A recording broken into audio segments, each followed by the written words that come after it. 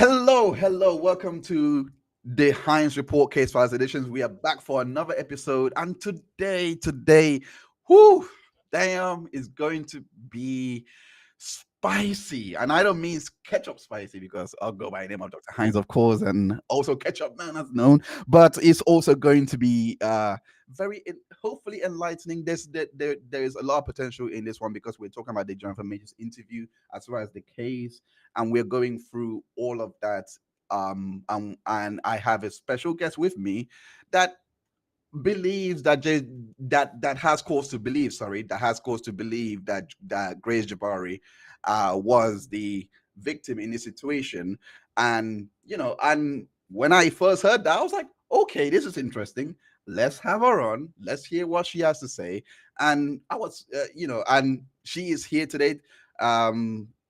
Chat, everyone. Let me welcome the LW Academy Hub. She is based in the UK, I believe, London, and she, you know what? I'm not gonna do her any justice by trying to say what she does. So I will have her speak for herself. Welcome. Thank you so much for joining me today.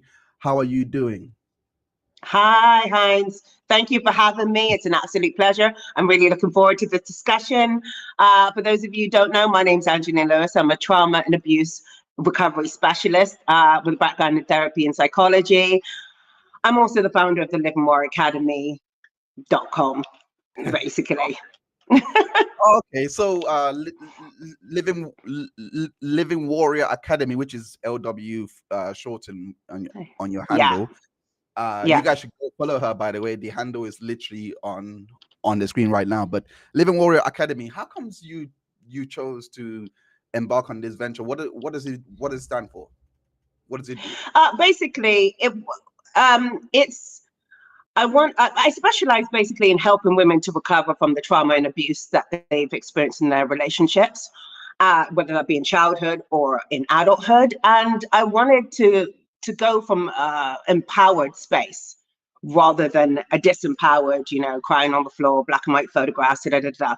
Everything that I talk about is from Right. a more empowered space for women, because it takes a lot of courage and it takes a lot of strength and it takes everything you got to leave an abusive relationship and recover from that. Right. So we're not Right. playing over here. Right. There's a lot of hard decisions that you have to make. Right. It's not easy. Right. Right. So it's a Living Warrior Academy. That's what that's Right. about. I understand. So basing on that name, it basically flips on the idea that a victim is really down and out, that they're actually warriors who are just trying to live. Absolutely. Is that a good way to That's do it? exactly it. All That's right. All exactly right. it. We're down for now, but we're gonna make it back up, right? We're Right. Right. fighters. That's what this is all about. Right. Completely understood. Okay. So we are going to talk about the Jonathan Majors case. Okay, Uh let's go for it. I'm uh excited. and I'm excited. No, I can tell, and I'm glad that you are. Um just to give a quick recap, he was, of course, arrested on the 25th of March. He called 2023. He called the police, suspecting that his girlfriend, his ex-girlfriend, had apparently uh committed suicide because Mhm, uh, the door was locked, according to him. So when the police came, they had to mhm, bolt, well, take bolt down the. Oh wow, he actually had the handyman open the door for him, and also on top of that, he went into court. He was charged with, well, in the end, I'm not gonna. He was charged with strangulation, harassment, assault, and but the strangulation charge was dropped, and dropped. then Yeah. yeah, and then it was assault, harassment, that made it into the final charges. So it was third degree assault that was intentional, third degree assault that was reckless, aggravated assault, and then assault, but that was more of a violation, not really a criminal standard kind of assault. So he was not guilty on aggravated third degree. Sorry, not aggravated. Sorry, he was not guilty on aggravated harassment. He was not guilty on reckless assault as on intentional aggravated assault, but he was guilty on reckless assault and guilty also of the harassment that wasn't risen to a criminal level. So wow, I can't believe I actually remember all of that. Thank you so much. Well done. Thank you so much.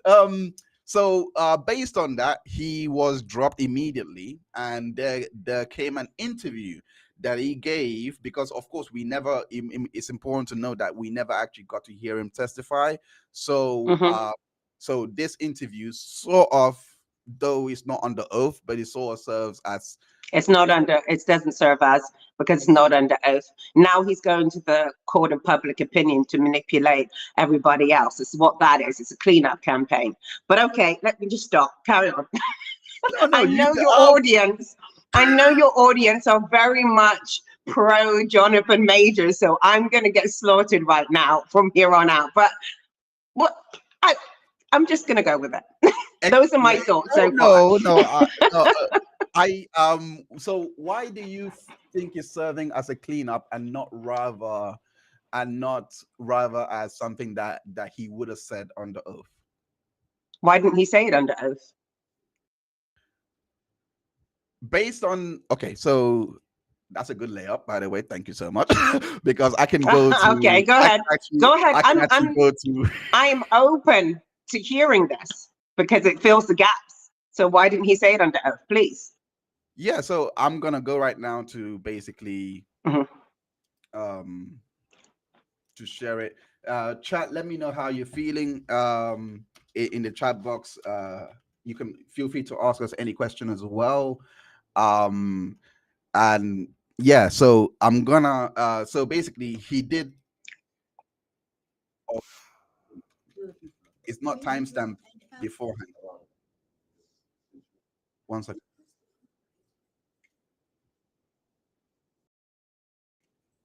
We'll explain that. Okay, that's different. I'm trying to find.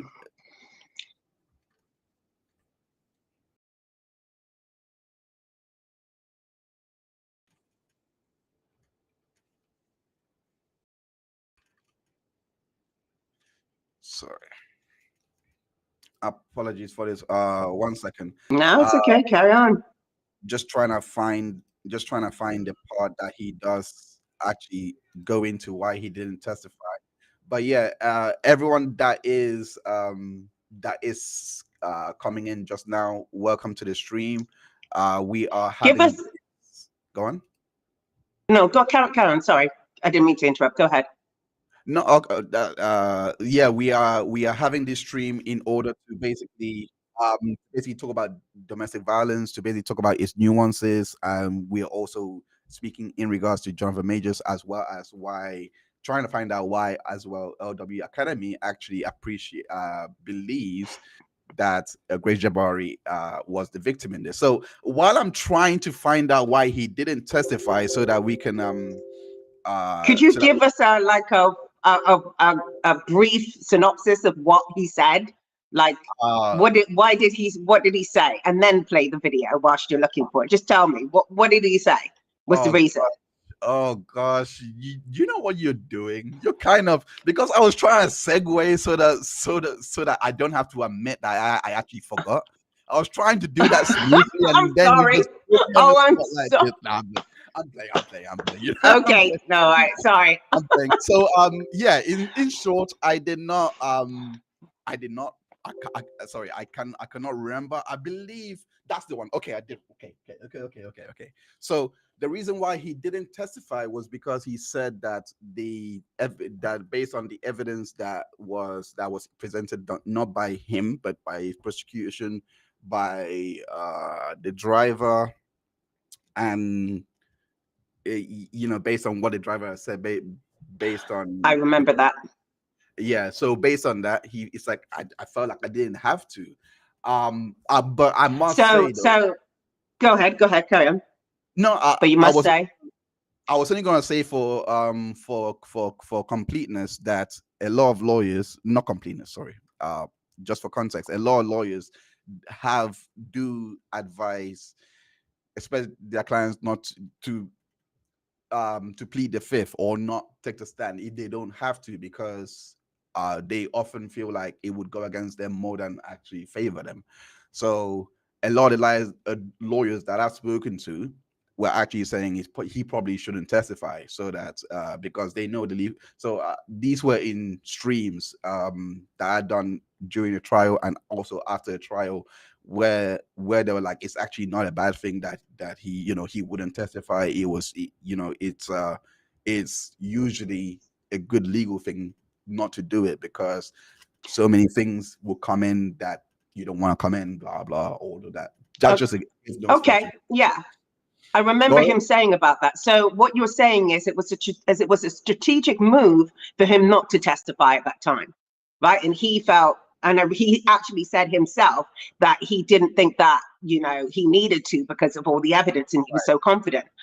Right. Whereas the evidence actually shows him using unnecessary force. So I don't know what he was so confident about. Like, I it's on mean, film. Like, well, what was he so confident about? right. So Like, it's right. right So there for us all to see. understood. Understood. So basically, before we get into that, in regards to uh strategic and all of that, it it is like a lot of, I don't think that's what Jonathan was saying, but a lot of lawyers, they yeah, Yeah.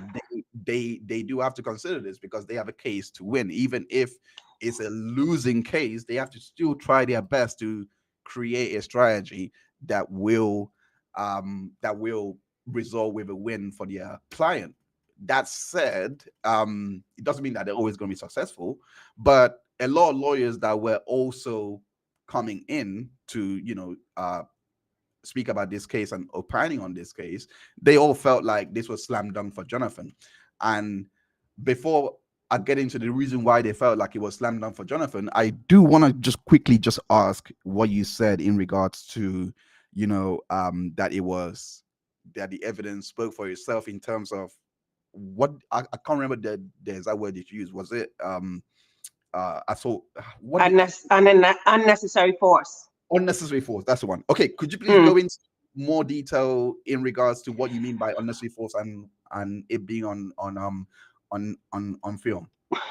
Well, here's the thing about it. He said that he was trying to get away from her, but when she comes out of the car, she's not swinging. If she came Right, out of the car swinging and then he picked her up and put her back in the car, okay, right, right, that was right. necessary because she was coming out really meek. There was no need for him to pick her up and put her in the car. Now, in domestic violence terms, that's unnecessary force, which is a form of physical abuse. So that is on film. Right. So, so that's why they're like, okay, you're guilty. The footage didn't help him because she wasn't in there swinging, and he's saying that she was in the car attacking him, but she came out of the car real calm. So he whatever happened in the car, when it came to the footage, he was the aggressor. Okay. So okay, so I think I know the footage that you're talking about. So let me just quickly get it up. I know the footage that you're talking about. It's in And regards. whilst you Go on, go on, go and on. go on, and whilst you get it up, I want to make a comment about the strategic thing, because here's the thing: if he was strategic in court, we don't know that he was. He didn't say that he was being. But we were talking about the lawyer. You know, a lot of lawyers not encouraging their clients to go up on the stand, which we all know is like one of the things that they do. Why wouldn't he be being strategic now? Because now he's coming out to tell his story to the court of public opinion. I think it's a strategy. I think it's a move.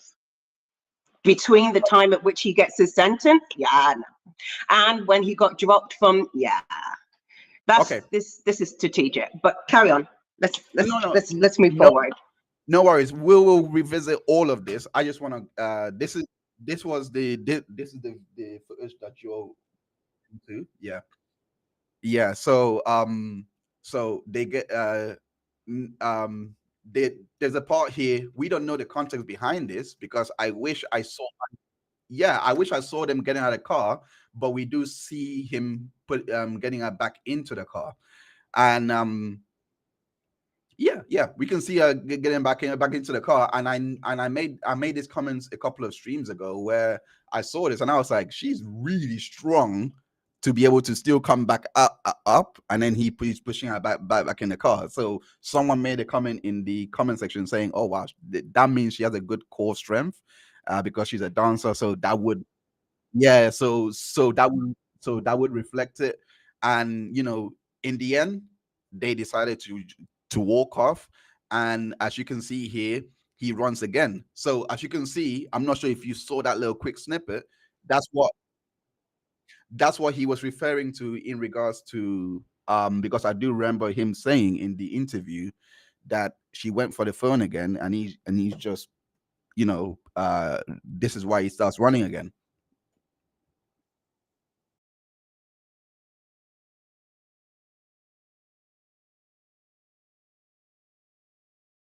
I understand. I understand. And based on I'm based on right, right, right, right. And based on everything you said, that's why I personally feel he was found guilty of the harassment. I don't disagree with you on that one. I don't actually disagree with you. Are we muted? Oh, flipping Please it. don't Sorry. Sorry, don't sorry. say we're Yes. muted. Are No, you no, no, no, serious no, right now? no, No. no, no, no. Sorry, sorry, guys. Oh, my boomer moments are coming back. Let me How go to the muted chat were real. you? For how long were we No, no, muted? no, no, no, no, no. You were muted, so they didn't hear you. They didn't hear you, but they heard me. Ah, They heard my annoying voice for so long, which is why they're complaining, saying no audio, no audio. And I was like, oh gosh, we are muted. Thank you so much, chat. By the way, I'm gonna show you some love right now. We will really.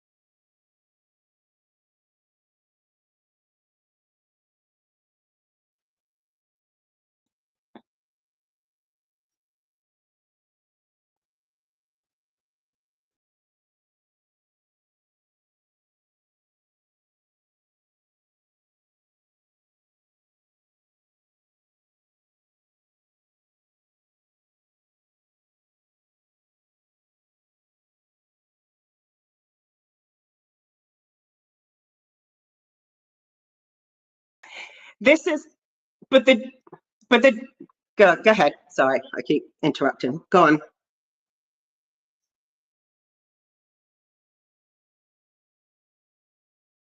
Flipping heck. I mean, they are speaking. Jonathan, flipping heck. Sorry, guys.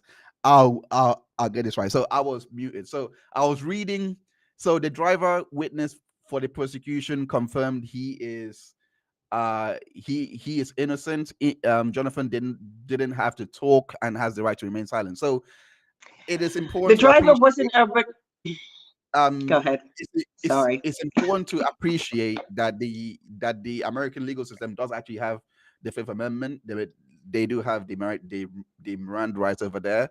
We don't. So we don't necessarily have that. You do have to certify, and it will go against you if you don't do it. So the UK is very different from the US.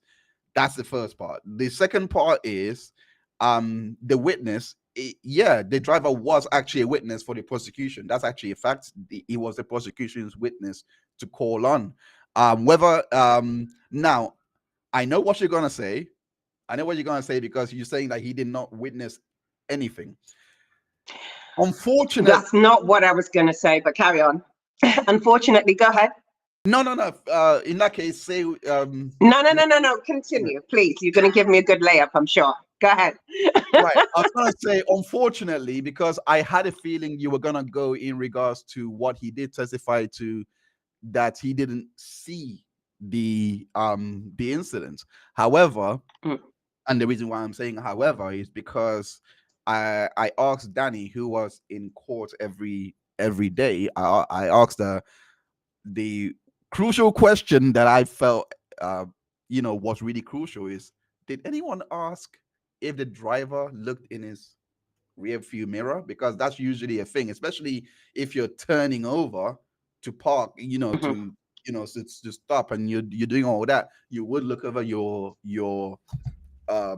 middle rear, rear view mirror. Mhm. And then he said, oh, no one actually asked that question. The prosecution didn't ask it, the defense didn't ask it. And to me, I was like, it's hard to say yes, he did not see it, but it's also hard to say yes, he did see it. It's kind of because Yeah, but it's not hard because he said that he didn't see it. He said that he felt like she was the one that was the aggressor based on what he heard. So he himself didn't say that he saw it. So, and also he doesn't speak good English. So what he heard isn't even reliable. Because what does that mean? When you're doing second language stuff, right? And you speak another language and your main language is not English, you can interpret things in a completely different way based on whatever, regardless of the fact that you don't have any knowledge of domestic violence and how that works. So he's not a reliable witness even. But okay. I have to ask, where did you I did not, I mean, the reporting on this has been very, very sporadic in all fairness when I read, because I did not read that he heard it. I did read that it was that the prosecution tried saying it was a statement of opinion, and he's like, no, and then he repeats himself, and then the courtroom was laughing when he basically repeated himself. I'm saying, don't want to misquote, but again, so should that be the case? Okay, I'll take it on board. But I don't believe I've come across as a an account like that in regards to a driver. But continue. But if you do have the article that you may have read it from, etc., do let me do send it over. I don't know where I literally don't know where I would find it, to be honest, because I don't actually store the information when I should start doing that. But yeah. No, it's 100%. It's 100% fine. So I did. I just basically just made a quick Google search. Joe says he was okay. Reading from People magazine, I feel like they're going to be a bit more not new ones, but okay. So this always says in opening state. He was okay. So the driver says he was not doing anything. You know what? Why am I reading from People? Sorry, I should be reading from Courthouse News. My bad. Talk from wherever. Let's go to wherever. So basically, let me rewind and talk about the incident. I'm not surprised that he was charged with reckless assault, because there was no need for him to pick her up and put her back in the car. And I feel that is where he lost on the charge, and that was on film. So I don't understand why he felt that he was confident that he was going to get off, because in domestic violence terms, that's physical assault, that's physical abuse. Any restraint that is unnecessary is physical abuse. And him picking her up and putting her in the car, when, like I said, if she'd come out swinging, then okay, fair enough, right? But she was literally just coming out of the car. So what was all that for? From the point of view of the... So I'm not surprised he got charged with that, to be fair. Like, he's like, I can't even believe it. I'm like, technically, that's what happened. To be quite fair, I think he was referencing more of the assault than the harassment. I don't actually think he cared about harassment. I personally think he was referencing the assault. But this is Courthouse News Service. They are more reliable. All they do is report. Go ahead.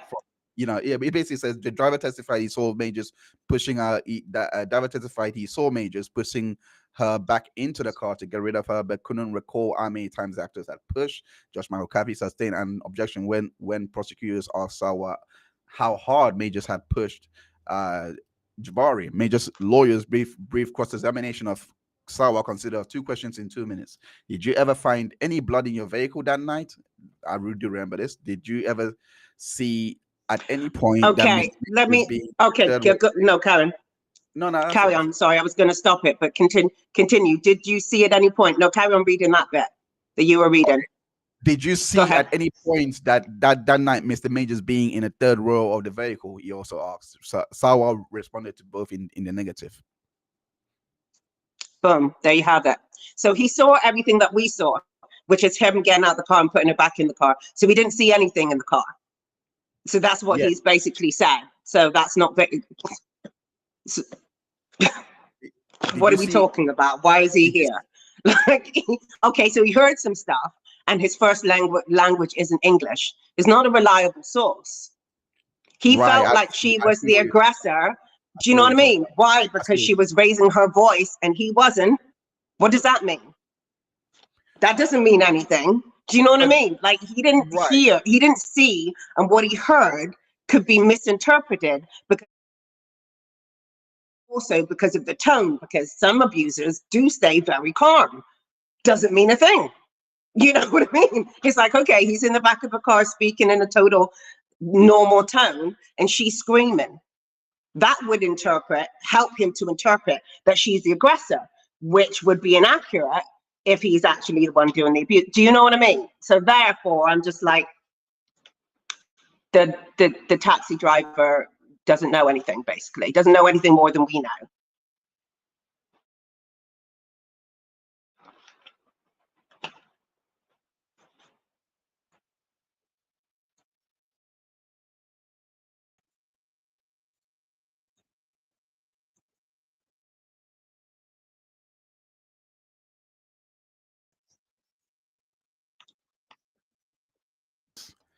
Sorry, guys. Sorry about this. Okay, so do Am you I think it's possible? muted? No. You're Check fine. that You're I'm not. fine. Okay, You good. are All right. absolutely fine. You're absolutely fine. Do you think it's possible? Do you think it's possible that that for because the driver didn't see it and didn't hear it, that it couldn't be reasonable to conclude that that Majors did do it, did actually cause the injuries that was alleged by Grace because he didn't see it, but he did see him putting her back into the car and her, fighting back and trying to get out of the car, blah blah. It's possible that he did cause those injuries. We don't know, because he didn't see it, and he could have, what he heard is unreliable. So it could have been possible that he did create those injuries. It could also be possible on the flip side that Jabari attacked him, but he didn't see anything. So we're no clearer either way. Does that make sense? No, which is which is why I asked, did he see the rear view mirror? Because again, because from Well, what Grace was it testifying. says, but he says right here that he didn't see anything more than we saw on the camera. As soon as when he got out of the car is when he saw him put her back in the car. That's Right. it. And Oh, screaming doesn't mean anything. Do you know what I mean? So well, no. screaming doesn't mean anything. She's gonna be probably 3 octaves higher, because she's just seen him. Put it into perspective. She's just seen him, seen a text message from another woman on his phone. Let's put it into perspective. Any woman on the planet is literally gonna go from 0 to 100. Any woman anywhere, right? So that's what we're talking about right now. I'm not Right. sure whether she attacked him or whatever, but right now her voice is going to be going at 10,000 octaves. That's just reality. Right. And the reason why I asked it in that way is because if he didn't see it and he heard her raise her voice, how did the events that Grace was testifying to occur? Because Grace testified that while they were in the car, Okay, go ahead. he had grabbed her arm behind her, was hitting her at the back of her head, and he was trying to get his phone back because she had grabbed his phone with two hands, and basically was trying, as he was going on, he tried to get it back and was hitting her, grabbing her hand where the phone was, which was her right hand, and was basically hitting her to get the phone back. And he got out of the car and ran off. The reason why I went through all that and say that could not have happened without him looking at it. So if all he heard was just her shouting, it would make sense, because as you Go ahead. I'm saying it would Finish make your finish your. no, Go ahead. yeah. So I was saying it would make sense as to what Jonathan said in the interview, when he said, "Oh, she asked for the phone. I showed her the phone, and then said you know, it's not what you think." Like they both actually agree on this, that they both were that she was accusing him of cheating. He was denying it. They both said the same thing. However, is the story in regards to what Jonathan was doing to get the phone back. But Jonathan said she never actually grabbed the phone out of my hand. Like I was still holding on to the phone. She tried to get the phone. That's when he tried to leave the car. But Grace was saying she did get the phone successfully. She actually said it was really easy to actually get the phone, and then Jonathan proceeded to do all that he did, which is why him saying what he said, that at no point he saw Jonathan at the third row of the vehicle, that would nullify. Go ahead. No, yeah. So I was saying that would nullify the point of all this happening, because again, with such commotions and you hearing, it makes sense why he would stop, and not only that, put on his what is it called, emergency lights, you know, the emergency lights, like on yeah. So he put that on, and that's why I said, well, did you look on the mirror? Well, of course that question covers it, but you would need to, and that's why I firmly think the what I'm bad at articulating myself, but what I'm trying to say is here, in regards to this question, if he did not see Jonathan at the third row at any point, that could mean he wasn't actually physically there, or he was focused on the road, and that is not clear here. Do you see what I mean? There wasn't enough. Whether he, but the thing is the thing is whether he was focused on the road or he didn't see what happened, something serious must have gone down for him to stop and put on his hazard lights, right? B, yeah. Jonathan says he showed her the phone, right? Right. So if he was so open about that, why were they then fighting over the phone? It makes no sense. Why are we going with this, Jonathan?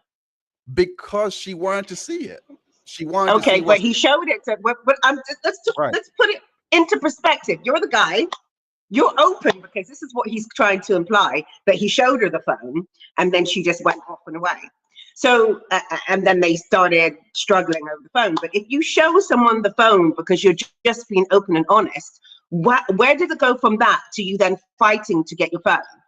Well, I mean, is it possible that when you show someone, it's not connecting? Okay, is it? Okay, is it so when you do. This gives me, you're playing with me. This is what that gives. I'm going to show you it, but then I'm going to snatch it away about something very serious. Why is he not going? Why? Okay, go ahead. Sorry, I'm cutting you. What I'm asking basically is, you show the phone. Like what I'm basically asking is, he shows the phone, but it's likely that she only sees. You see this part of my phone? She probably only sees this. Right, but she wants to see all of it.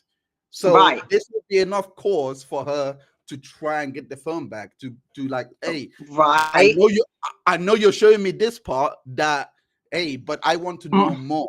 Right. So my argument is not her trying to see everything, because of course she's going to try and do that. She just saw this man. I wish I was kissing you. She's going to want to. She wants a full 180. Well, she wants a dissertation on what's going on here. Of course she's going to do that. Any woman's going to do that, right? What my question is if you're as open as you say that you are, I showed her the phone, is what he said in the interview. Then why are you then fighting for the phone? Why didn't you show her the rest? What's the problem? Right. So you see my point? Because it's like there was a scuffle that happened, and you are posing in the interview as though you were just innocent and just showing and being open to the point, when you clearly weren't, because then why were you fighting for the phone? Do you know what I because mean? It should have been a, oh, okay, go ahead. What's your point? I keep asking the no, question and not letting you answer. no, I was only gonna say he did say in the interview that that he showed the phone. She tried to grab for it, and he didn't want to give her the phone. So yeah, so everything that happened So he afterwards. flashed. Yeah, So he flashed. yeah. So he flashed her the phone and then basically pulled it back, ran off into the street, and then went and spent the night in a hotel. Okay, Does that so sound? I do have a question. No, just to try and normalize all of this and just try Oh, to go ahead. get a Go ahead. baseline. Normalize it. Go ahead. No, when I say normalize, I mean baseline, just to have a baseline. Go ahead. Okay, so does an individual, irrespective of their gender, do they have a right to their own property, and do they have a right to who they share that property with? If they're not found to be cheating, yes. Right. So in regards At to this your point, response, we're in a situation where there's been a breach of trust, right? So she's wanting confirmation of what, they're not broken up right now. right, They're in a relationship. right, He's got a message on his phone and she's saying, show me this message because it's looking like you're doing something down and dirty. right, At this point, she's got the right to see what's on that phone because they have an agreement between the two of them that they're going to be exclusive. And this is given the interpretation that that is not what's happening. So right, running off into the streets is, what are we doing? right. Right. I completely understand where you're coming from in regards to, because they do have a an implied contract. Monogamous, exactly. Yeah, an implied marriage contract, even though they are not technically married, to make a vow. Even okay, so I understand that they do have that implied contract, that they're exclusive to one another and they're not supposed to cheat. Does an individual committing adultery void their right to have privacy? Here's the thing, in the midst of trying to work out whether adultery is happening, absolutely not. There is an indication that adultery is happening. Now you want to talk about privacy? That's emotional abuse.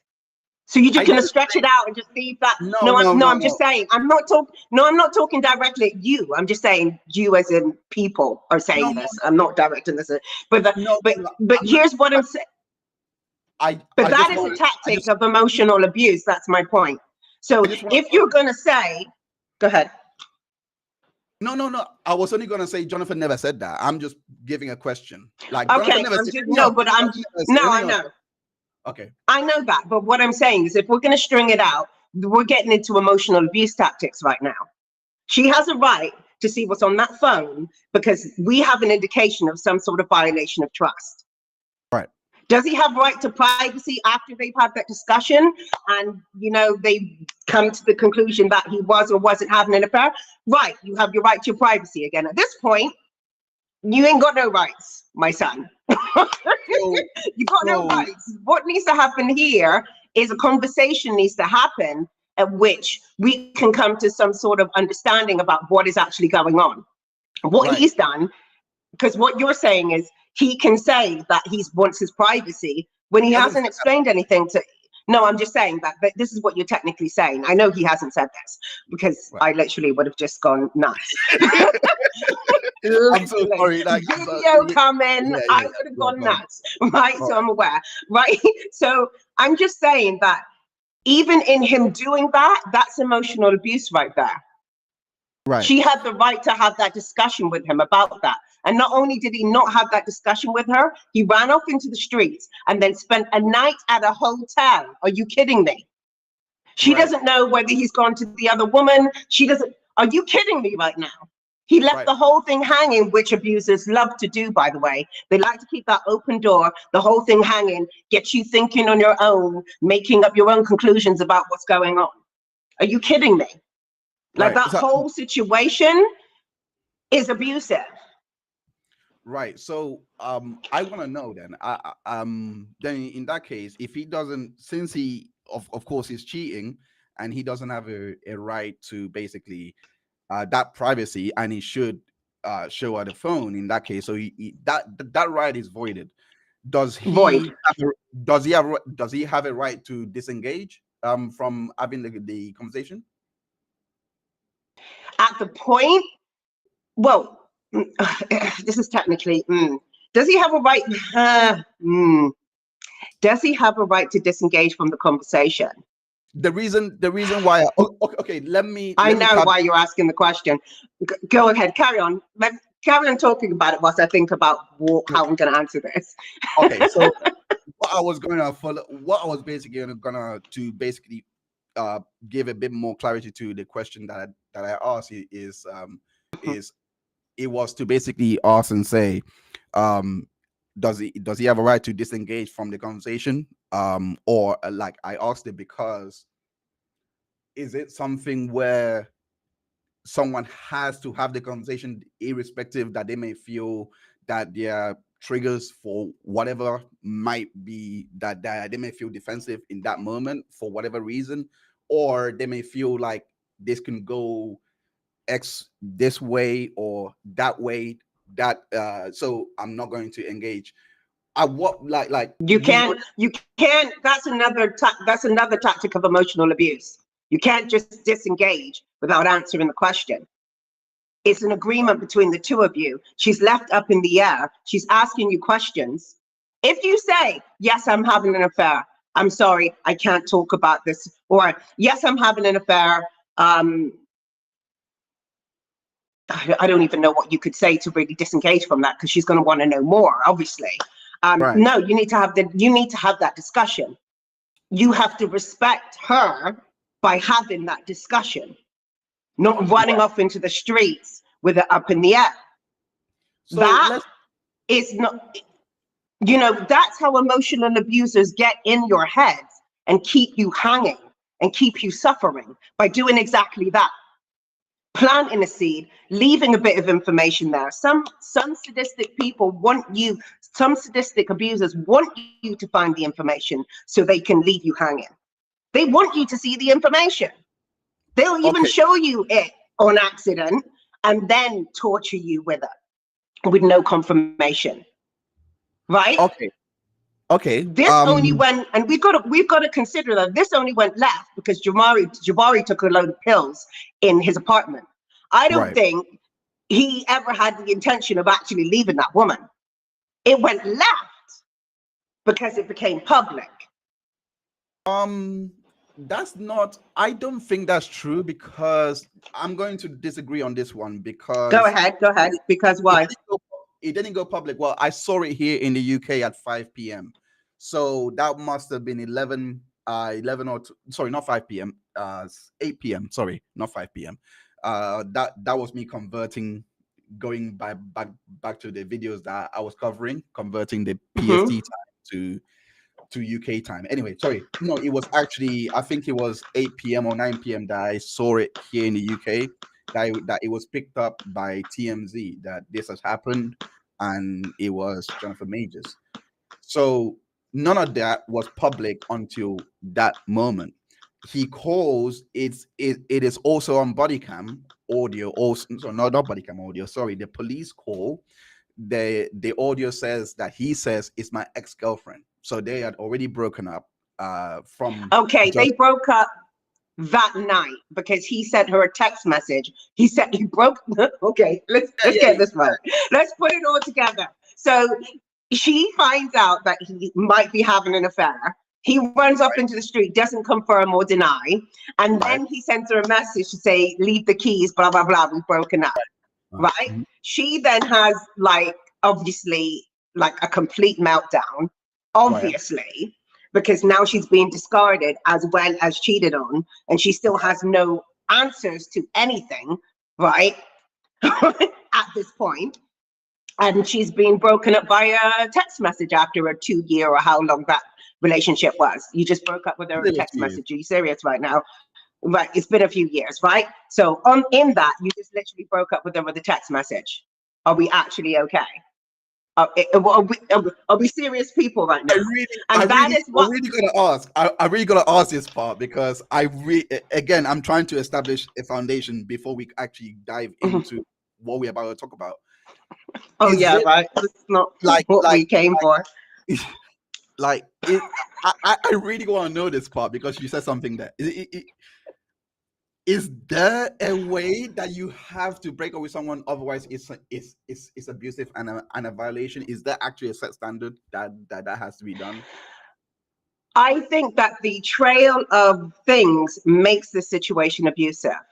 It's not just the fact that he broke up with her via text message. If you can't isolate, all the incidents are linked together. Do you see what I mean? If you isolate one, then it's like, okay, it's not a big deal. But if we're looking at the trail, I'm like, are you serious? So she's got no answers. And then you break up with her via text message after a 2-year or however long relationship that you have. This is why I think that he wasn't actually serious about actually ending the relationship long term. I believe that was just him dumping her for the minute to get her to rile up and be crazy and feel all kinds of ways and suffer, only to come back later and do some other stuff. I don't think he said ex-girlfriend on the thing because he wanted to distance himself from that situation. I think. Okay. They were just broken up that night. Come on. The text message, I was going to say the ink didn't even dry on the page, but I can't do a text message version of that. Do you know what I mean? That's right. You're not serious. You're not serious. My ex-girlfriend, she's your ex after how many hours ago? Okay. Like, so, are you serious right now?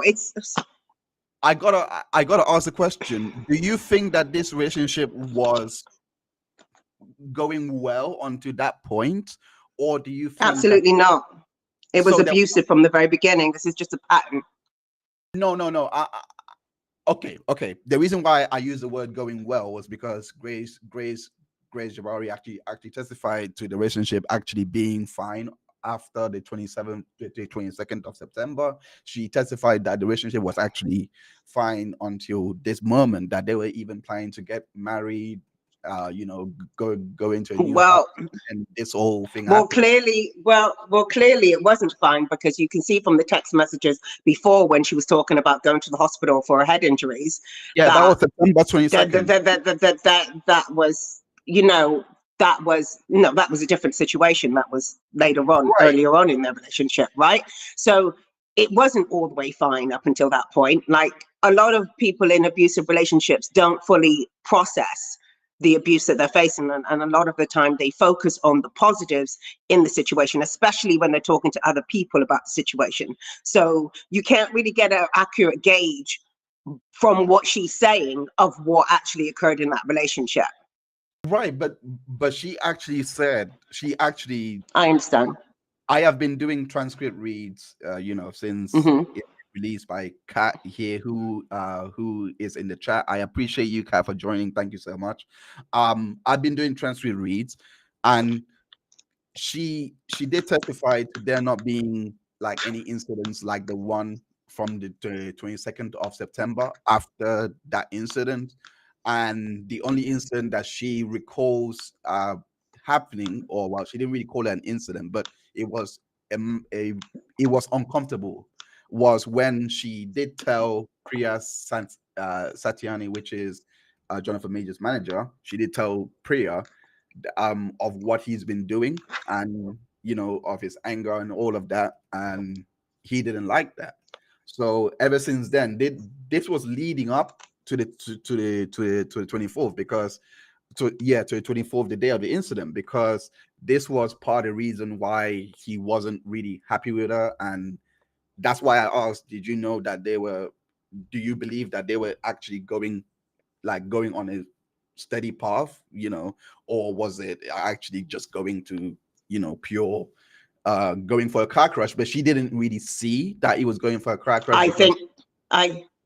I think the latter, because here's the thing with emotional abuse. It can be interpreted by the victim as just ups and downs of any normal relationship. That's the problem with it. It's like, oh, we got into a fight.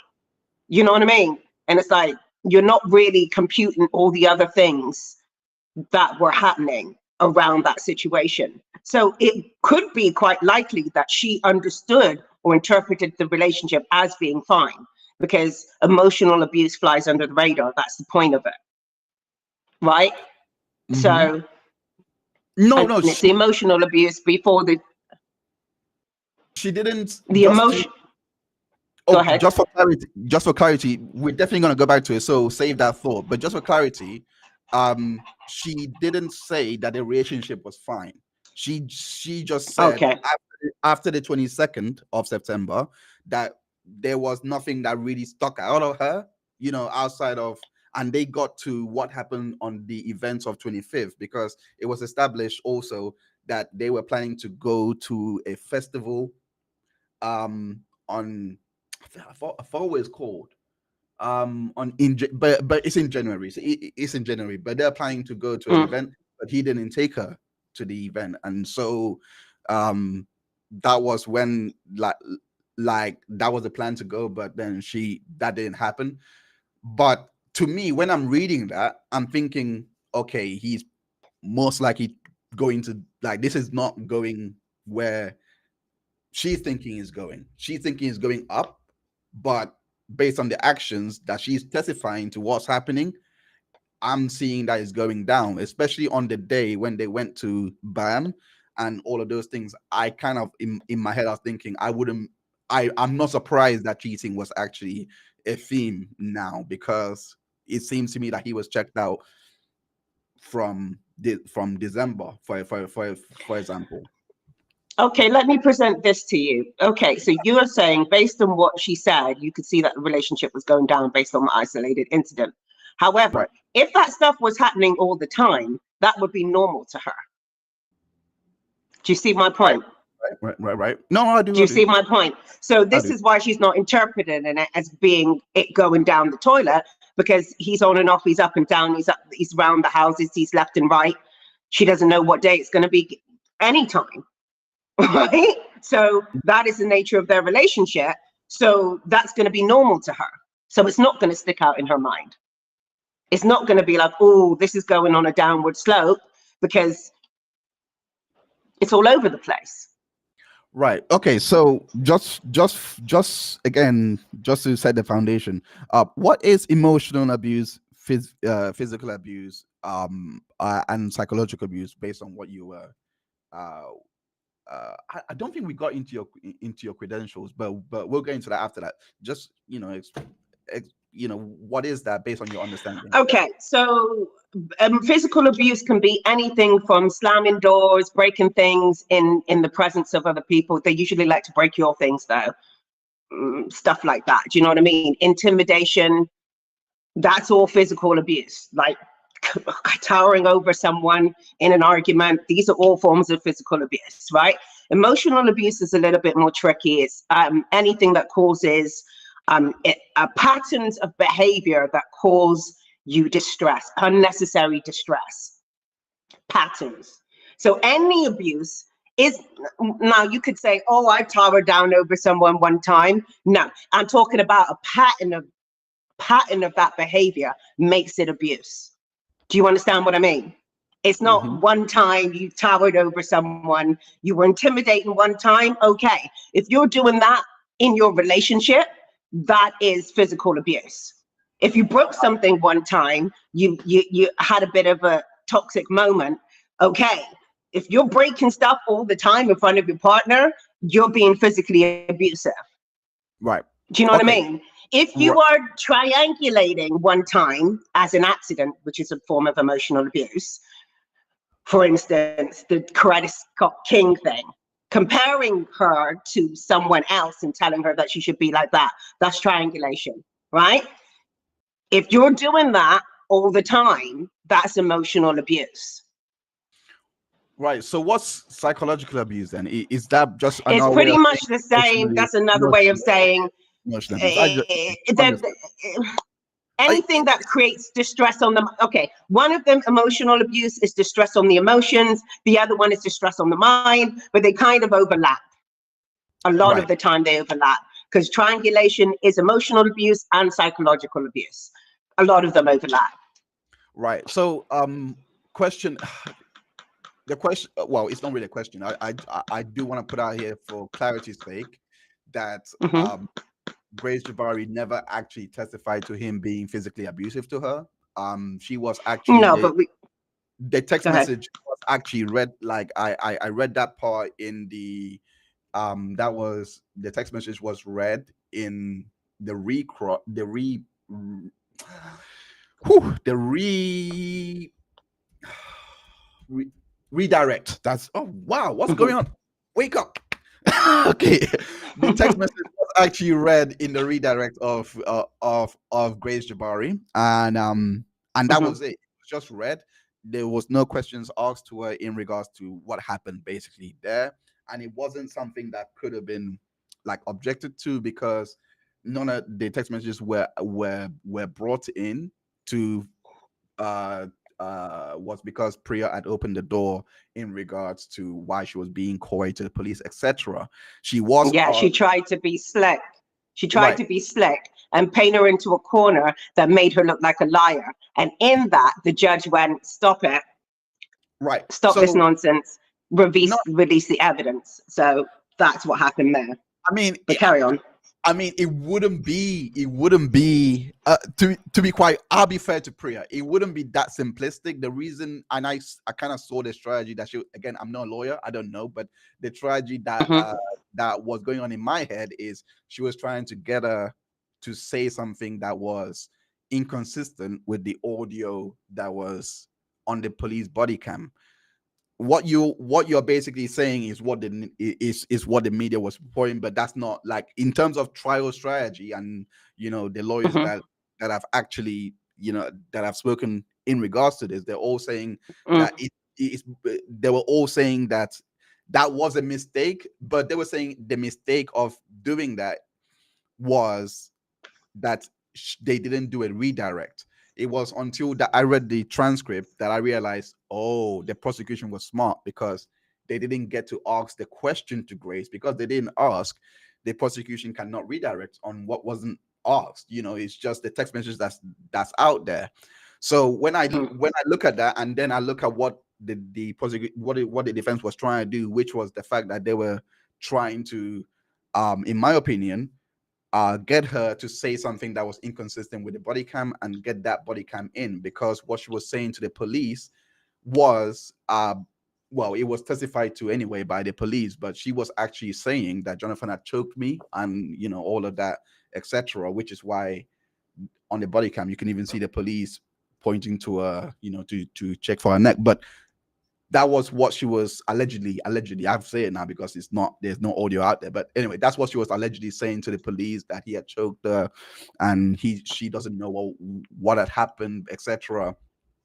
Hmm. And he had, and which is why the arrest happened, because based on Officer Nick Swain, again, I've read his transcript, though. That's what he was basically saying.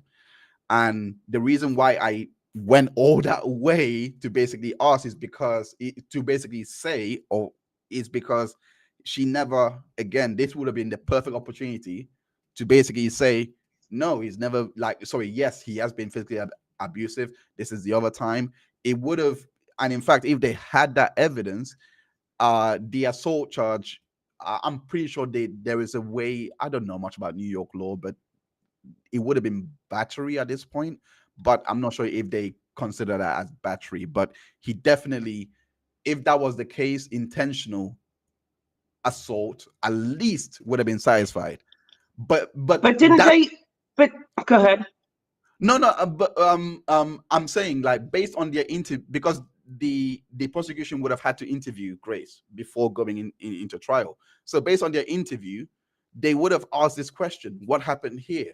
And based on whatever Grace had shared, if they were confident that that happened there, the intentional assault would have been added as well. But it would have been for that particular incident, not necessarily this one, because you can do that. You can actually bring up charges that was done in That's the what I past. was just about to say. Like, wasn't that sealed anyway? It It wasn't. was, It. right, the one that you're referring to. Oh, maybe this is why, because it is an open investigation in the UK. So maybe this is why. Yeah. So that is a good point. That it is an open investigation in the UK in regards to this particular incident. However, even based on the investigation that was done by the Rolling Stone, they didn't report that Jonathan was even physically abusive there. Like that's what the detective did not basically say or allude to him being like it being like that. It was just this investigations going on. But the texts do imply that he was physically abusive, and he wasn't denying it either in that text exchange. It does imply that he had done something to her, and he Oh, wasn't denying it. His main issue, his main argument was her not going to get care for her head injuries that could cause her to go into a literal coma. I want to know. I want to know the What I want to know where he implied it because I'm reading that. she implied What did she it, say? not him. What She did she say? said, I don't know if I can quote word for word, but she said that basically she had head injuries and she wanted to go and get some help for it. And he said, I don't think that you understand that what would happen, as you don't seem to protect us, which is a guilt trip, like, love. What we're talking about here, like, already you Okay, already made it so like you and us. And then she says, of course I'm not going to say anything. Why would I say anything when it's clear that I want to be with? Why would I say what happened when it's clear that I want to be with you? This is an implication that he has done something to her that she's not going to say because she wants to be with him. It is an implication of that, yeah. But what else would it be? okay, well, he did say in the text message it's all fake. So it's all fake. I don't know. Again, like that could be reading, like just to play devil's Okay, advocate so in regards to your. no. You're focusing on a different part of the text message. I'm asking you to explain what she could possibly mean by, why would I tell them what actually happened when I want to be with you? Explain what that could mean instead of the fact that he's done something to her. That's Why would I tell them if why would why I would I tell them? tell them what happened if Right. if I'm, when you know that I want to be with you, is what she said, something along those lines. So what could she mean apart from the fact that he hit her and she's going to get medication for it? But obviously she needs to cover, because otherwise she's not going to be able to be with him if she tells them what happened. Right. So what else could that mean? That could, again, without context, I would never know. The only closest context that I do have in regards to this is what happened. Mm-hmm. Is what happened a few nights before, which was her coming back home, etc. Um, uh, going. Let me just go to the text message here so that you guys can see. Um, okay, so she said, Okay, let's see where no, you're no, no, going no. with this It's before I it's cut literally the same before thing. I cut it It's down. Go ahead, It's go literally the go ahead. same. It's literally what you All right, just go said. ahead. I will tell the Okay. doctor I bumped my head if I go. I'm going to give it one more Mm-hmm. day. I can't sleep. I need stronger Mm-hmm. painkillers. That's all. Why would I tell them what really happened when it's clear? I want to. I when it's clear, I want to be with you. I feel like you want to Yeah. be. Okay, so I feel like you want to be together, as in to not embarrass yourself for everything you've said to your friends and family. Last night I considered killing myself versus coming home. You said you needed love last night, and I put my feelings aside, and I Uh-huh. Uh-huh. Yeah. and tried to give you that I need love too, or I'm such a monster, etc. That's basically Emotional abuse, emotional abuse, emotional abuse, all the way through that text message, but okay. All the way through that was just right. I read, emotional manipulation and stuff like that. But what could she have meant by that statement, other than he has done something to her? Is the answer that I want this the question I want answered. right. Like I said, in regards to her coming back home that night, I don't Mm-hmm. know what. Again, he was pissed, etc. I don't know what happened that night to have gone that, etc. And then you find that whatever is going on with her, etc., there is something wrong, right? I'm saying all of this because there is an absence of context. So I'm putting the other side of she may have been off her face that night. What She not? may have been what? I don't know. Again, Like yeah, people, she may have been off her face, and then what happened? That's people get. what happened that would cause her not. I know, I'm just saying, because I'm saying it's what she says implies that he was physically abusive. You're saying no, it doesn't. So I'm like, okay, what else could it be? I'm literally saying like even on the 25th, Mm-hmm. she was complaining of pains, etc. And it was shown to the jury that she literally ran into a wall. Like this was shown by that on CCTV that she ran into a wall. So I don't know. I'm not saying this. Wait. Why would I tell them what happened when it's clear that I want to be with you? Right. Because I need that explained, because he doesn't rebut this. He's not like, oh, do you know what I mean? What does this got to I completely do get with it. me? Or like, do you hear what I'm saying? So I'm like, that's left open. It implies that something happened.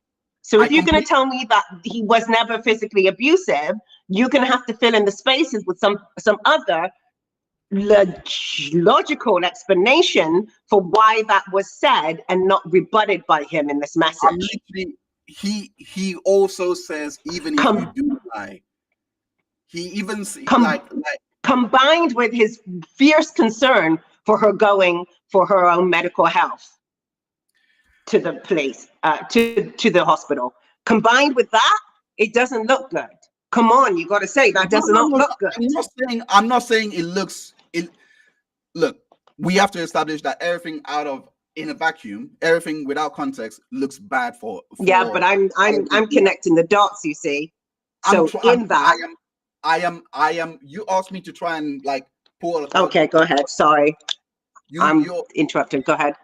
No. You're not interrupting. I'm just saying you did ask me to pull apart your dots, and I'm trying to like basically, bring that in, like to put that in. I'm saying all I have is her present day actions, which was March 25th, where it was shown to the jury that she ran into a wall. I'm saying if this was but she doesn't send a message after that saying that. I'm not saying that's the case. I'm just giving an example. It's just I know, but it's not. I hear you, but that's like almost a red herring, because it's like that's not what we're talking about. We're talking about why she would, because if she ran into a wall and then sent a message like that, then we could have a conversation, because then it's like she's clearly crazy. No, but that's not why I went she's sending this message. Okay, go ahead. That's not why I went there. I didn't go to the wall to basically say this is what happened on the 22nd, because that's impossible. I understand. I understand that's not why you went there. Right. So the reason why I went there is because seeing how to show me that she does stuff to herself. No, not even that. It's how she is when she's drunk or when she's out of it. I'm saying because that's what Jonathan was complaining about. I believe it was on the 19th when the recording was made about her being drunk, and then this is on the 22nd. Again, things can happen, and then they are having this thing on the 19th. This is nighttime, so it would most likely be so it will be 20th, 21st. She's saying that I would need painkillers. It's something to do. I'll tell my doctor I bumped my head. It's to me, it sounds like something that she thought would go away, and it intensified, and so she needs something stronger. I'm saying based on this evidence from the 25th of March, it could be likely that the events that happened that night she could not remember, and like Jonathan said in the previous text, in regards to even if you do lie, etc. Again, it could be that, hey, they're still gonna think it's me. We live in this world where like you call the police, in the case of Josh Brolin, for example, he called the police for his wife, because the neighbors heard, the neighbors called the police on his wife. They heard them arguing. The police turned up. I think I don't want to get this detail wrong, but they went straight for an arrest, even though the wife was saying, no, no, no, no, no, don't arrest. Nothing happened. This and that. They had to make the arrest. I think it was, I forgot the detail. Sorry, I don't want to say the wrong thing, but they had to make the arrest. I'm just saying there is the idea that if you are a male in a relationship where the female has got injuries on her, or even this case even shows that or illustrates that you're gonna get arrested without even knowing what's happened. So I believe this is what he was speaking to, and I believe this is what was most likely this was likely in London. I believe this is what happened, and he's like, don't go to the police. They might. That's my only counterpoint. Like, which is a fair point. Which is a fair point. He thinks, something's going to happen. It's going to be taken and blown out of proportion. Blah blah blah blah. Right. That's good. Okay. Maybe she flung herself into a wall, got drunk, and then has to go for the thing, but then she doesn't want it to be misinterpreted. So, and he doesn't want it to be misinterpreted. Okay. Right. Maybe she just totally forgot what happened and, went to the hospital. I hear what you're saying. And wants to go to the hospital, and he doesn't want her to because he doesn't want it to be misinterpreted. Okay. But then why did she say, why would I tell them what really happened? Right. When it's clear that I want to be with you. Right. Do you see what I mean? If she can't remember, where is this why would I tell them what really happened come into it? That doesn't, again, it falls flat on its face. Right. And this is why we're taking into a context. Right. If we're taking right. Which is okay. Which is why that statement does require context and everything else. Bear in mind, everything that I've argued to make my point is irrespective of context. I don't need context to know that it's just definitive statements that have been made by majors that and actual things that I've seen. What you're pointing to does actually require context that wasn't brought into court. I haven't based my argument on that. What I have based my argument on are the definites, and I cannot again. That's I cannot. Mm-hmm. No. So to answer your question, I have zero idea. Right? I have zero idea. The reason why I have zero idea. Go on. Go ahead. No. I have zero idea without context, and the reason why I say if this was something that definitely happened, that they could have arrested him for, this would not have come in, especially if it was in a different jurisdiction. The reason why it came in is most likely because it wasn't relevant, because the judge even said in his in the transcript after the text message, before the text message, after the text, let me just go to it 1 second. It was before, right? So the judge did say here, before we continue, I'm just gonna give two instructions containing these text messages. The first one is that you could see the text in you could see in the text messages there are certain parts of the text that are redacted out, and that's because there are sometimes when the court has to rule that some of the writings in a text message are not relevant to anything that you have to consider here in court, and therefore I rule that whatever is blacked out is not admissible because it's not relevant. So you could only consider what is actually in the text message and don't speculate as to what may have been outside those text messages. Also, again, like I said, if this was something to do with a prior bad act, it wouldn't have come in because it would have been way too prejudicial. That part would not have come in. That's the point. That's why the judge made that instruction clear, because it's relevant to what they're talking about here. If this is something that was actually relevant to, like, let's say, is the investigation that's going on, in the UK, Wait. in regard to, let's say that text messages was actually relevant, it wouldn't have come in here because that's also that because of what's happening there. Does that make sense? Yeah, I get it. A lot of his past history thing was just made irrelevant. Got it. But that came in because of what Priya did, trying to put her into a corner. Right. Wasn't that why that text message came in anyway? We wouldn't even have known about it if it wasn't for Priya and her mess up in that incident. So, which made that relevant. Because she was okay. Why this became relevant is because why that message became relevant is because Priya was asking her questions in regards to why she was being coy with the police officers. So these are knowing that this stuff was in evidence and sealed. So she was asking questions about this. No, they all knew that this other text messages and all this other stuff was sealed. I did not. What I was about to say was I did not, and I don't think that she anticipated that they would argue. No, of course she didn't. What I'm trying to say they did the same thing in the Johnny Depp case, but that's another matter. If you're referring to the text messages in the Johnny Depp case, that was no, I wasn't referring to the text messages. I was referring to some tactics that were done. Right. Anyway, okay. So let's move on. So to quickly just answer your question, they were asking questions in regards to why she wasn't speaking to the police, because she said that she was protecting majors, etc. That was the frame, the framing of the prosecution. So that came in because this was another.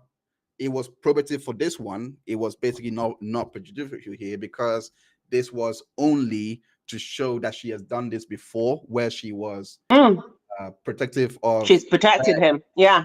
Where it could be interpreted as her being protective to him again because of going to the police. Going to the hospital, which would be another official institution. So bodies of authorities, etc. So the reason why I say this could be anything, the reason why is because why would I tell them what really happened if it was when it's clear that I want to be with you. Yeah. The reason why is because of, again, me speculating without context, because the only context I have is what they were arguing about on the 19th. This could easily be the media, because, and the best example I can give out of nowhere is Meghan. The media, it reads like the typical abuse victim. Okay. All right. So okay, go ahead. So the best example I have is the Meghan and Tory case, where you would make that case because you feel like, okay, it's gonna come out to the press or whatever, so she lied to the doctors in regards to who shot her leg and whatnot. That's the best example I have. So yeah, but he did shoot her in the leg, so that's not really helpful. That's not a good example if you're defending Jonathan, because that really does support my point. It's like, exactly, but thank you. Hold on a second. The reason why I went there, and okay, go ahead. And I really must establish that no two cases are the same. 100%. That's true. I didn't go there to say that this is a direct comparison. I went there to say this is why someone would say XYZ. What I'm saying is I don't know exactly, because Jonathan did mention the fact that he was working when she did that. Did mention that she blew up all these things, etc. So whatever happened between from that moment to this point could be loaded in that one line where it says why tell them what really happened? Because if she did tell them what really happened, let's say, again, this is just basing it on not conjecture of, okay, he did beat her up upside the head, and then this is based on the conjecture of this is based on the conjecture of she likely ran into something, and then this happened, and then because she went back to Jonathan, there was this person there, they're all going to assume he did something. That's all I'm saying, because I actually don't know what is going on here. Okay, I'm gonna play devil's advocate to my own theory. Okay, Right. so another thing that could have happened, I didn't even want to say it because I'm just like, that's not what happened. But I think another thing that could have happened is, he's always telling her to be like Coretta Scott King, blah, blah, blah, blah, blah. And she's like, okay, I need to be better behaved and blah, blah, blah. Maybe if we're going with your running into a wall theory, maybe she did something reckless and she doesn't want to say what really happened because it would embarrass him, and that he wouldn't want to be with her. But if that was the case, but if that was the case, there would be more conversation in there about her embarrassing him. Do you see what I mean? Like, in that, he would have pressed down about the fact that she done some stupid ish, and now you've got me in this situation. No doubt Jonathan Majors would have been on the Coretta Scott King. You did some da-da-da-da. Do you know what I mean? But instead, he plays guilt trips, and you don't protect us, and blah, blah, blah, blah. This is what, again, which makes me think that is actually the first thing, is the fact that he basically... But he did say, you don't want to embarrass yourself. He did say, I feel like you want to be together, as in to not embarrass yourself for everything you've said to your friends and family. Yeah, but that makes sense, because in a toxic and abusive relationship, we're always going to be, wait, listen to this. That's not embarrassment in the context of what I was talking about before. No, but that was my context. That was my context to link to the audio. That's what I was referring to. Like that first part, after she, in response to what she said above, is me linking it to the audio. That was the actual context. That's why I'm like, when was the other time that embarrassing was even quoted? And my head went back to the audio, because that's the other time that you could see that moment being embarrassing, because wait, I can give you a simple answer to exactly why he would say that. Because she said to her friends and family that the relationship was amazing and he's lovely and blah, blah, blah, blah. So she doesn't want to suddenly break up, which is common in toxic, abusive and narcissistic relationships. The woman is defending all the time. So there is a level of embarrassment when you leave that relationship, or if it splits up, because now everyone's looking at you like, what? So in that, he could still be abusive and say that. He could still have physically been abusive and said that. Do you see what I mean? And if it was about her embarrassing herself, in regards to her doing something like running into a wall or getting drunk and whatever, no doubt he would have been on her about that in the messages. He's not. He's on about her not defending them and making it this mismatch of emotional manipulation and abuse. Why? No, but you are responding. Okay. The first part that you were that you're going back to the first part, which was the fact that he said is just fake, etc. And I have and you have I fear have no perspective or what happened in the hospital. The next part was what she said, and then he responds with, I feel like you want to be together, as in to not embarrass yourself. That's actually very key in trying to put together. I don't think that's relevant. No, because I said, no, it's not, because like I said, in any abusive relationship, the woman fears a level of embarrassment the entire time, and she doesn't want anyone to know what's going on in that relationship. She doesn't want anyone to. So that is not, what does that mean? That doesn't mean anything. All right, because do you know what I mean? And him speaking on that just shows his consciousness in the trap that she's in. Really. All right. Okay. Okay. So I gotta ask the question.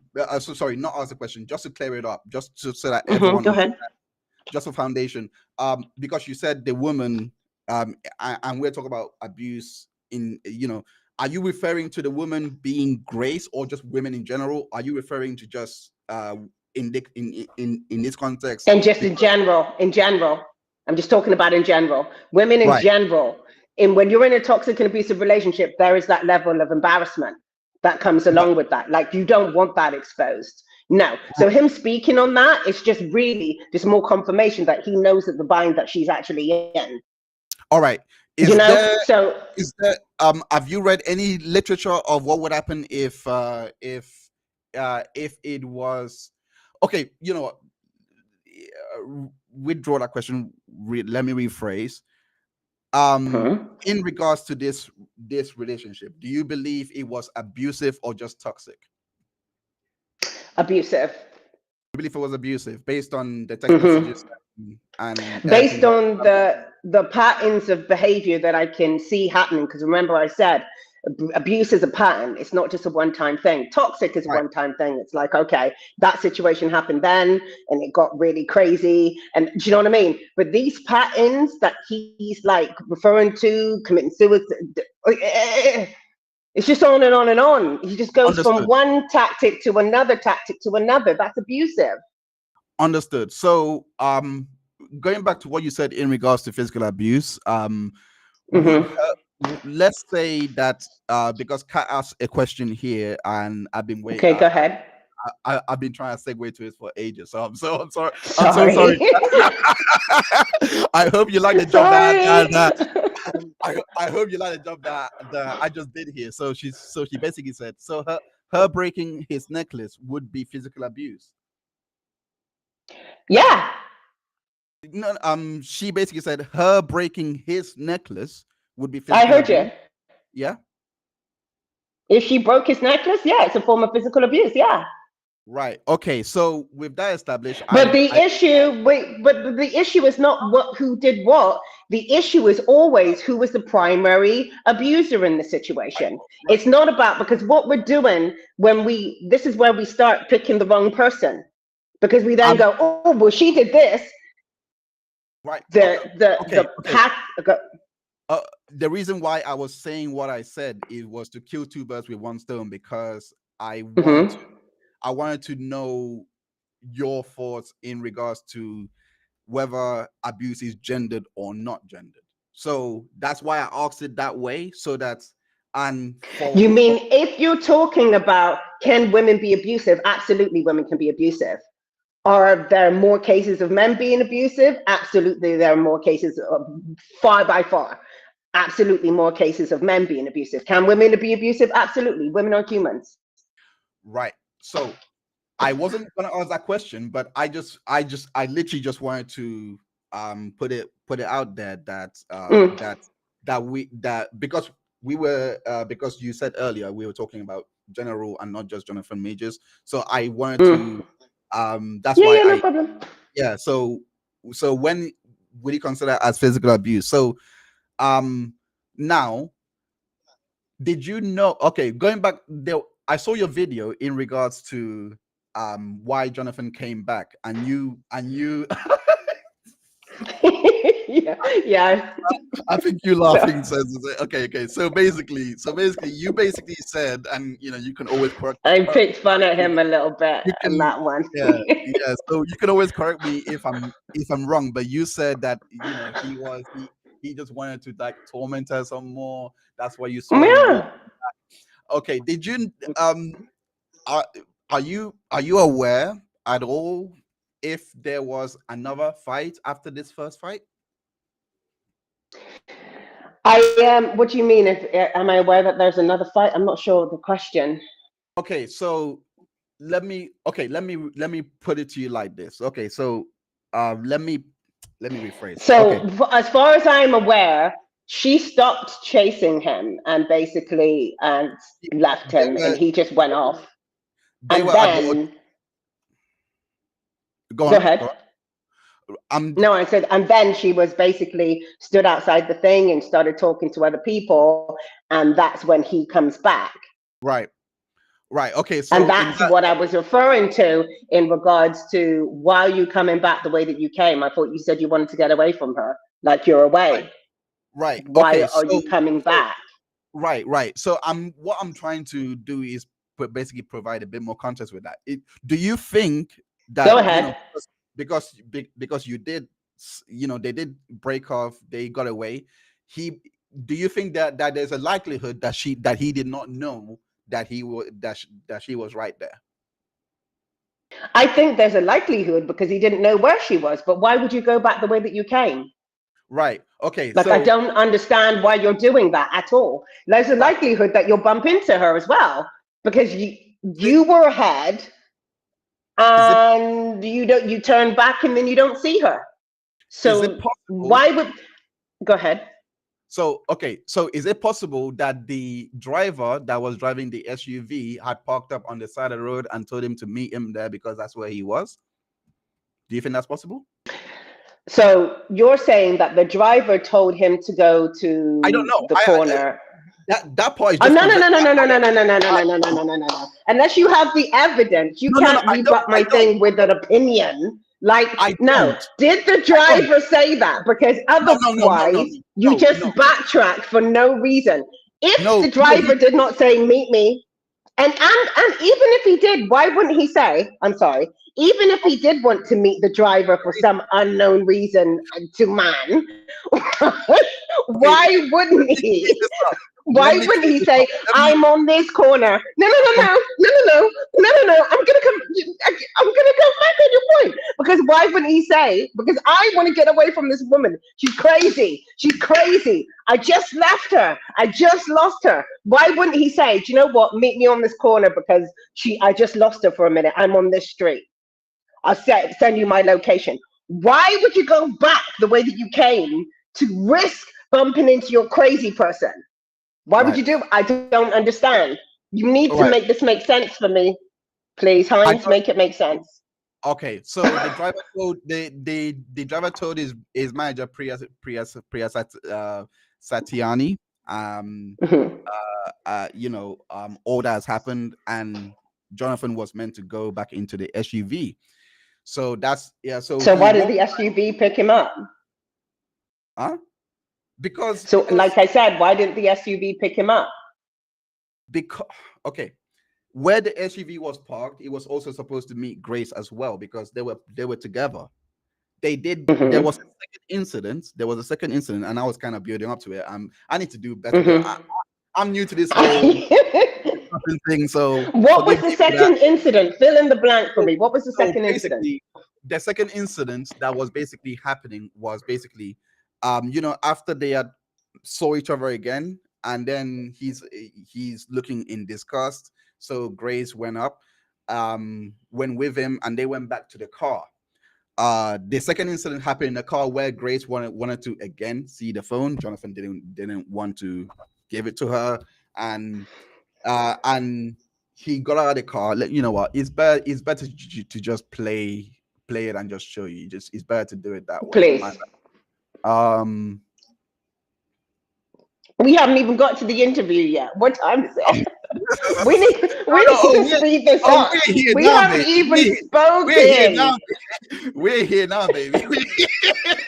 We're in the interview right now. Oh gosh. All right. We're in the interview right now. All right. So this was the moment that he saw it. Oh, okay. Okay, let's see this, right? So that's the So moment, that's the bit where he walks back on himself for no right? reason. No, Uh, but okay, you say that the cab was there. Okay, fair right. enough. So of course Okay. he follows her, and then you see you. Sorry, I went too fast there. Damn it. Okay, so he follows. I'm just trying to show that part. Um, We and told then her to go away again because, she's crazy, right. even though he So just walked back the way that he came. understood. So so they're walking here. This is the prosecution. I want the defense to release Okay. their side because they have they are the ones that provided their evidence, but this is the prosecution as released to the press. This is the Okay. upper, this is where the SUV is around that same time. So that's them. Okay. That's the SUV now turning Right. up. Okay. So after the chase, they got back in the car together. Right. And All we're going right. to that now. And we're going to that now. So this And is then what happened? so this here is where you were, I believe in the video, you were basically saying that Jonathan, he was lying about his injuries, and it was in this moment that he basically had injuries from Grace. This is why they were trying to get they went to the detective Mejia, who came in to testify. The detective Mejia said that there was enough to actually pursue an assault claim, because this one was actually separate from the previous assault, because this is a complete different incident, and the injuries that he received was to this one, because as you can see, they are in the car now, where he testifies to Grace wanting the phone again, and Grace testifies to the same thing, that she just wanted to see the phone. She should talk about it. He didn't want to talk about it. He wanted to leave the car, and sorry, So he he's didn't. still playing games at this point, because Okay, all the way through this. So at this point, all the way through this, she's found a this text message on the phone, and she's still not gotten the answers. They got back together. He's run through the streets of New York or wherever they are, and now they're back in the car because he's decided he's had enough of being away from her. And they get in the car again, and she wants the same question answered, and he's still not giving her an answer. well, so based on this, because so he doesn't want to be, because at this point he doesn't want to be away from her because they're together, but he's still not answering the question. No, they were Do you not see anything? They were done here. Do you not see Jonathan, anything? No, he breaks up with her by text message. He breaks up with her via text message when she's in the club. No, Jonathan actually says they were done here, and he was just confirming by text. Okay, all right, that's a different story then. Okay, fair enough with that. Yeah, so here, here, like looking here, it's still a crappy way to finish with her, but okay, yeah, that's fine. She's grabbing onto she's grabbing onto our coat right here, his coat, sorry, his necklace as well, and stuff like that. Like, she scratched him. That's how she was able to scratch him here, because he showed his injuries to Detective Mejia, who was the one that was escalating it to the prosecution to basically prosecute Grace and get a trial going. And basically, of course, Jonathan was trying to get it back. That pulled Grace forward and out of the car. He's trying to get away again. And yeah, he got away. He walks away, etc. And this is where. This is where he. The thing. Go ahead. Carry on. I'm only saying this part. You can speak after this. But I just want to. Go ahead. Yeah. This is the part. This is. So he didn't get the hotel from the first incident to, like, he was actually they were meant to go home at this point. So to answer your question, he probably felt, in my honest opinion, based on all these facts, he probably felt everything has calmed down now. We can probably go home, and we can talk about this at a later date. But after this whole altercation, that's when he got the hotel and he separated himself from her. So okay, I hear what you're saying. But I would say at this point, abuse. Because what do? Abusers will poke until you blow up. Now, she's basically had a whole night of trying to get the answer from this guy about what is on his phone. The whole night, chasing him through the streets, all of this. Now they're back together. She's asking him the question again. He's not responding. He's still playing the taunting game. And she flips out.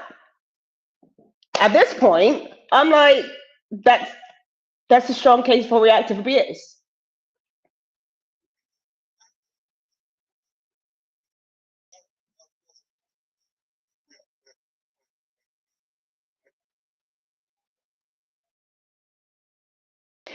I think that the buildup of that situation would make anybody blow up at a certain point.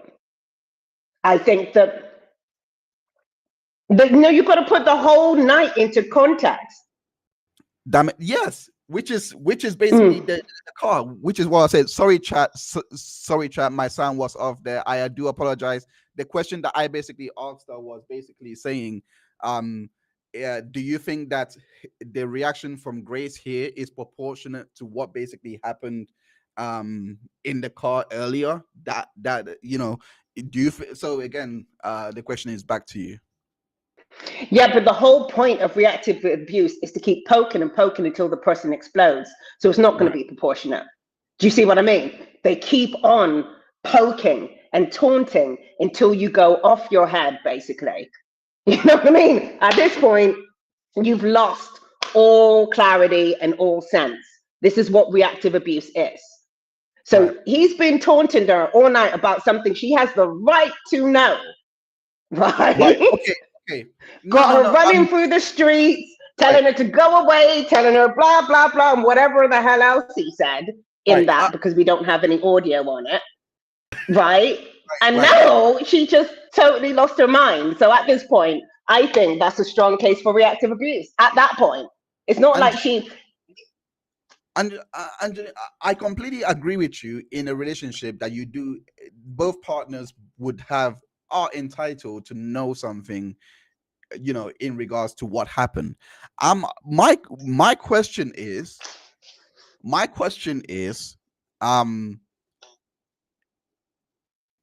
she has a right to know what happened. Does Jonathan have a right to not tell her what happened? Should he feel like he shouldn't have to? Absolutely not. What do you mean? Does he have the right to not tell her that he's cheating? Is that a serious question right now? That's a very serious question. That cannot be a serious question. The woman is asking for clarification on whether he is cheating, and you're asking me whether he's got the right to not answer that question. Right. Absolutely not. Unless they're in a relationship.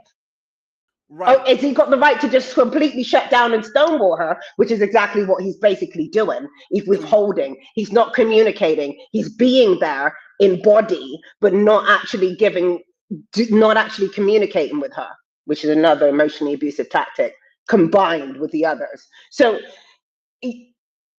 she's in emotional turmoil at this point. She's had an entire night. Put yourself in that situation. Women on this thread, put yourself in that situation. You're still trying to find out if this guy is cheating on you, right? This guy that you've been defending and trying to be like Karate Scott King for, and doing this and that and the third, and bending over backwards, sideways. And also, how did he break up with her? In that, you say he broke up with her. How did it happen? Was it in the most disrespectful way? Because that could have added to the reactive abuse. I'm saying it's a strong case at this point, because the guy's not acting like he's got any sense in his head. Not an ounce of sense in his head at this point. So, the frustration's mounting. She just wants some clear answer as to what is going on, and he's not giving her one, and then dumps her. Like, come on. There's only so much one is, expected to take in that. Right. And abusers, toxics, and narcissists are masters at instigating that reactive abuse. They're masters at it, because then they can run off and be like, see, it was your fault. You're acting crazy. It's like, but running through the streets of New York is not crazy when someone asks you if you're cheating. and then coming back to have a conversation at which to still not tell her. No, okay. I don't know what they said or the substance of what they said. Grace, my questions were only designed because of, in a way that Grace had basically testified to, because what she was testifying to was her wanting to know her, which is understandable. Right. Not saying it's not. I'm saying the reason why I was saying, does Jonathan, because because he could easily say, I am not in the mood to have this conversation right now. I'm not in the mood to have this conversation right now. Which abusers will say that. Right. Abusers will say that. That's classic. Right. That is very classic. I completely agree with you. They would do something like that if they are Like trying to that, do you know what I abuse. mean? If I'm they're looking at trying to abuse. So right, I'm looking at it like that is what he's doing. So that is abusive. right. It's So I'm with looking something that she has the right to know. right. But yeah, So carry on. okay. So would you make the same argument of reactive abuse? And this is conjecture, so it's not what happened here, etc. Would you make the same argument if it was Grace that was cheating and she didn't want to share this information with him? Um,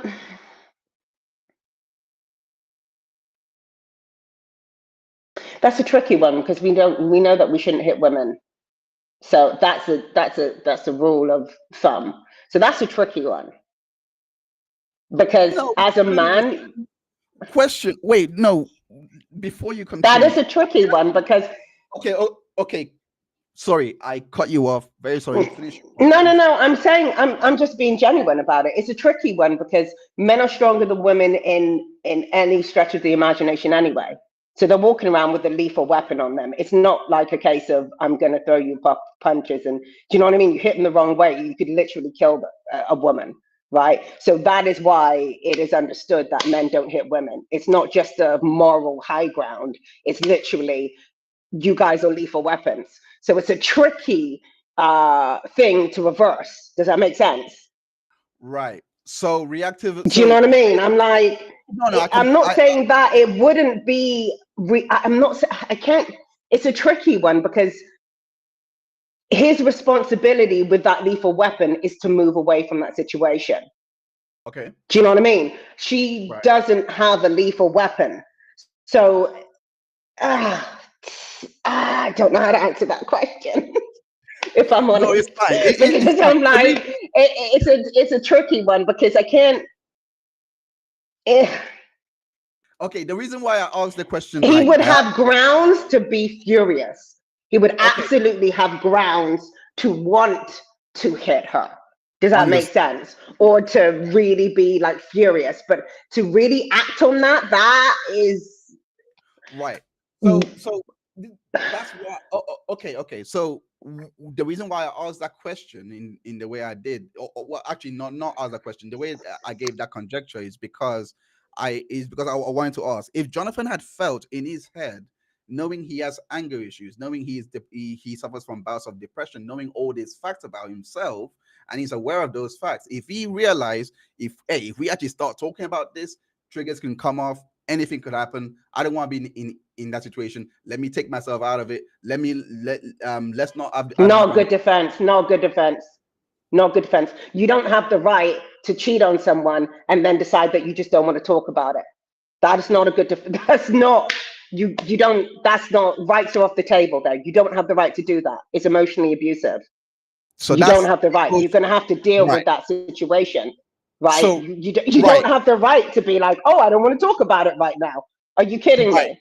right. So Again, it's withholding information. understood, completely understood where you're coming from. So based on that framework, based on Mm-hmm.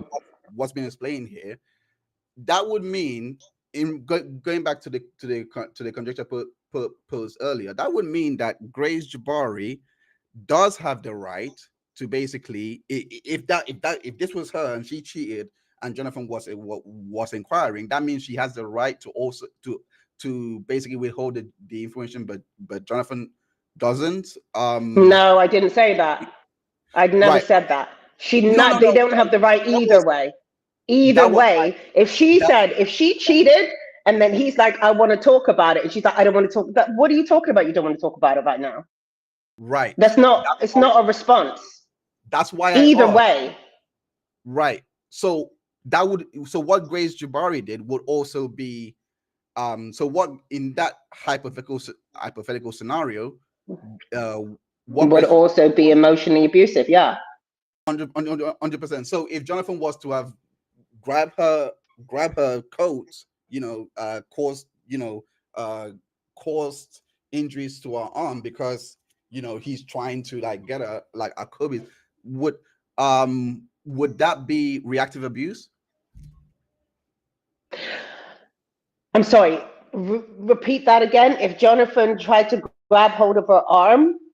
Okay, so we saw Jonathan on the video, the previous video. We saw Mm-hmm. Jonathan get out of the car, and Grace was holding onto him, and it caused injuries by doing so, like grabbing onto him. Didn't cause it. Did you see that? That was the most I, lamest I, reach I, out that I've ever seen. Like, are you I talking about the one when she got out the car and he put her back in and then she tried to lunge for him? no. The Oh, second okay. All right. the this Oh, the, did we see that? I didn't see what happened. all right. I'll just go back I to it. didn't actually see. No, I can't. I think it's too small. I can't see where she holds on to him or anything. All right, so this is where I think this is where we were before. I think that there.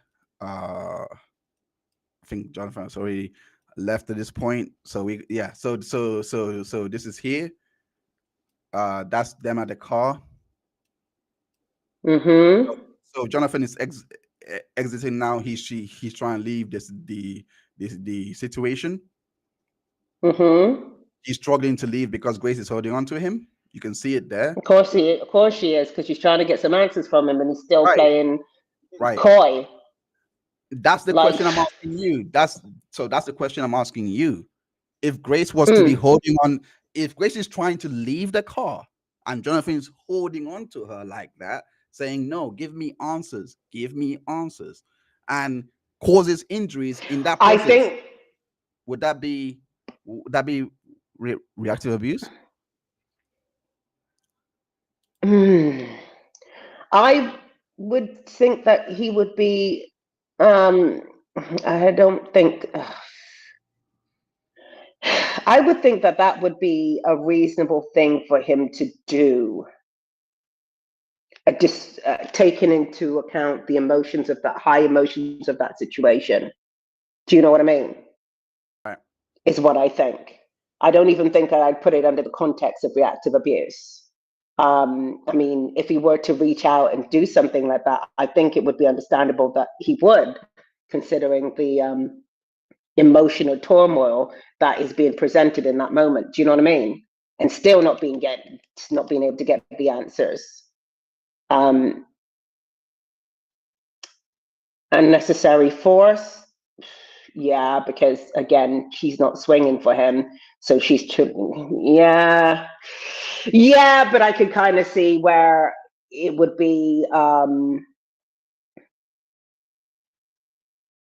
unintentional. It's not like he's 100%. Take your time. Take your time. Yeah. I'm like, it's not like he's intentionally trying to hurt her. He's just trying to get some answers, and he's in a situation where he's being taunted by her, basically, essentially, because how many hours has it been now, and she still can't get a simple answer to a question she has the right to know,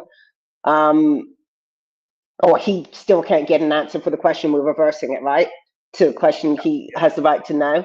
Yeah, okay, we'll go under the same context of reactive abuse, but then I don't like the term. I don't like the reactive abuse term on that, because it's not coming from a place of because reactive abuse is actually intentionally wanting to hurt that person. Here's my struggle with it. Do you see what I mean? So if Jabari gave him two licks up the side of his head because he's not answering the question.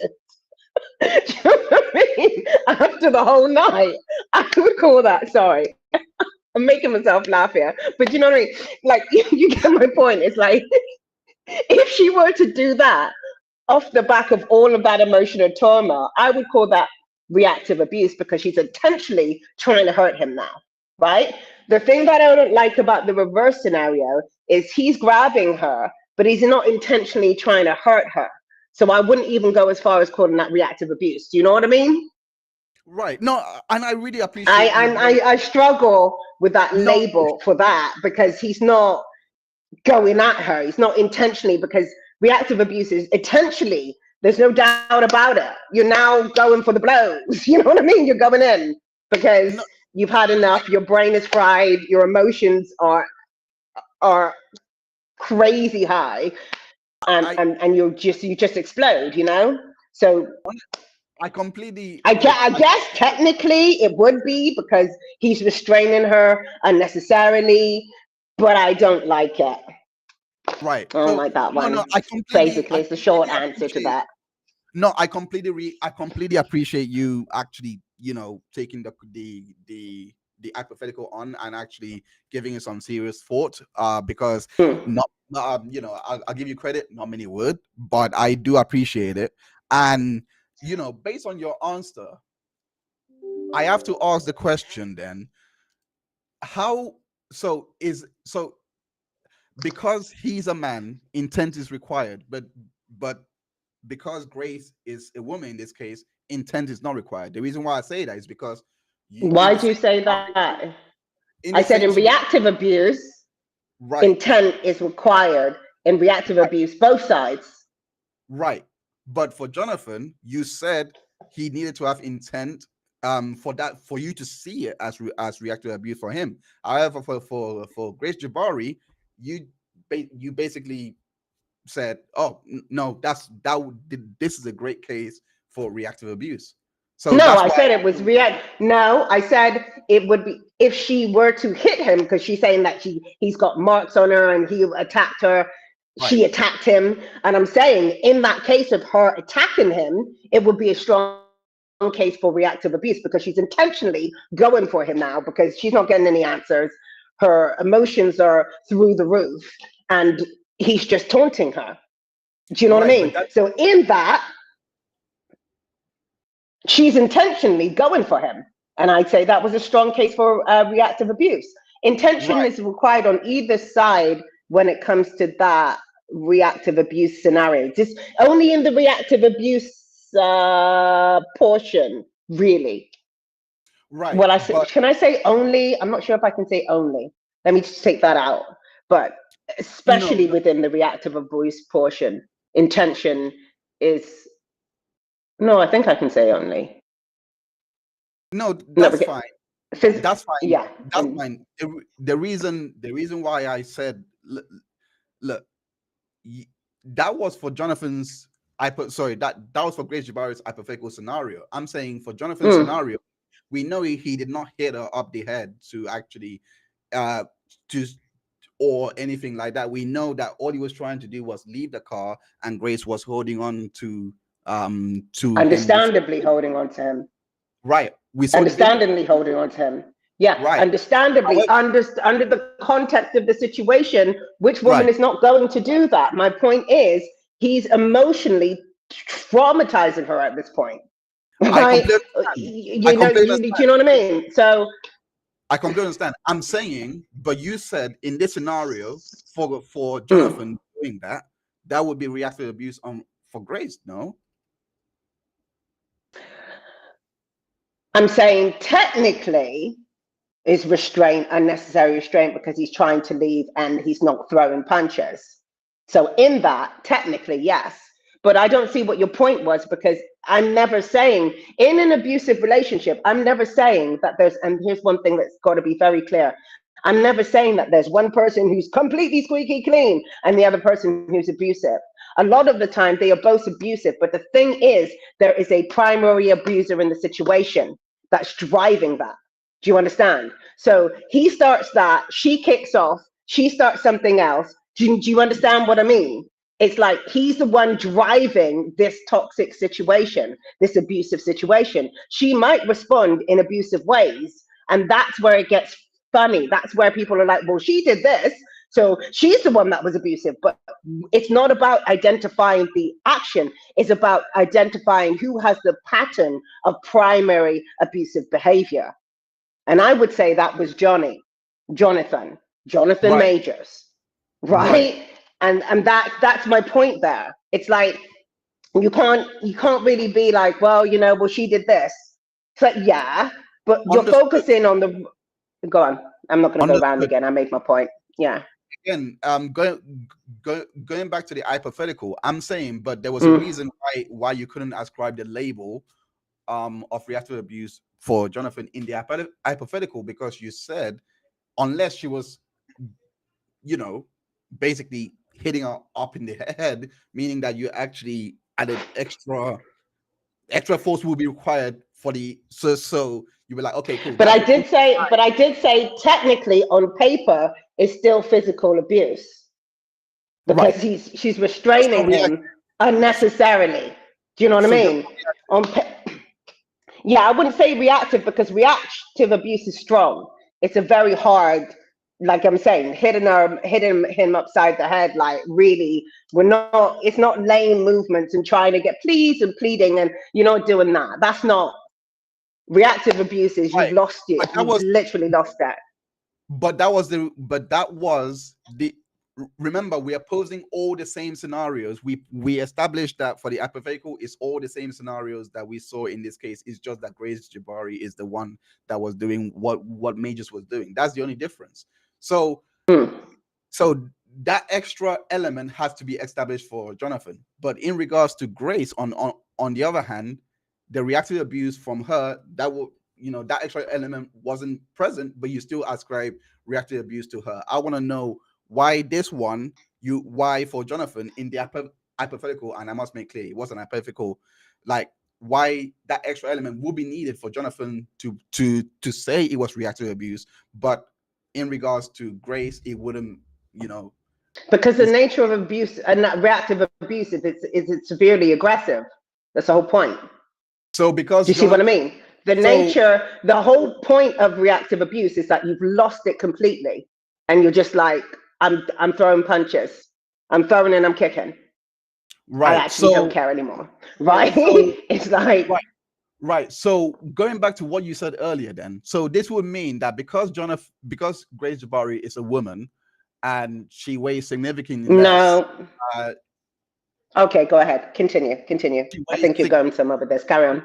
she weighs significantly less. All of those weigh significantly less, significantly shorter than Jonathan. That's the reason why it'll be easier to argue reactive abuse, irrespective of if Jonathan did anything. It would be just reactive abuse, irrespectively of whether Jonathan needed to actually, in this case, like she didn't even need to punch Jonathan for that to be reactive abuse. It will be reactive abuse, irrespective of her punching her or not, punching him or not. Do you understand my I'm getting a little bit confused if I'm honest, but I would okay, say, like I said before, in the terms of it being reactive abuse, it's got to be aggressive. It's right, like that understood. it's you know what I mean. It's Un- Understood. Do you think this is aggressive? This is do I think Jonathan's injuries. Do you think that's something that yeah, can but I cause? am not. But here's the thing: like, I'm not even arguing the toss about it. I'm like, if she did hit him upside his head after all of that emotional torture, I wouldn't be surprised. That's my point. That was my response to what you said from the very beginning. I'm like, well, at this point, she's probably completely shot. And then you dumped her at the end. When did she start firing shots? Before you dumped her or after you dumped her? Do you know what I mean? I'm like, at this point, it's like, Right. you, So do you hear what I'm saying? I'm like, I I'm do. not even arguing. I'm So not even arguing that she's not reactive. I'm saying it's a strong argument for reactive abuse for what she did. If she did it, right, we don't even have any proof that she did it. But if she did it, I wouldn't. right. Well, she definitely did do it because she came in and testified to she cooperated with Detective Mejia and testified that she and said that yeah, that was caused in the second tussle in the car. They were going to prosecute. Okay. The prosecutor's office, Alvin Bragg's office, said that it doesn't have prosecutorial merit, so he's not gonna escalate it to a case where it's prosecuted. So based so I went I went through all of that to basically just I wanted to ask the question that in regards to this case, it Mm-hmm. was a toxic relationship. That can be established. That can be understood. You say you believe it was abusive. I believe it was just toxic. How should, and I'm gonna keep it in the reality here, because he is a man, she's a woman. How should a man in this situation leave the relationship without it being classed as abusive? Well, we could have skipped the whole street run and Oh just no, been no, on. that was for the guests. That was for the guests. They're here for a show. I give them a show. I'm joking. I'm No, joking. no, I mean, no, I mean, like I'll for come to you guys. Jonathan, I'm like, we could just skip the whole street run and just go for Oh, the. you were Do you talking know about what? Yeah, Jonathan. I have been. No, I'm talking about Jonathan. I was talking about All right. Jonathan. I'm like, in that we can skip that and be like, do you know what? Yes, I am. The situation is this. We need to go back and talk about it and blah blah blah blah, and have your say and whatnot, whatnot. Explain the situation, answer her questions, and say that you think that the relationship is over. That's it. Right, but he did do that in the interview. He did No, actually he say, didn't. no, he actually said I should have broken up with He her. ran through the streets of no, shoulda, coulda, woulda. That's not what he did. He ran through the streets of New York. You know what I mean? Like she was some sort of infested animal, Right. right? You So know. so so So no, that's not what he did. right. Right. I come okay. We're So missing out a lot of points of emotional abuse when we fast forward to that's what he did. That's not okay, what he did. It's very okay, far from what he did. all right. So Grace Jabari running after him, right? We can say, okay, victims act in their emotional, their Of behaviors are course, she's going to run after him. A, she doesn't know if he's cheating or not. B, she doesn't even know if he's going to that next woman now. She doesn't know anything. Of course, she's going to go. right. This is the sole focus of her world that she has just discovered is cheating on her or might be cheating on her. What do you think Right. she's going to do? She's going to sit in the car. I mean, I would, but I I have different management systems. But you know what I mean? Your average person isn't going to do that. They're going to run after them. You're going to scream. They're going to shout. They're going to be hysterical. They're going to do a lot of things Right. that are outside of the box. And in that, he continues to taunt her and then dumps her. So if Would she it did fire some punches at him, it wouldn't surprise me at that point. Because how many hours has she been under torture at that point? right? So Like, come on. okay, so the reason I asked the question this way, and because Hmm. I'm trying to get to the main meat or the point of the discussion here, which was, Yeah, right, sorry. Okay, go, go, uh, go. he ran away. Hmm. Um, is there he ran away? She chased after him, right? Hmm. He didn't. It must be noted, because he could have ran from the car. By the way, if he was actually, let's keep it a buck. Let's keep it a buck. If he was, Hmm. in fear of his life, etc., he could have run from, from the get go, right? He didn't do that. Hmm. There was a reason he ran, and we all saw that she reached for the phone, right? And Hmm. at that point, he reached for her phone. She was like, "Nope, done," etc. Is there a possibility that could have come through your mind that he knows how Grace is, and he's like, no, it could go to this level, it could go to this level. We are in public now. I don't want to do this because something could happen. I'm gonna run. Okay, so let's flip that on its head. So let's consider the possibility that he knows how Jabari is and she's crazy. What would incite Crazy. you to I that? didn't. Okay. No, I got. I'm just adding that in, right? Because that's the thing. What would incite you to then run through the streets of New York knowing that this woman is unhinged? Like, you're telling me that what would because incite you to do that?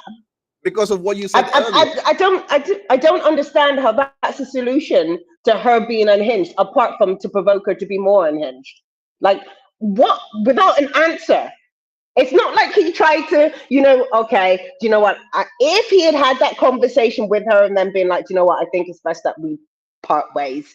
And do you know what I mean? Like, That was and in we the break second. up because That was no, that no, was no, no, no, no. That's a second too late. You already ran through the streets like she's vermin. That's a second too late. Right. I'm saying the first time in the first car, when she saw the message, if you were going to have that conversation, then that's when you should have had that conversation and then said, you know what, I think it's best that we break up or whatever. In fact, I don't even suggest that you do that in the car. You just go home with her, have a conversation and break up that way, right? But if you were to do it in the car, okay, fine. It's a little bit crummy, but all right. That would be one thing. But he doesn't do that. So anything after that point is just him being insane. Because I don't understand how that, what he did, was a solution to her being crazy. Well, for one, like I said, sorry, can let me just finish, because what I was going to say, and I lost track of that, is if he did all of that in the first conversation, broke up with her in the car, which I don't recommend doing because it's still a bit insensitive, but you know, men can be insensitive, okay, whatever. If he was to do that and then she was still chasing him through the streets and then I could be like seeing it from a different point of view. But you don't even answer her question that she has the right to know as your girlfriend at that time. Come on, you're being ridiculous. That's ridiculous. It's a ridiculous situation. And then your solution to that is to run away, run through the streets, because she's clearly not going to make a scene because she's a really sane person. I mean, I don't understand how that would be a solution to the situation. It's provocative at best for someone sane and stable, let alone somebody who's had a pattern of emotional abuse in that situation, which I've seen in, you know, previous text messages and whatnot, right? So we're talking about someone that's not particularly grounded when it comes to her emotions at that point, because he's just playing with them all the time. He's literally played with them for how many hours and then dumped her. Still doesn't tell her, probably. But carry on. Let me stop. Carry on. Well, like I was okay. What a few things. We're going round. Go on. Let's cut this after this and go to the interview, because we're going round. Go ahead. I'm really, I try not to do that, and to be, I try not to do that if I'm being but there is one part of the interview. Thanks for reminding me, by the way. But we're doing but I do want to know. I do want to know in regards to, you know, the running away. I do want to know.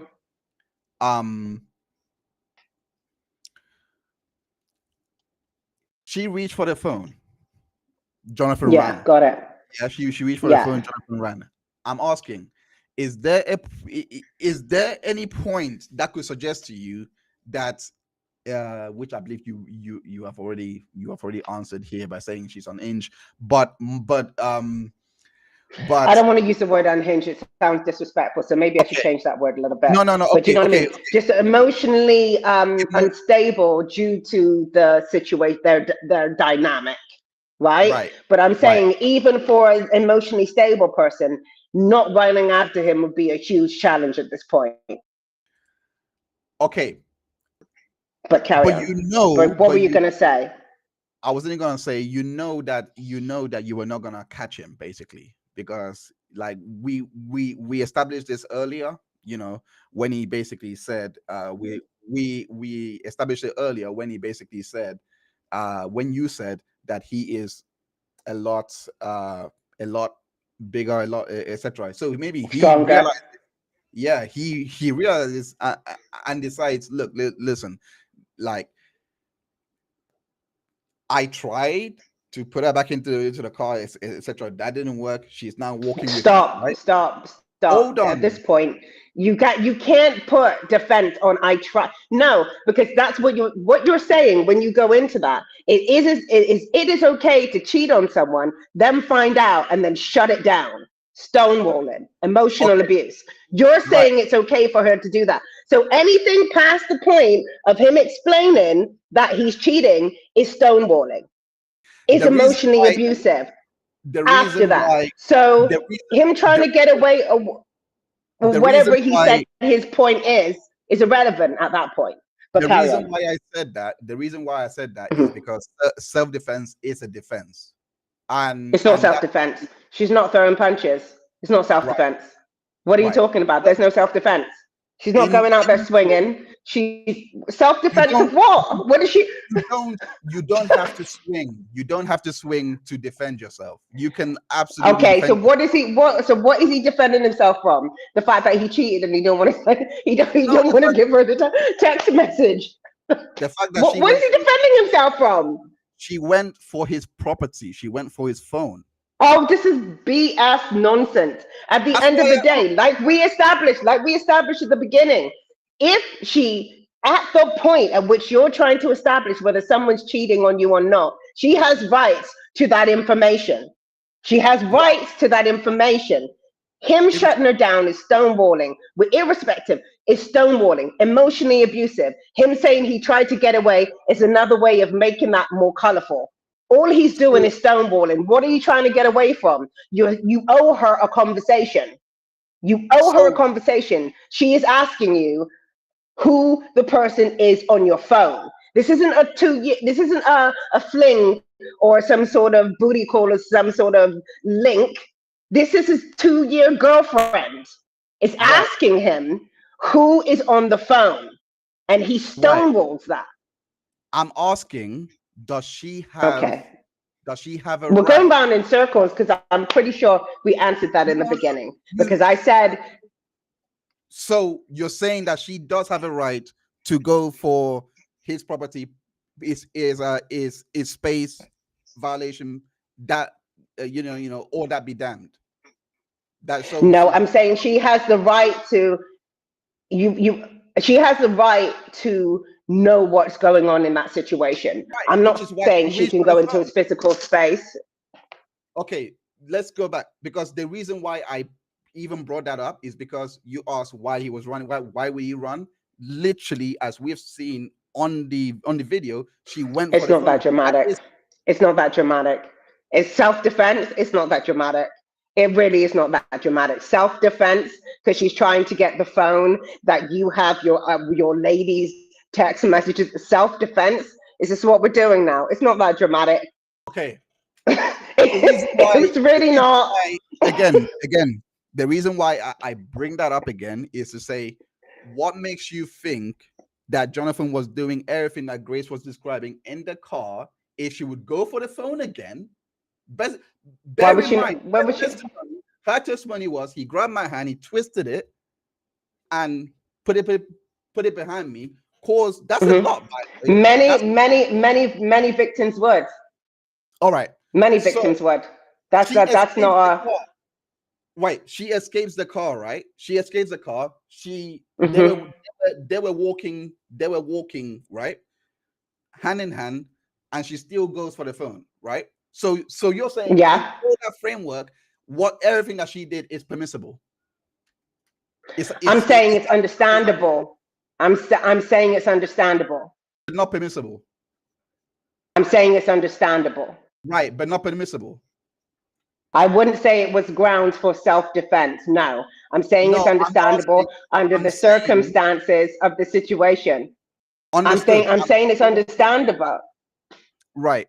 I'm and all I'm trying to establish is it's understandable. We can, yeah, like for example, I'll give you one. It's understandable when if somebody is coming at you and like he's going to kill you, he's coming at you with his arms like this. You show him right in the head. That's understandable, right? We can understand that. Mhm. Does that mean it's permissible?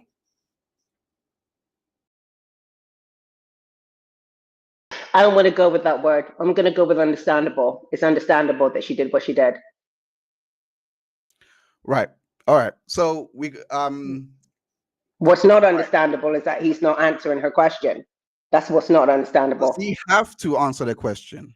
Yes, Why? because she has the right to know. This Does is he have the right withholding. to engage in This conversation? is he's stonewalling. It's Why emotional is that abuse stonewalling? because he's not allowing for a conversation to happen over something Right, she has the right to know. right. And I'm asking if if he knew that there was a possibility of it escalating to a level that he cannot control, which he knows himself, he's working his anger. He says that I don't give him that much grace. You can okay, give him that much grace. I don't give him that much grace. I think that he intentionally was winding her up and taunting her because that's what he likes to do, along with the Coretta Scott King thing and whatever else he did in the other messages. You give him grace. I don't. I think it was very intentional. I think he was having his fun. It's just he didn't expect it to go where it went. It went left, and now he has a situation to deal with. But I'm sure they would have been back together next week, quite frankly, had that not have transpired. Right. This is everything I said was not grace. It was nothing to do with giving him grace or anything like that. It's just giving you the framework of how someone is supposed to think in terms of the escalating a situation that could potentially become volatile. That was not that's not de-escalating the situation. That was emotionally abusive stonewalling posed as de-escalation. That was not de-escalation. Right. No woman in her right mind is going to respond by calming down when someone does that. When someone doesn't answer your questions about cheating, no woman on the face of the planet is going to be de-escalated by that situation. This is not de-escalation in terms of, this is, again, we established that men are stronger. We established already that that there is a bias. We're not going to agree on this. Carry on. No. I'm saying we have already established that reactive abuse, like, it's going to be very hard to view a man who is hitting somebody or doing something reactively. It's already hard. We established why. We've done all that. I'm basically saying, if you are a man in that situation, because he is a man, I'm saying this, if I was to be in that situation, because you'd run through the streets of New York as a response to your 2-year girlfriend asking you about your cheating. Like I said, if I was to, in my head, I wouldn't want to have that conversation. Of course you wouldn't. Nobody wants to have that conversation, but she has a right to have that conversation. She does, but I don't. So it doesn't really matter whether you want to have it or not. Of course you don't want to have it. You cheated. What kind of that's ridiculous. It's like, of course you don't want to have the conversation. What cheater wants to have a conversation about their cheating? Hands up in the comments. All the cheaters that actually want to have a conversation about it.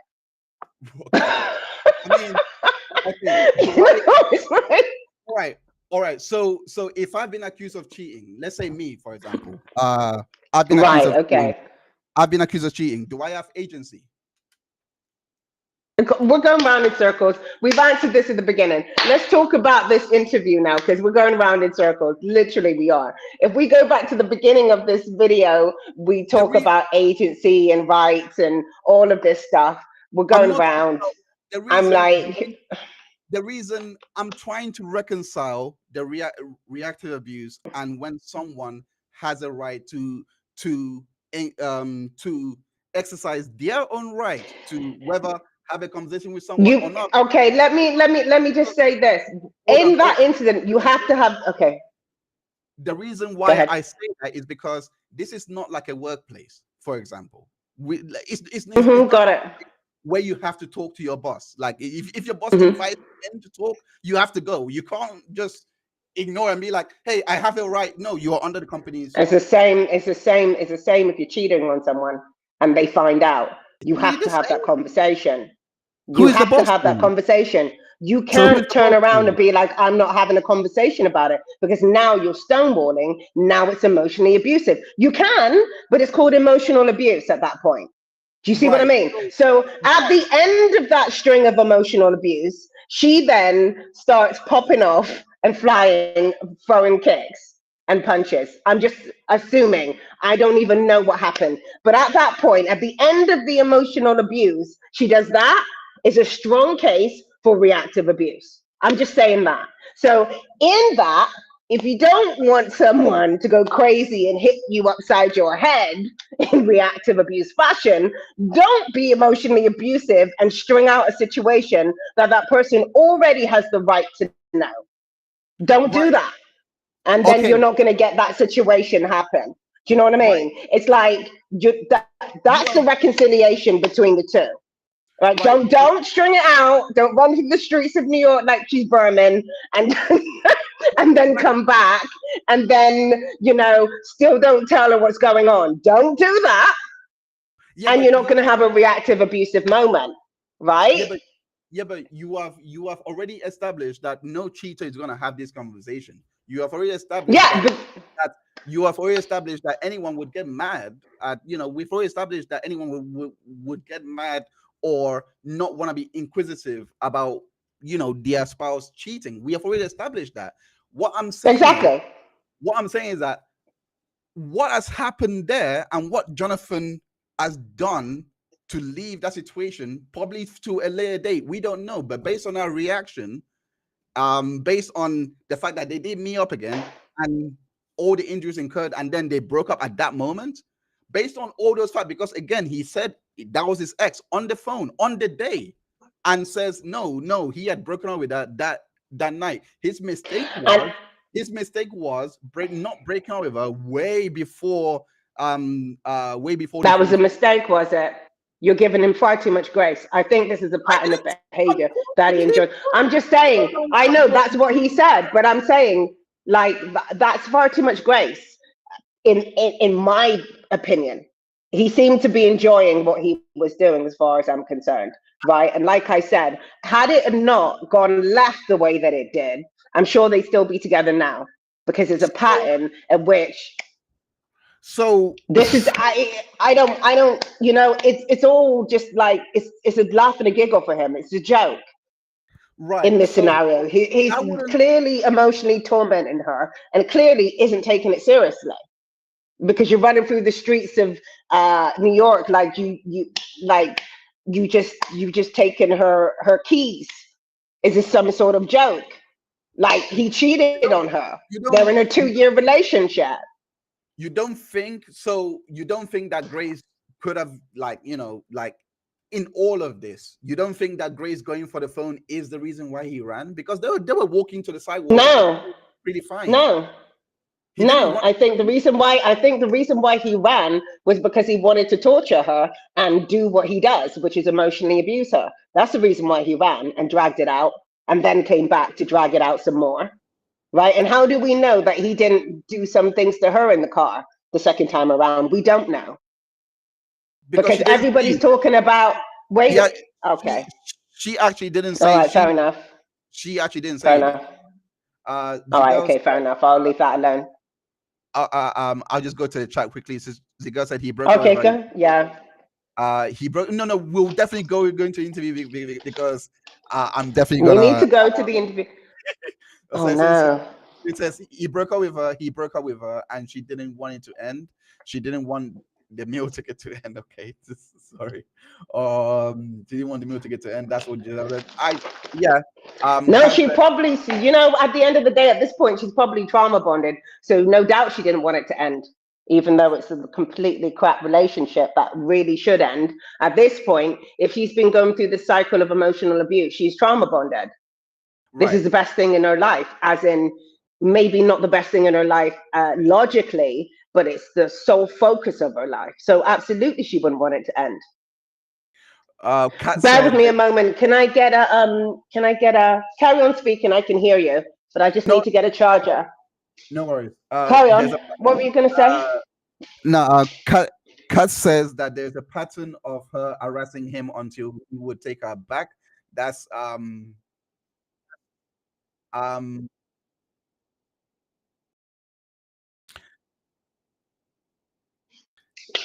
okay. So um That's there's no common. no cheater, no person falsely accused of cheating wants to have this conversation. It's not abuse to want someone to come the f down first. The girl poser says no, you stonewall when you saw his scratches. You still make excuses for her, for he ran from his abuser. from his attacker. I don't like I said before. Kat says at least she admit that Jabari had intent when she became physically abusive. Okay. Yeah, I think it was absolutely intended. There's no Uh, mistake about it. If she did hit him, she was really intending to do it. Ernest Claiborne says she does seem to be rude if she can't have proper respect and end her time, Doc. Look, listen, I wanted to have this conversation. We like I'm going to like as this channel grows. Hopefully, I'm going to be talking I'm to people that are opposing, as well as people that are for, as well as people that are neutral. I've done that, and like I welcome other views here. I will do my best to not try to. I don't think she was rude. I'm Um, sorry if that I don't. came over as disrespectful. I wasn't trying to be disrespectful at any No, point I don't think. I don't think. intentionally. So I apologize if that came over as disrespectful. No, no, I don't think you are rude, Angelina. Honestly, I don't. I would have. I would have honestly, like said something. But I mean, Yeah, I I thought we were I having a can good I little banter, I but I carry can on. I can sort of see why people would see us rude because there was a lot of cutting off at one point. When we were really Yeah, going I to, was trying but to. but that was quickly. That was even in that moment. I would say it simmered down back to when we were talking. Maybe that's the only point I could say, okay, maybe there wasn't respect there or something like that. But honestly, I think you've been, um, cool throughout this conversation. It's just differing views, different views. What I'm really trying to reconcile though is reactive abuse Mhm, and the loss of agency, because I do feel like men in this situation do lose their agency to make basic decisions like, hey, if I know who I am and I know I'm gonna get here and I know I'm gonna clobber this person if I get here, I'm not going to do this at this moment. I feel like with the argument that you pose for emotional abuse and reactive abuse, I feel like that robs a man from that basic decision to make a sound choice, because who knows, like forgetting Grace out of this and her reaction, right? Forgetting, mhm, like, because based on what Jonathan has said, he broke up with her when he got to the hotel. He like that was when it was done for him, because she had scratched him up, she had caused him to bleed, all those things. So he was done at that point. I'm saying, mhm, what I'm trying to say is that irrespective of all of that, right? mhm, Maybe it's the way he even didn't communicate or whatever. I don't know. But irrespective of all of that, I still 100%, in my opinion, I personally feel he has every right to not engage in that moment should he not want to, like because not every conversation has to be had. No, no, him or right. before? After she hit him or before? Before I before disagree. whenever it's not even before, it's just, but okay, in regards to this incident before, but After, no. after, if we're talking after she hit him, he has the right to disengage. Before, he needed to have that conversation. She had the Right, right to have that conversation. right. And anything that, All I'm like I said, is stonewalling now. It's a what I'm stonewall saying is situation. what I'm saying is, irrespective of the situation, no one has a right Hmm. sit down and have a conversation. No one does. Absolutely no one. You don't have to sit down and talk to someone that you do not feel like you can talk to at a specific point, especially if there is a possibility of escalation. The reason why I say there's a possibility of escalation is because it did happen here, and we saw this is not, and this is where I think reactive abuse would come in, or emotional abuse. Like, let's say everything is calm, right? Let's say everything is calm, Hmm. making eggs, right? Like, she's making eggs or something like that, and Jonathan comes in and like, right? You're like, what's wrong? I don't want to talk. That's emotional abuse. Like, that's stonewalling. It's like, wait, is this about last night? Well, it's last night. And continues. To me, that's a clear-cut emotional abuse, because there is no reason why you couldn't engage in that That is situation. also that is also stonewalling. Yeah. right. Because there is Silent no treatment, viable, which is a form right, of stonewalling. Yeah. right. There is no viable reason why you shouldn't have a conversation with this one. Of course, last Mm-hmm. night, the whatever has happened last night is still loading his mind. But this is not like you could engage with the person um in this point and say, okay, what's bothering you last night? I don't want to talk about it. It's like, Mm-hmm. well, you brought it up.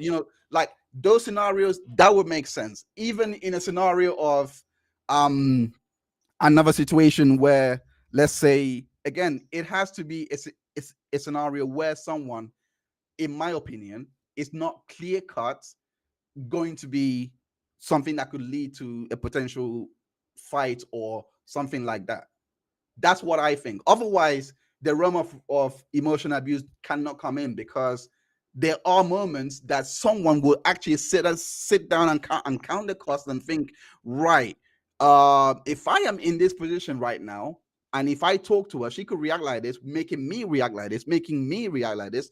All those things coming to through a man's head, knowing the world that we live in, some people would actually leg it, especially, like I said, like I tried to say earlier, they come out of the car. He didn't run from then on. He tried to put her back into a car. He didn't run. They were walking to the sidewalk. Let's take the hypothetical that she didn't go for the. And I know what's going off in your head. You're thinking, oh, I'm blaming her. I'm actually not. I'm just contextualizing. It's not I'm what just I'm thinking. okay. I'm sorry for assuming that, but I'm just trying to contextualize everything that happened. If she did not go Mm-hmm. for the phone, I do have a feeling that they would have gone somewhere or sat down and talked. But because of what she did, he had cause to run the way he did away from her, because that was probably the only way he felt, this is how I'm going to get this So, this so, situation to calm. oh, Because it wasn't. okay. So if you're going by your, but going by your understanding of this or your perception of this, Right. that would be saying that anybody who cheats on you can just not talk about it whenever they feel like it. Just they can cheat on you, you can find out about it, and they don't have any right to have a conversation with you about it, or you should just be fine with that. Well, one has to ask the question: is cheating a crime? You should no. I'm saying you should just be fine with that. Your girlfriend cheats on you, you ask her, you think she's cheated on you, you ask her for an explanation. She says she doesn't want to talk about it, and you have just got to be fine with that. Well, That's what you're saying. based on the hypothetical that we posed earlier, then yeah, basically I have to be, because Okay, so I'm if I was saying that that's not no, because A, you're stonewalling. Of course, anybody is not going to want to talk about it. So now you're giving every cheater on the street agency to just, I don't want to talk about it. You're but just going to shut it down. that but you literally And said then the other person's supposed to be okay with that. that has to be the case in the hypothetical presented earlier. You literally said that that if I did do everything that Grace did, it wouldn't be reactive abuse. So essentially, I would have to shut I up didn't the. say that. No, no, I didn't say that. I said no. I didn't say you, that. I definitely wouldn't have said that.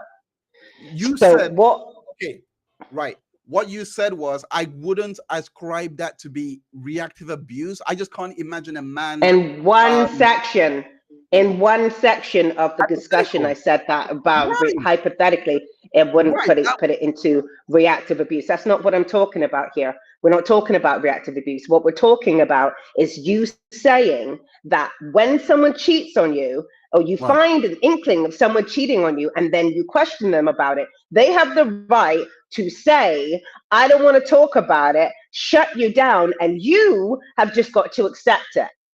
But that was just That is what the perspective that's it. That's the perspective that you are posing. And I'm saying that shutdown is stonewalling and that right, drag out is emotional abuse. So right. no, it's not something that should be accepted in the situation. You've done a thing in a partnership at which we have an agreement that we're not going to do that thing.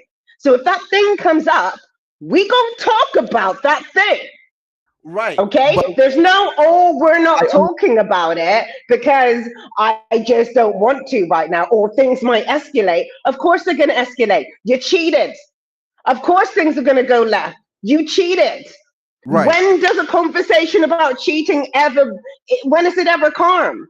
There's not a situation when you have cheated and the other person, you're waiting for that day, you're never going to have the conversation. Right. So Right? based on that, So, like, right, which is what are which is we what are we talking about here? We're saying you're just giving people who cheat license to stonewall, is what you're doing when you say that.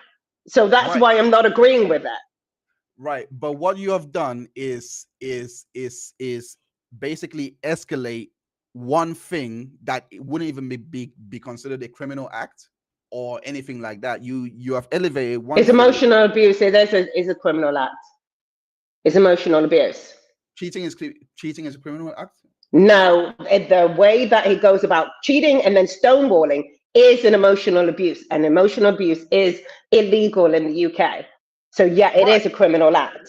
I'm right. not saying cheating is a criminal act. What he did as of that point, shutting it down, stonewalling, and not having the conversation, is emotional abuse, which is a criminal act.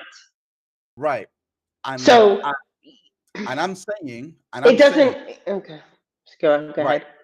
Did we, just to reestablish again, because if a woman was to do this, would it be also be considered as emotional abuse as well? Yeah. Either I said that from the beginning. Either way, it's emotionally abusive. Stonewalling is stonewalling, whether a man does it or a woman does it. Right. Okay. Now that we've got that out of the way, right.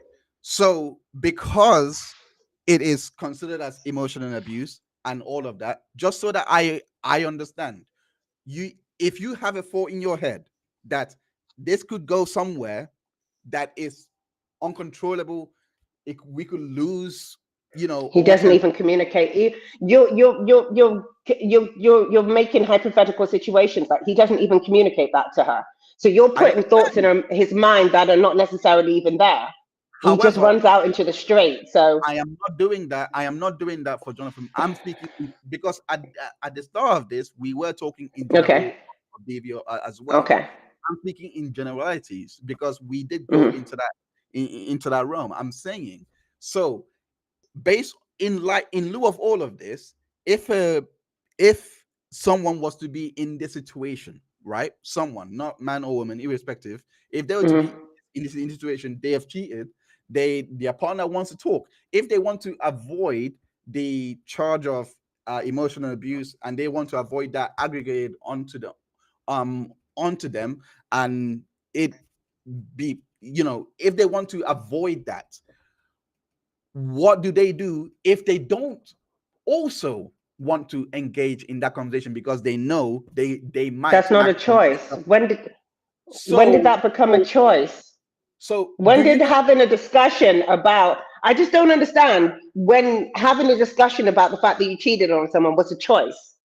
right? Because I maybe this is probably a clash of worldview because I was brought up, to prevent rather than actually look for the medicine that might cure my broken ankle. It's better to wear the shin guards to at least try to protect my ankle as much as possible rather than go in there bare, without your shin. I'm giving it a football analogy. You don't go to play football without your shin pads and your ankle brace. If you go in doing like that, you're gonna get tackled, bang, etc. It's better to take those preventative measures and If your protect. shin pads and your ankle brace is emotional abuse, it's not better to use them. Right, but you are but emotional abuse is not coming from the shin pads. It's coming from the other player that goes for the tack No, for the you're saying that he came in with these shin pads and whatever your thing. This is right. how I understand your analogy. Like I'm he, not saying not Jonathan. him personally. Right. Right. So somebody comes in, they are protecting themselves from a situation that could be worse. So they got their shin pads on and they got their helmet on and all of that. But if your shin pads and your helmet are emotionally abusive, you can't use that strategy either. How can objects be emotionally abusive? I don't know how to have this. I don't know what to say to that, Okay. All right. Okay. to be honest, because The reason why I say objects is because of the word maybe I'm taking it way too much. But what I'm yeah, trying I'm like, I don't even know how to respond to that at this point. I'm I understand. like, I understand. I'm like, Okay. The reason why I say that is because the objects in this case is what we are told, what we are actually advised. Like it becomes like a metaphorical object, if you will, because we are advised to always look for a situation that will not lead to a physical act of violence, that mhm. would not, you know, make the situation untenable for both parties. Like it, Mm-hmm. we are always And for told. that to be, and I hear that, and I hear that, and I agree with you on that. But for that to hold weight, you have to not be withholding in the first place.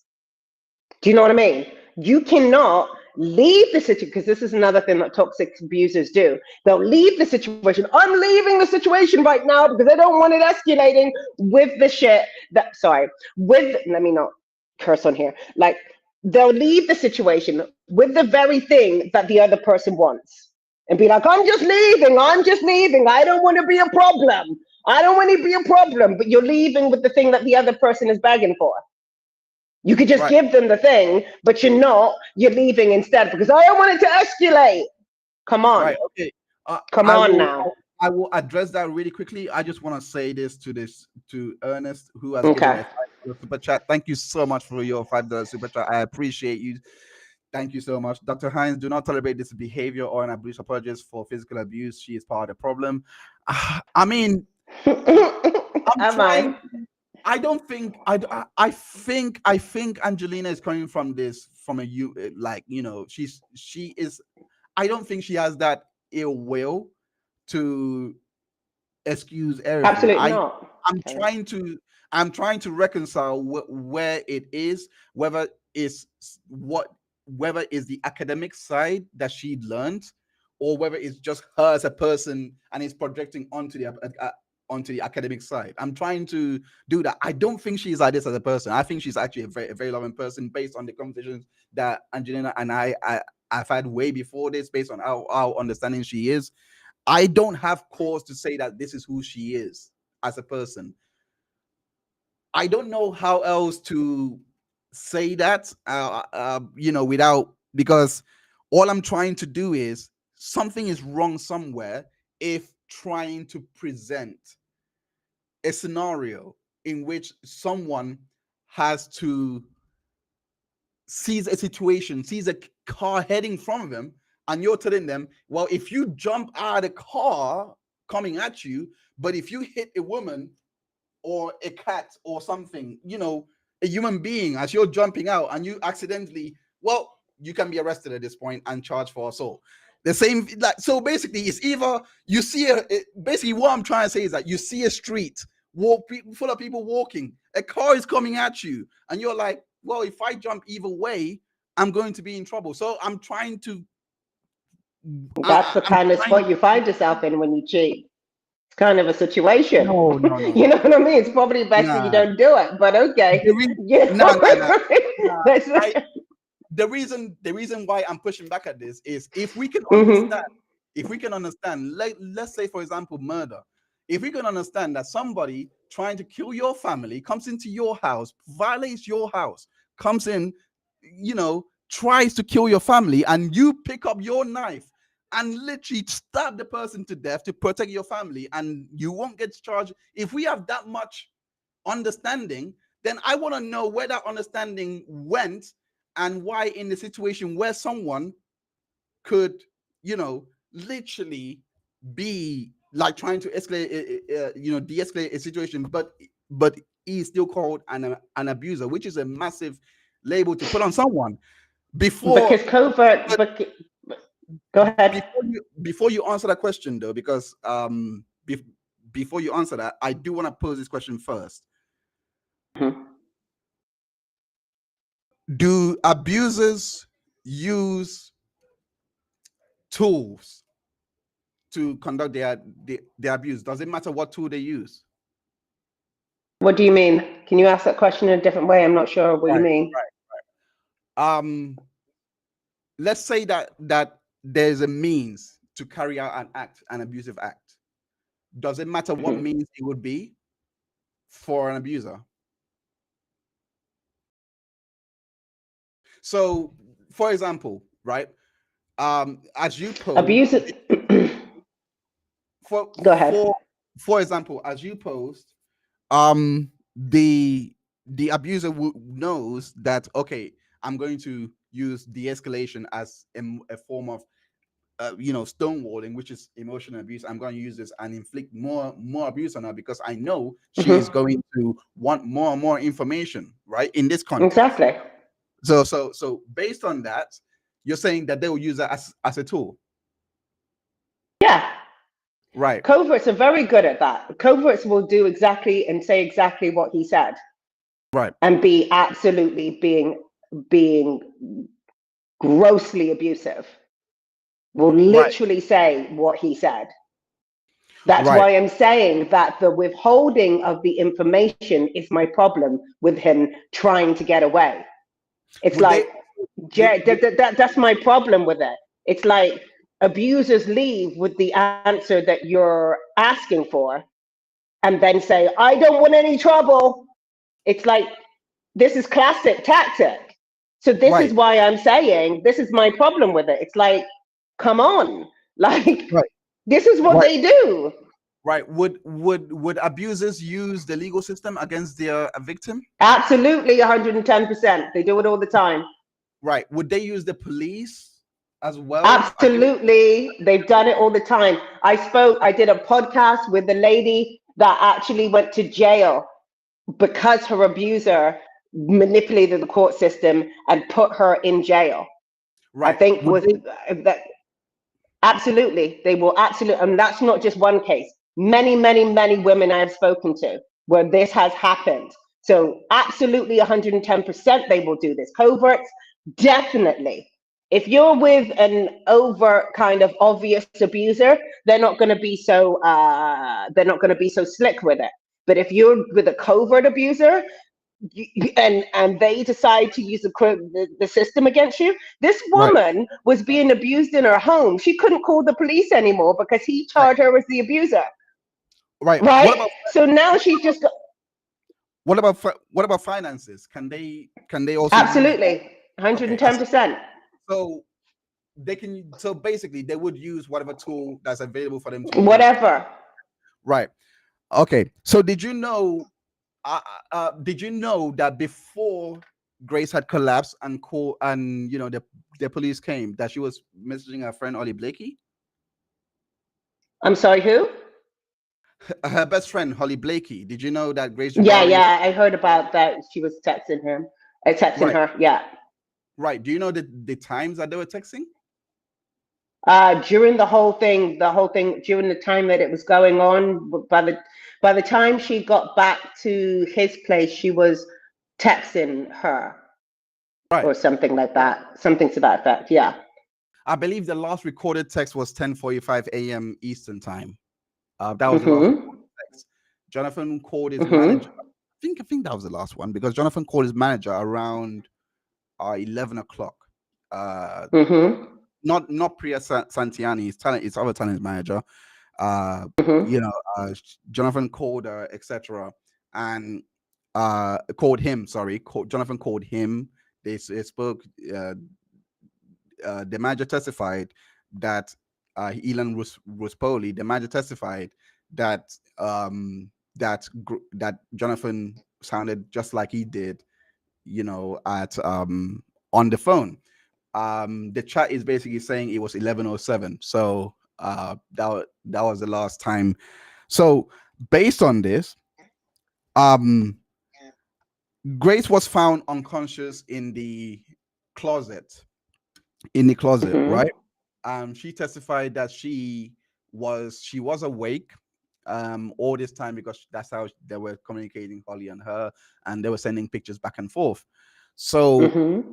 when the police found her, the police testified to her basically being unconscious, and they had to get her up. She didn't have any idea where she was. Mm-hmm.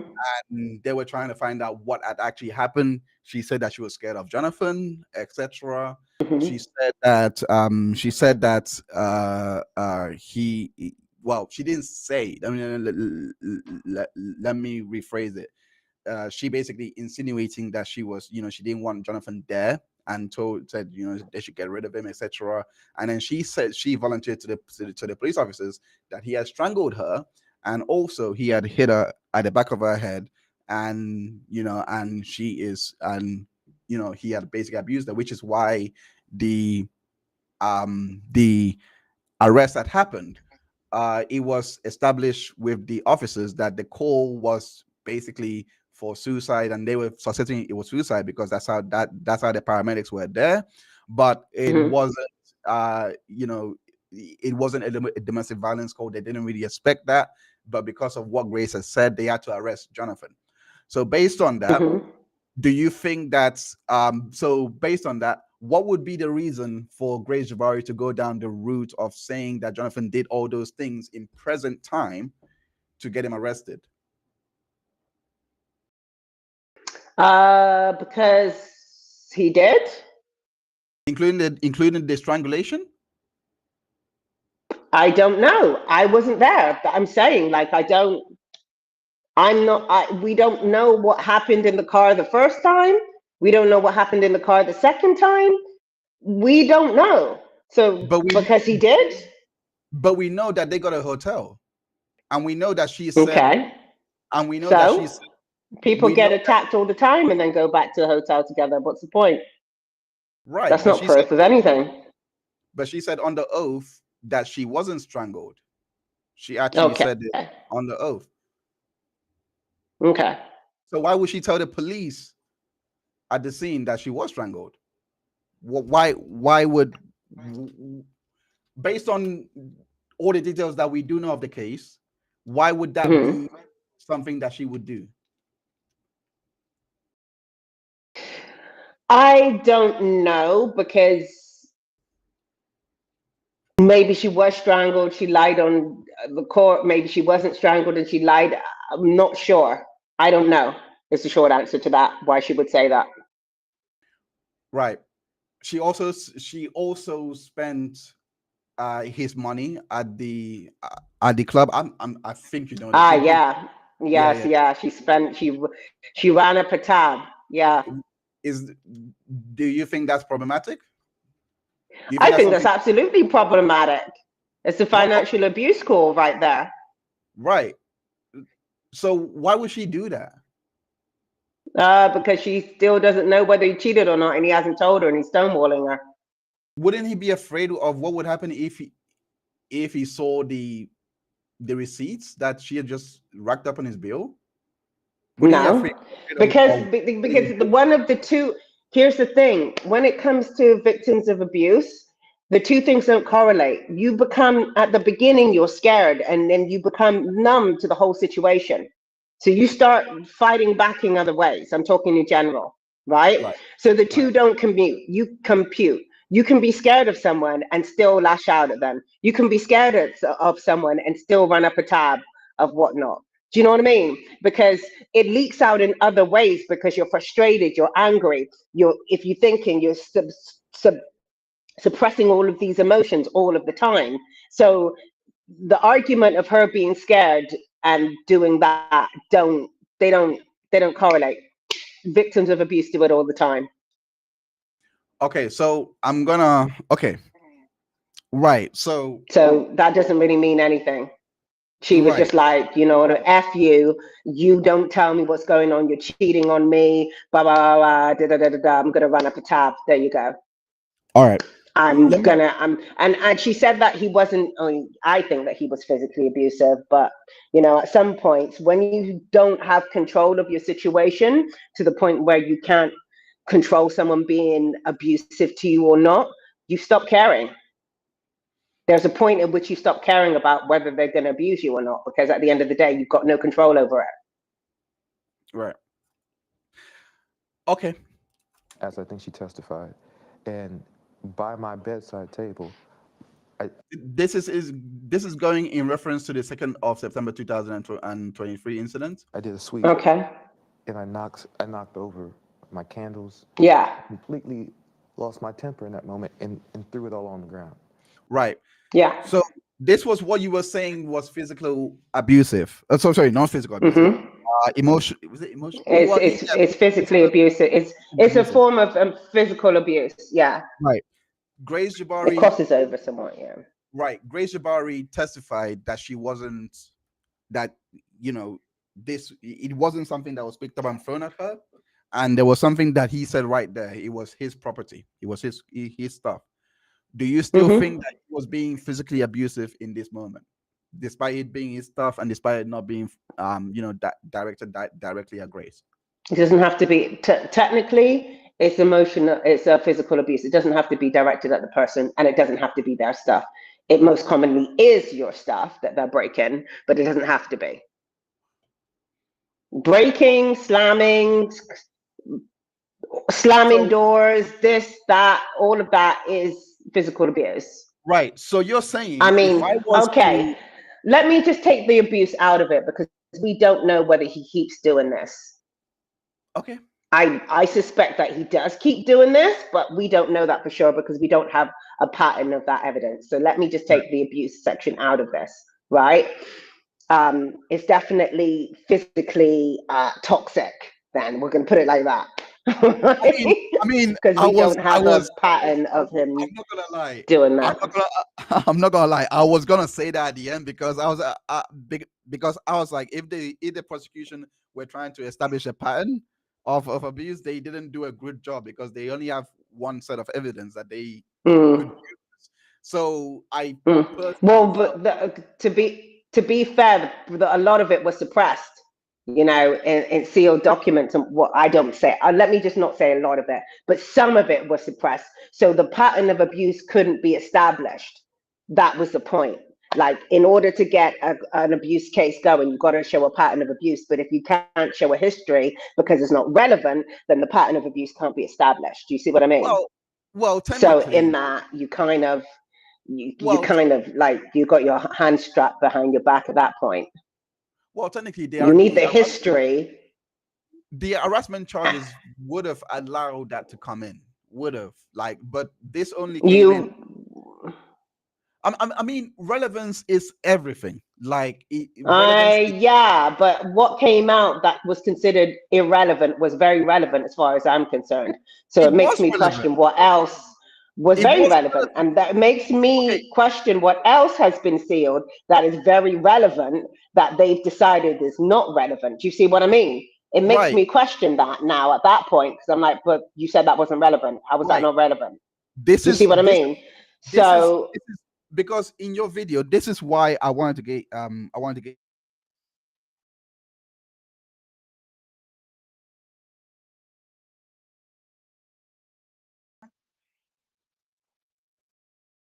damn it.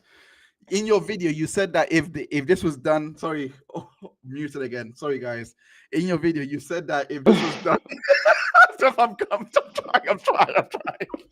You said if this was done in family court, it would have been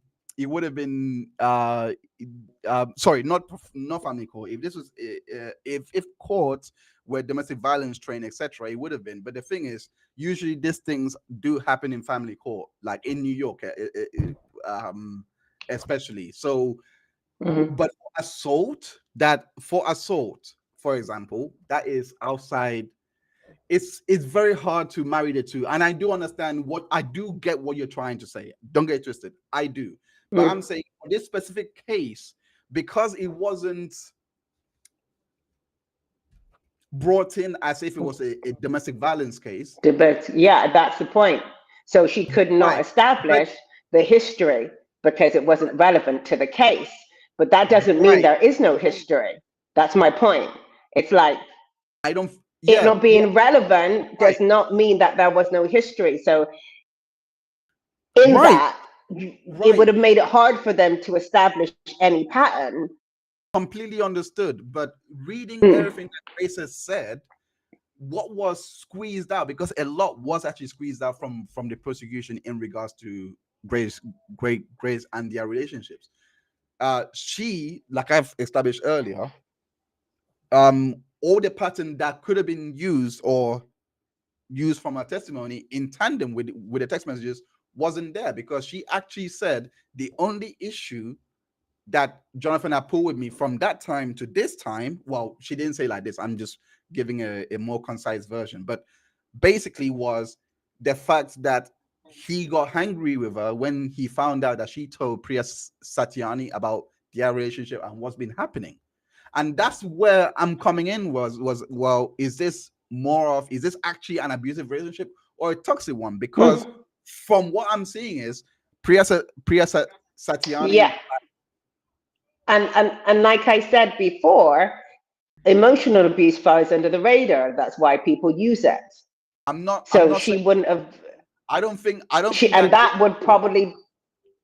Huh? I actually don't think emotional abuse flew under the radar here. I'm saying that the one person that she did actually speak to in regards to all of this prosecution, why wouldn't they call her? She was an actual witness on that day. Because I don't know, because it wasn't relevant to the situation. I don't know. I can't say it. I don't know. I can't argue that point, because like I said, there were lots of other things that weren't brought up in the case. Like I said, that situation that was brought up, I consider to be absolutely relevant as well. The court didn't. That's my point. Why didn't I don't know. I don't know. All right. It doesn't prove anything because we don't know. That's my point. It's like, was it a legal technicality or was she not a relevant witness? We don't know. That's the point. That's the gray area. So we can't argue the toss on that because we don't know. It was brought in. Okay, Kat, thank you so much for your $2 super chat. Wow. Thank you so much. I appreciate you. She said it was brought in as a DV case. Oh, was it? If that was the case, if that was brought in as a DV case, that was disgustingly handled, because all of that history would have been relevant, including the text message that was sealed, And I think, no, I don't think that it was brought in as a DV case, because that all of the prior history would have been relevant. The only way they could have sealed that is by making it an assault situation. That's one way of sidestepping all of that, making the history of his relationships irrelevant, and anything that happened between them before that irrelevant, right? Right. But the defense do not bring the case. The prosecution does. That's my question for the prosecution. Like, they bring the case. So the question should be, Priya Satyani knows what Grace has been telling her in regards to Jonathan's behaviors, etc. This is very relevant to establishing your pattern abuse. It not to prove that he did this incident, but as background information that the judge kept repeating over and over. Why wouldn't they bring that in if that was valid? I mean, that's what I'm thinking. There's nothing. I don't know. Yeah, like, I don't know what. Like I said before, I don't know what was not allowed to be brought in, under what reasons. So I don't know. Maybe they tried to and it wasn't allowed. I don't know. That's my point. Like, I don't want to argue the toss on that, because what do you mean? What have we discovered? I see why Kai was saying that. It's why she was anonymous at first. Okay, the reason why she was anonymous is because there was a protective order based on the charges and what had happened. So a protective order was given immediately, and her identity was sealed. That was the reason why she was anonymous, etc. But because of the protective order, not necessarily because this case was being brought in as abuse. Does that make sense? So yeah, that's what I think. Yeah. So put it this way: if for example there was an attempted murder on a man's life, for example, right? The man is living, obviously, but it turns out that the woman was, doing it because she was getting abused for some reason, right? He would get arrested in that scenario. Still, he actually would get arrested in that scenario to remove her from the situation, etc. And there will be a protective order. Her identity, based on everything, would not come out based on that. That's what I personally think. Hello? I don't know. I'm like, know, I don't know. know. I don't know. I don't know. Okay, so okay, so let's just go back to this. Is that afterwards I wept and cried in the corner and said I was sorry and this. Yeah, this is just And I was, and I am. The prosecution said you allegedly wrote, "I'm a monster, a horrible man, not capable of love. Right. I'm We're killing talking myself because soon. I've already put things in motion." fair use. Were You you can't suicidal? fair I've been use. diagnosed with severe depression, Right. And I'm taking the steps needed to alleviate, some of those Right. symptoms. Fair use. diagnosis Just so that we can get the fair use out. Okay, fair use. Why it's of pausing? removing Okay, myself removing. from Okay. situations permanently is a thought that I've had, since I was a kid. It all came to a Okay, head in so March of last year. that was his answer in regards to the December incident. What do you? It's not an answer. It's not an answer to what happened. Well, We're talking about the situation. to be fair to him, he was asked in regards to like the presenter did ask him just questions in regards to the suicide, not really what happened. He just basically answered what. No, she did actually she brought up the text message and asked what happened during that incident. But when she was talking about her head injury, she did actually talk about it. Yeah, she did actually ask him. Yeah, let's go back. Already put things in. You're a horrible man. And cried in the corner. Before that. Sorry, and this. Before that. In that moment, and No. threw it over my bedside table. Right. I completely Before that. lost my temper. No. And threw it This all is on where the it started. ground. Which she also said. Before. No, there's a bit before that where she asked him what happened in that incident. When she was talking about the physical abuse situation or thinking about the head injury. There's a bit before this where she asked the question. And I was. It's here. And I am. The prosecution said you allegedly wrote, "I'm a monster, a horrible man." No, not that. Of love. I'm killing myself. Before soon. that, there's a section before that where. Were you suicidal? I've been diagnosed with. There's a bit before that. No. There's a bit before that. Maybe not in this section here, but there's a section before that where she asked what happened during that incident. What was she talking about? And blah blah blah. Is that my temper and that my man? Right. Okay. Started throwing things. Right. Nightmare. This is the I don't know question. what happened. I don't know what injuries you're talking about. The July. There we go. Before that. 2022. Need some stronger pain. Right. Okay. There we go. Here, that's what I'm talking about. Jabari claims she sustained head injuries, but never said how she received them. Entered into evidence these partially redacted text messages from September of 2022. Fair use. Majors writes, "It's just fake. And I fear you have no perspective of what could happen if you go to the hospital. They will ask you questions. And as I don't think you actually protect us, we know this already. So I'm just saying it's fair use so that I don't if you do lie and they suspect something." Jabari responds in part, "I will tell the doctor I bumped my head if I go. I'm going to give it one more day, but I can't sleep and I need some stronger painkillers. That's all. Why would I want to tell them what really happened when it's clear I want to be with you?" Right, let's go. This is literally a nightmare. I don't know what happened. I don't know what injuries you're talking about. The July incident, 2022, where she says you started throwing things, including a candle. Tell us what happened there. This is a different incident. I was on the other side of the room, away from her, as I think she testified. And by my bedside table, I did a sweep. And I knocked over my candles. I completely lost my temper in that moment and threw it all on the ground. Right. I'll tell you why this is different. Is because maybe it's the editing, but maybe it's the editing. But if that's the editing, then he didn't answer. No. The reason why I say maybe it's the editing is because she asked in regards to July. So the July incident is when he knocked over the candles that the prosecution brought up. The September incident is the Texas. And we heard the answer in regards to the September incident. He doesn't know. Oh, so he was saying that he doesn't know how she sustained those injuries. Sweet. Really? That's even worse. That's literally even worse. You don't know how she.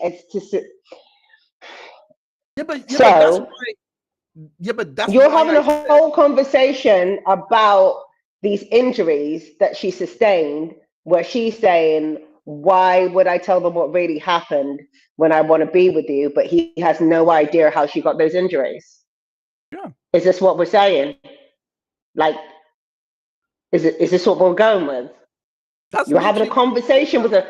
So you're having a conversation with your girlfriend. Let's put it into context, right?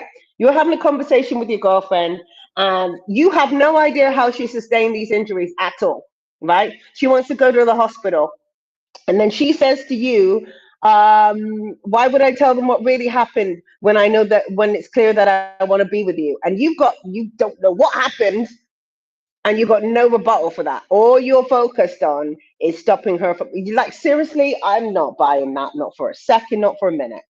Come on, people. Come on. This is why I was asking, see, like, this is what I was trying to say earlier when I said all the questions that I'm asking are based on the actual context that I do have, not based on what I think could have been in that, in those text messages. It's not really based on based on the text messages. There's no way that he doesn't know how those injuries were sustained. There's no way, based on the text messages, because why wouldn't you say, like, what actually happened? Like, come on, this is normal human behavior. Like, you're not going to just skirt over that. You know what happened. It's implied in those text messages that he knows what happened. So to come out on this interview and say you have no idea what happened, it's nonsense. Right. But what I'm trying to say okay. is, that it's not like, what I'm trying to say is that based on this context and based on the fact that they didn't even talk about it in the case, because they actually could have put the questions to her, because again, the judge allowed the text message to come in. You can quit the same way. He only allowed that. He only allowed those text messages. That's it. For the specific reason to clear up a certain point that Priya was trying to muddle and make different. That's the only reason that was allowed into evidence in the first place. Only that section. So they couldn't have gone and explored any other points, because it was not available to them for them to explore without another thing coming under question that required that information. The judge would have 100% said that. The judge actually said that, gave the floor to them. They didn't ask questions. They just moved on to the 25th. No, they didn't give the floor. They didn't give the floor to them. They said that they would only give that section, as I understand it. Right here. It's right here. Go ahead, tell me. It's here. So it says, before we continue, just giving a conversation. So they redirect. All of this was read. It's okay. I could read. It's okay, and I could read into record if you need. So this was the question. This was it. Ms. Jabari, are your text messages in blue and black? So they are proffering the text messages right now. We don't know the conversation that was had in regards to this, because it's not here. But if we go up any further, it says public to jury. That's the text message here. There was no objection, because of course they had already settled this before it had come in. So it goes on to say, Ms. Jabari, what did you understand this defendant's first text to mean? Objection. No, that's overruled. Okay. Do you want to read the text in the record? Me? You could read if you like. It says it's just fake, and I fear you have no perspective of what could happen if you go to the hospital. They will ask you questions, and as I don't think you actually protect us, it could lead to an investigation, even if you do lie and they suspect. Ms. Jabari, what are your text messages in blue and black? Mine in blue. What did you respond? I responded, I'll tell the doctor I bumped my head. It's okay. I could read it into record. So they read into record. Mm-hmm. They read all that into record. Mm-hmm. And they moved on to March 25th. They could have 100%. The same way they asked those questions before. They could have asked the questions, what was going on? They asked the questions I don't believe they could have. I'm sorry. I don't believe they could have asked any other questions. I think it was only to prove that point about the fact that they were defending, and then the rest was sealed. I don't think they could explore on that. That was the whole point. That's how I understood it. They couldn't explore on that. That's why it wasn't challenged. That's why it wasn't opened up, because then it was going to bring in more information that was considered irrelevant, because it's not about the case at hand. So I don't think that they could have explored that situation any further. Right. I see where you're going from. That's my point. It's like it was unsealed for that specific reason, and that's that. We're not talking about why this, why that, why the third, because we have already established that's irrelevant. This section has now become relevant because of Priya. So they let that open, but that was it. It was very strictly only that. That's why they didn't explore it, or else, No, I'm sure they would have had a field day with that. The reason why I do understand where you're coming from, but I slightly disagree, is because when you're when you're bringing this part in, you the defense is allowed to actually especially recross on the things that have been brought in by the defense on redirect. So this was in regards to the topic at hand, not in regards to anything else. No, it wasn't, because this was brought in, remember, just to show why she was not straight with the police. That's it. That's it. That's the only avenue. Then now she cannot then go in. They then can't go into, well, what was that conversation about? That because now we're going into irrelevant sealed stuff. Okay, or otherwise, where's the line on that? Where's the line? Where do we stop? Do you know what I mean? They can't. They're not allowed to do that. It's like, we're going to talk about this. This bit is a bit hazy because we don't have the background information. So let's open up this sealed bit and talk about this. And then that's it. That is why they didn't open that. That's why they didn't explore that situation. Again, I don't disagree with you. I don't disagree with you. I'm saying this line of questioning, the way, right? Because all of this, because if we read here before, she says, "Did you yourself call the police?" No, I did not. Were you planning on calling the police? Again, they are bringing up the instances from the direct examination, because this was already asked in relation to the police and her communication with the police. Understood. That's my point. He says that's the line of questioning. Go ahead. I understand. He says, were you planning on reporting this incident to any form of law enforcement? No, you were cross-examined regarding the facts that you were told you didn't know, that you told the doctor you didn't know the injuries which were sustained. Yeah. Directing your attention to etc. So they went to that. Okay. That's my point. They were questioning her specifically about her relation with the police only. That's it. And then it's back in sealed. We're going back to the point of the whole thing. So they couldn't explore it. They didn't have the option for that. I need to get a lawyer on the stream ASAP to actually find that out. I need to get a lawyer, because that's how I understand it. But if it comes up any different, I'm willing to explore that. But that's how I understand it today. The reason why I went through this route, not this route. The reason why I do disagree is because when I had criminal defense lawyer, not the lawyer chick on here, she was saying, well, why didn't the defense recross? Did they recross on this? Because they should be able to recross. So in my head, I'm thinking, because she's trained in this, so she knows how this goes down. I don't know. That's how I understand it to be. That's why it's sealed. But Karen. I can 100% ask her based on this new transcript. Yeah, go for it.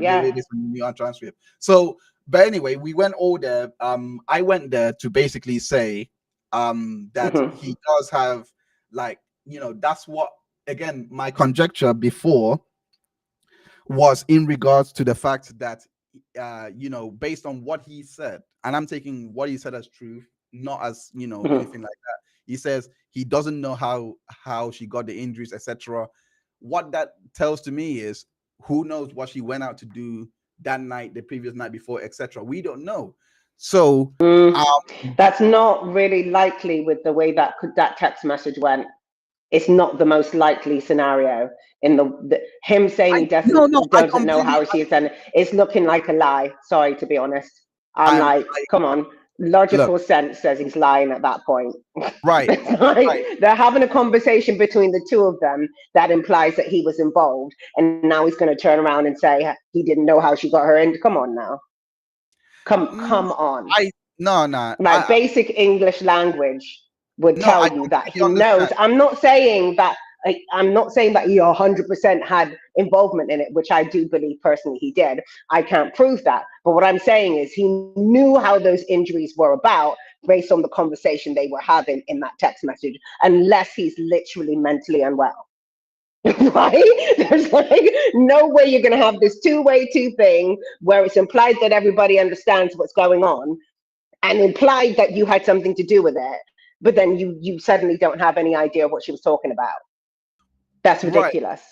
Right. The reason why I like I said, the reason why I look at this and I'm like, okay, these text messages that were sent, and I keep looking at it and I keep saying, listen, they I keep looking at it and I'm saying, look, I know where you can speculate. I know where you can speculate based on XYZ, right? I know where you can speculate. However, there is not, at least for me, I have nothing else to go by, because end of the day, if there is an ongoing investigation into this, Jonathan will be back in court in the UK. That doesn't seem to be the case. I mean, I'm going by, again, what Rolling Stone reported, that they said that they got information from the Met Police on the 30th of October. So in regards to the September incident, that's what Cheyenne Roundtree responded. Nothing has been made. There has been no developments. It's as if it's just gone out of the ether, So I don't know if it's dropped. I don't know if it's still going on.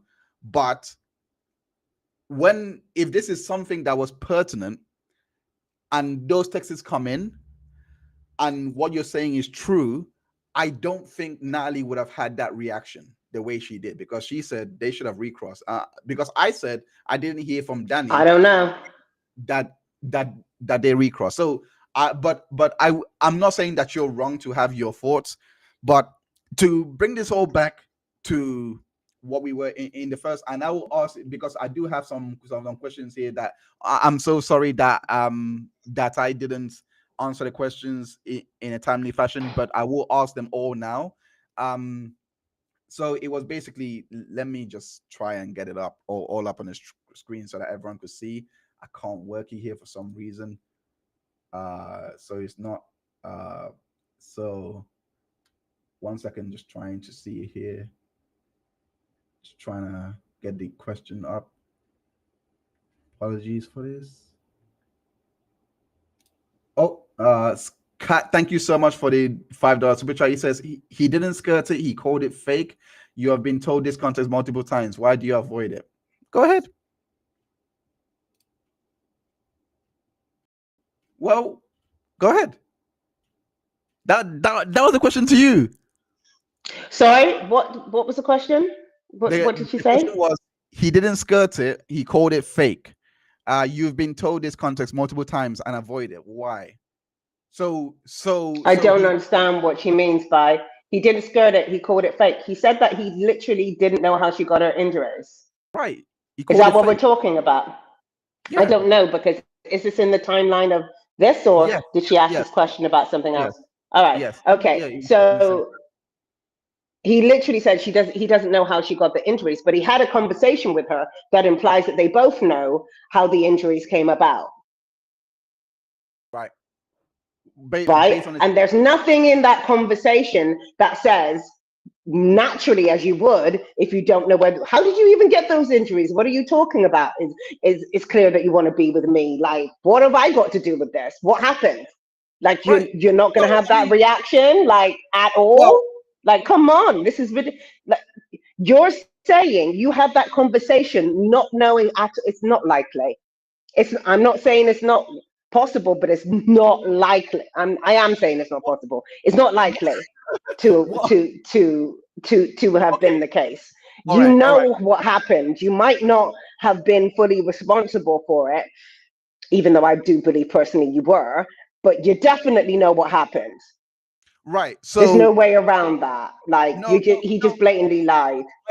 I think you have to go back to what Grace said. He said, "Why would I tell them what really happened when it's clear I want to be with you?" Again, going back to that text message and him saying he doesn't know what happened, they can coexist. The reason why I said they can coexist is let's hear it. The reason why I said they can't coexist is because, for one, what if somebody else caused those injuries and she told him, and he's now on TV? He's like, no, I don't know. That could be that can work as well. I'm just playing devil's advocate to what you're. Okay, so what you're saying is somebody else caused the injuries, but he doesn't know. Then how did they have that conversation without him asking her how she got them? How did that happen? Because for one, they had already had the conversation beforehand, right? She's now going. Let's say she's now going to get medicine or whatever, and on our way, that's how they are talking on the phone. So this conversation comes. But how did we have this conversation when you don't know how she got her injuries? I just don't understand how that formulates and plays out with from the perspective that she does. Okay, go ahead. Sorry. No. It's not that. It's not that. What I'm trying to say is the injuries could have been gotten from somebody else, and he's protecting somebody else on this interview. Okay. Or so either what, but okay, I can. That's a valid thing.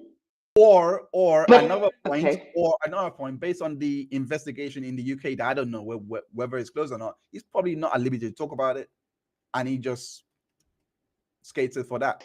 Either way, him saying he doesn't know is BS, though. That's my point. It's like, come on. The line of conversation shows us you know how she got the injury. Right. That's my point. It's not what happened and how she got them that I'm arguing. Him saying, I don't know how she got them. It's just a lie. You're just lying, my friend. Jonathan, you're lying. Kat, thank you so much for your $5 super chat. Priya says, Priya model. No, she was trying to establish Grace telling police her injury happened in car 2, where she attacked him. Okay, so this is in reference to what you said earlier in regards to Priya modeling. Okay, so she has read this transcript. I'm doing code read, so I haven't read this transcript as much as Kat does. Kat has actually read this transcript and covering it. So Kat, so she knows this part that I haven't got to. What Priya was trying to establish was telling the police how her injury happened in car number 2, which was the second part that I showed you today. So that was what she was trying to establish, because that's what I'm guessing, don't know, haven't got there yet, but I'm guessing Grace trying to say that the hand injury that she had came from car number 2, not car number 1. I think that's quite plausible, to be fair. Yeah, so I think that's quite plausible. Right. If she was throwing hands and they got into it, I think that's quite plausible that happened in car number 2. But you said, because that's something that I said before, and you said she didn't say that, so I don't know. Right? It's plausible. I haven't got there yet. So basically, what I'm trying to say is that the texts came in based on the questioning here, because because she told the police what actually happened as the officer testified to. Remember, I said, and I did read Officer Swain's testimony, that he was actually told that Jonathan strangled her and hit her in the back of the head, all those things. He was actually told that. So she did volunteer information, which is why Priya thought she could, or at least have the liberty to actually ask Grace why she wasn't forthcoming in telling her what happened in the second car, based on what had happened, because we saw that Jonathan gained injuries. Probably because she slapped him up. Right. Sorry, for want of a better word. Sorry, probably because she hit him. She didn't want to have that conversation. It doesn't look good. I get it. Yeah. So you know. Yeah, so that's why people. That's why that's why people are like, well, the fact that he is basically, getting in trouble, or having these texts come in, because of the fact that, how do you say it? How am I supposed to say this? Because of the fact that the texts came in to show why she wouldn't tell the police about the second car incident, it's a mismatch. It's what everyone is saying here in regards to the appeal, because they think that that the text messages should not have come in for this purpose, because that wasn't the context. They like her not telling the police is basically immaterial when she did actually tell the police. Basically, it's what is no, because they're trying to make out that her story doesn't play out, but they're trying to show, which is why they brought the text message in. They're trying to show that actually she has a history of protecting this guy. So her changing her story or not telling the story fully is a pattern of behavior in her relationship, is what they're trying to establish, which is why they brought the text message in. So it is relevant in regards to that. I'm gonna bring Kat up here. Okay. Kat up here because she knows. Kat, check your messages on Twitter, and you know the password to enter the room. It's a very secure room, so I love using this place. So, Kat, if you do want to enter, please do come. Yeah, please come up. Yes, but in regards, didn't know March equals 25th is just fake equals September. So the fact that he said is just fake, we again, there's been so many speculation in regards to all of this, which is very similar to you, because he's saying is just fake in regards to the text messages. Is he, or is he saying that she's faking her injuries? Could be. I have no idea. That's what I'm saying. So I'm not even gonna go into that, because she could be saying he could be saying many things. It's not necessarily that the text is a fake. He could be saying you're just faking it. Like, what are you talking about? You got head injuries. You're just being fake. You're just faking it. He could be saying that. Right. Which would be him minimizing the situation, which is not uncommon for abusers to do. So yeah, he could have been saying that. But my point is, we don't have enough context to even try to, there's not enough of it to say. It's just random on there. Do you know what I mean? So it's not related to the stuff below. We can't see the stuff above. So we really are guessing in regards to what that's about. I mean, it's the same guessing as we're doing in regards to what he said in regards to... No, because we've got a load of other sentences here that are related to each other. That one is not related to anything. It's isolated. So we're not doing the same sort of... What we're doing is picking out the implied meaning from what is being said. Well, you can't pick out the implied meaning from one isolated line. All right. That's not related to the beginning or the before or after. There's no... It's impossible. Let me show you. Let me kind of illustrate what I mean by it could be very, very similar, right? Sorry, no, it's all just speculation, because we have established that she's been talking to Priya Santiani, right? What if the person that in this case that what if that was the person in question here? Like, in regards to, why would I tell them what really happened when I want to be with you? I mean, there's so many speculate. Like, say that again. What if? I don't think that makes sense. But carry on. Okay. I can't connect it. Say it again. Okay, what if it was one of his friends that she had that had caused something to have happened to her head or cause injuries, anything like that, and not necessarily. I think I said it already earlier, but I'm just going through. Yeah. So his friend injured her, and she's covering for the. But like I said before, that means he knows what the situation was, so he's lying in his interview.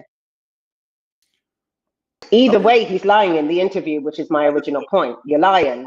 You're lying. There's no way you don't know how the injuries came about. Blatant lie. Understood. So, question here is: so is her pursuing him goes forth to? By the way, Ernest, thank you so much for your super chat, $5 super chat. I couldn't highlight it on the screen, but I did send a link to Kat to basically come on here. I will. Ernest believes that you're spreading misinformation. I will do my best to clean up whatever I feel has been misinformation, because I do want to try to understand what in regards to this framework of violence. If I'm spreading misinformation about the legal system, I do apologize. But what I'm talking about when it comes to abuse, I'm absolutely not spreading misinformation. Right. I mean, that's why I want Kat to come up 100%. I'm like, okay, if she can come up and spread more knowledge on the legal side of things, absolutely. But when it comes to abuse, I'm not spreading misinformation. It is what it is. We'll get back to that, because I do wonder again. I did say earlier, I don't know if it's you yourself projecting onto the framework, or the framework is literally the way it is to lead your understanding, because I do find a bit of what has been come out, a bit of what has been said to be it's to me. I will explain why I believe it's problematic, but I'm just going to read this question here. Go ahead. So goes 4328881 asks, so is her pursuing him when he doesn't want to explain himself considered abusive and aggressive? Also, what about her scratching and hitting? Yes, form of abuse, scratching and hitting are forms of abuse, physical abuse. Yeah.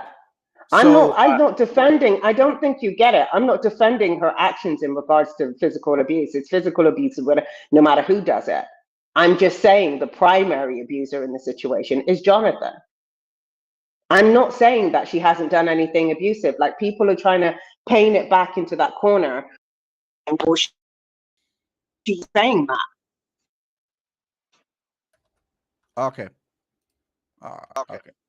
So, I'm like, you said that, and the argument is typically, oh, well, she did this, and I'm like, okay, but that's not the point of our discussion. The point is, who is the primary abuser in the situation? And we're seeing far more stuff coming from Jonathan in regards to the emotional side of things and the emotional abuse.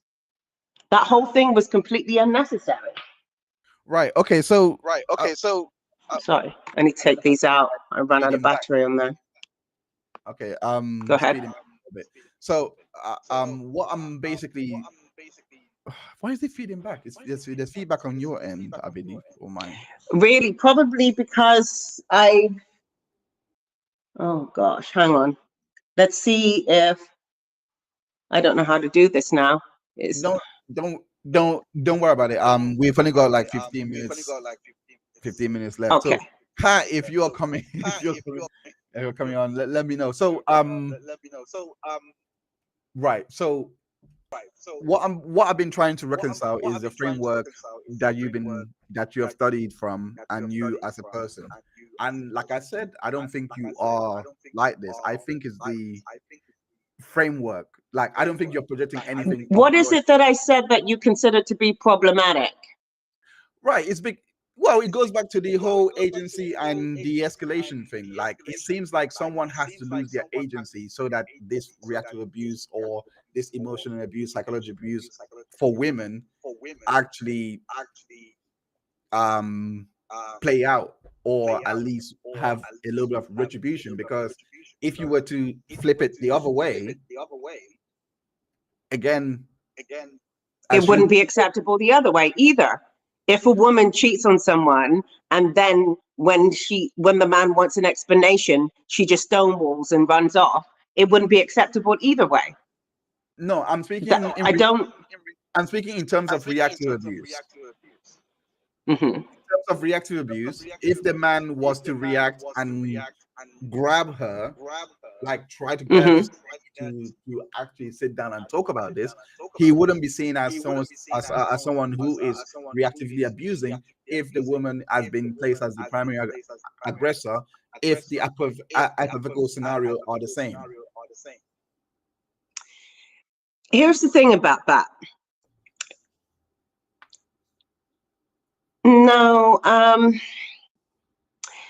it's difficult, like I said, because of the power imbalance, the literal strength of that person. It's like a dangerous weapon, like I said. In regards to him doing that, it's his responsibility after that point to remove himself from that situation permanently forever. Because if someone, even if he was the one that was getting cheated on, yeah, because if someone is bringing you to that point when you have a lethal weapon on you, you need to leave that relationship. End of story. You cannot. Do you see what I mean? It's like you can't pull the reactive abuse card. You know what I mean? And you're just beating women up and just being like, "Well, she won." You come on. There've got to be lines. There's got to be structure where that's concerned. Do you know what I mean?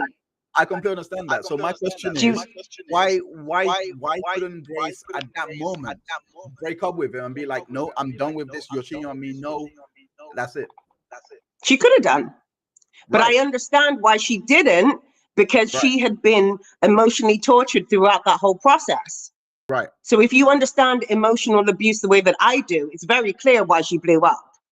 To me, I'm like, I would have been surprised if she didn't. I mean, do you really think I don't understand emotional abuse the way you do?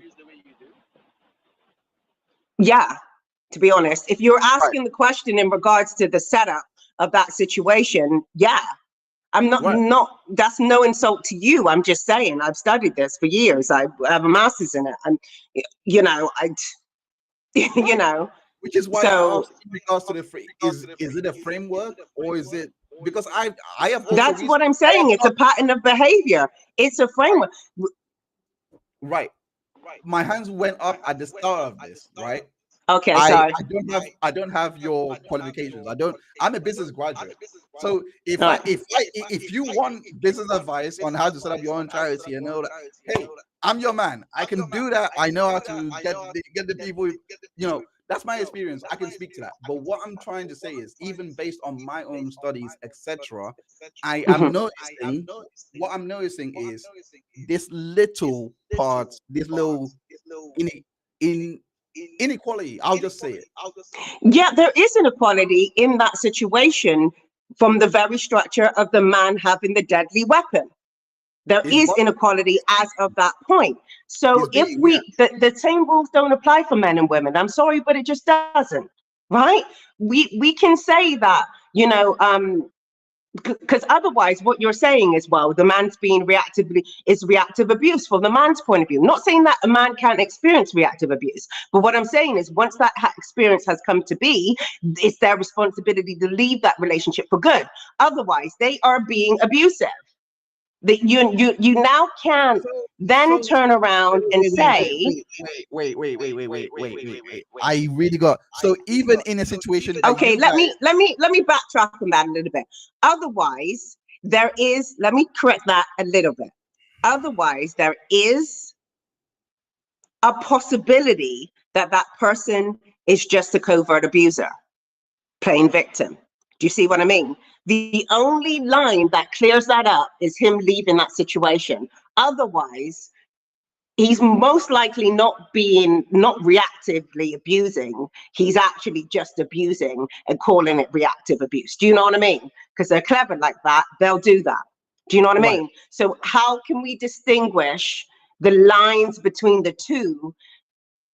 This is how you establish a line between someone just covertly, a man covertly being abusive and playing the victim, and an actual person, actual man experiencing reactive abuse. Now, if an actual man experiences reactive abuse, A, they're going to be horrified with themselves, and B, they're going to leave that situation because they never want that to happen ever again. It's not a question. From someone who is not abusive in their nature, they're never going to want to be in that situation ever again. Right? They have a deadly weapon. Right. Okay. Right.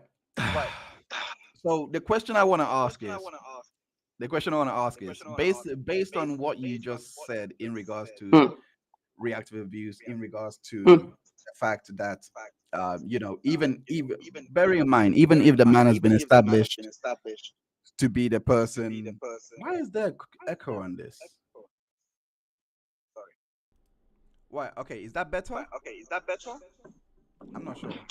Anyway, I think it's gonna be lower. So I'll just put this back on. Okay, so I don't know why there's an echo. Sorry guys for there being an echo. So basically, what I was saying was, right. We said even if there was a position that a man is being in a reactive abuse, he should still leave.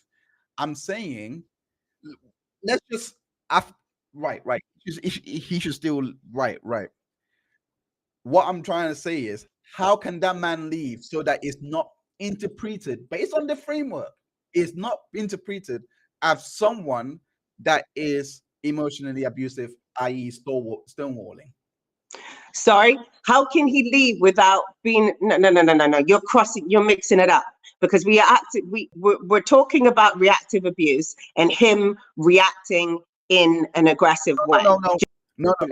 Because No. Because remember, reactive abuse needs a trigger. So in that, the woman has been winding him up the entire time, emotionally abusively, in a very covert way, to which he blows up. It's not, reactive abuse isn't just someone just being physically abused, physically aggressive. That's not reactive abuse. Reactive abuse is when you have been purposely and intentionally, a lot of the time, actually all the time, personally and intentionally being wound up emotionally through emotional abusive tactics, right? So we've got to put that in its place in the beginning. So after that, he responds out of, just loses his mind. He's not going to want to be in that situation again. He's not going to want to be in that situation again. So I don't see how the point that you made about him not stonewalling, how that comes into the equation. What I'm trying to say is very simple, because again, the scenario is the man is the one that has been proven to have been reactive abusing, the wife has been abusing him, for example, in this scenario, away from Majors and Grace, the man has been being abusive, right? The man reacts like Grace, right? Like Grace. We have already established that if he was to react like that, it wouldn't be seen as reactive abuse, because of his, basically, he's a deadly weapon. Basically, because he's a man, he's physically stronger, etc. He's a deadly weapon. So the other option is that he doesn't react like Grace, he actually leaves.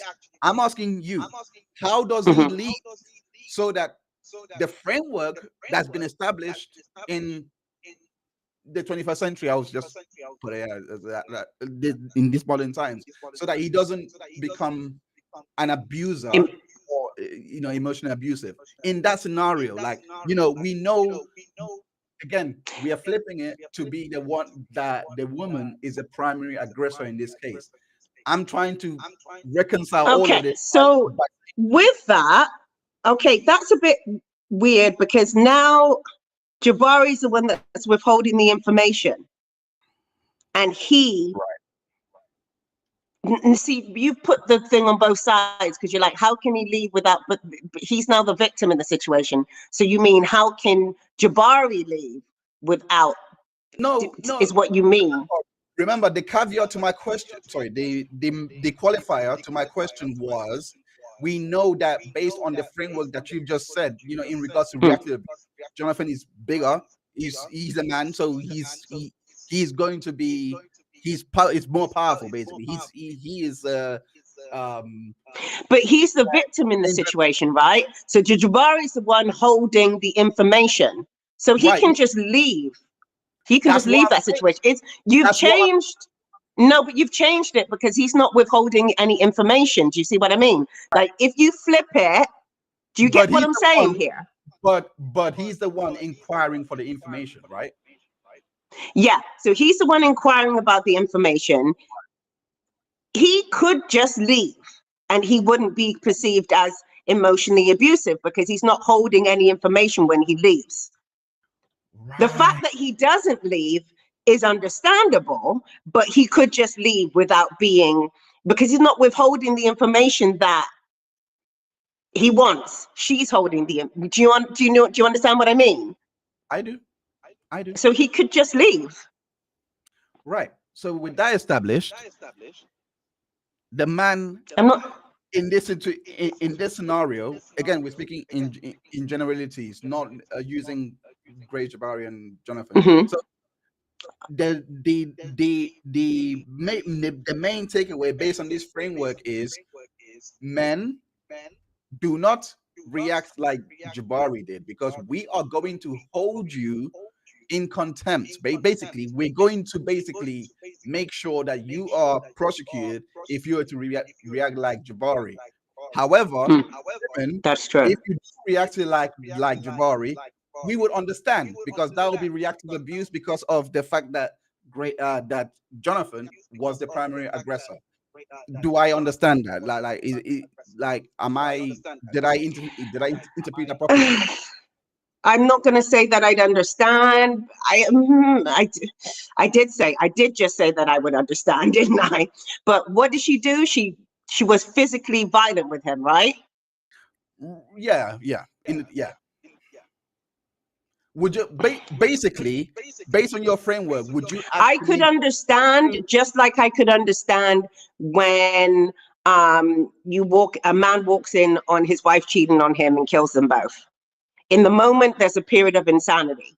So I can understand it from that point of view. Does that make sense? Without justifying the violence, I can understand the context of which the emotional distress was so bad that he just literally lost it. Do you know what I mean?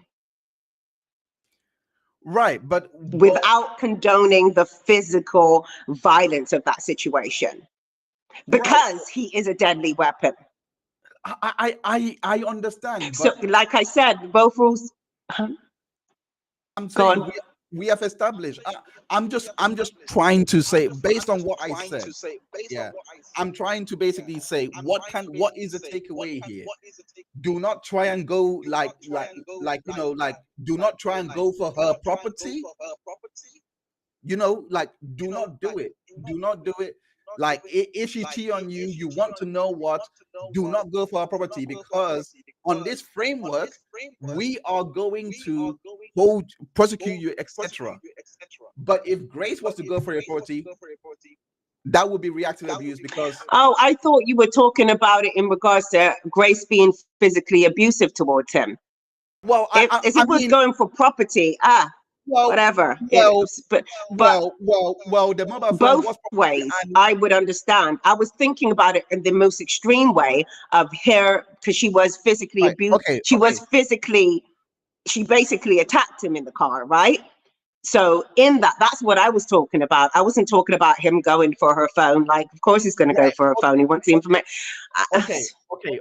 That was the confines of the hypothetical, because all I did was just switch the primary aggressor around, because but the hypothetical includes her being physically violent, does it not? Yes, in both that's what I understood. Right.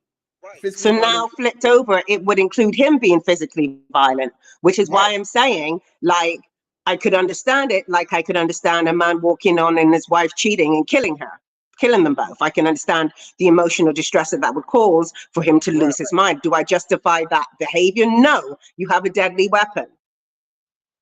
You could literally kill her with a punch. Not being funny, that's reality, right? So Understood. In that... Understood. So, going to the question that was, again, I can't show on screen because the Doc Ernest, not Doc, Ernest Claiborne 3, thank you so much for your $2 super chat. He basically asked, Doc, ask her if Grace should have been prosecuted. Do you think that Grace should have been prosecuted? No, because it's reactive. Like I said, reactive abuse. You can't torture someone for that length of time, and then when they lose their marbles and act out, you then prosecute them for it. Reactive abuse is really, really common in abusive relationships. It happens all the time. That's why you end up looking at the victim and thinking they're the perpetrator, because they do stuff. They're not 100% innocent in the situation. They do act up. They do say crazy stuff. They do crazy stuff. It is just part of the dynamic.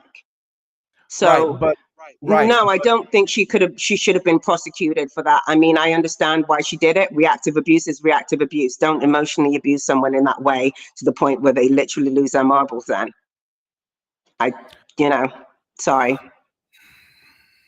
Right. Okay. All right. So, right. Okay. So, thank you so much for your $2 super chat. She asked, is it toxic to tie your partner to your schedule?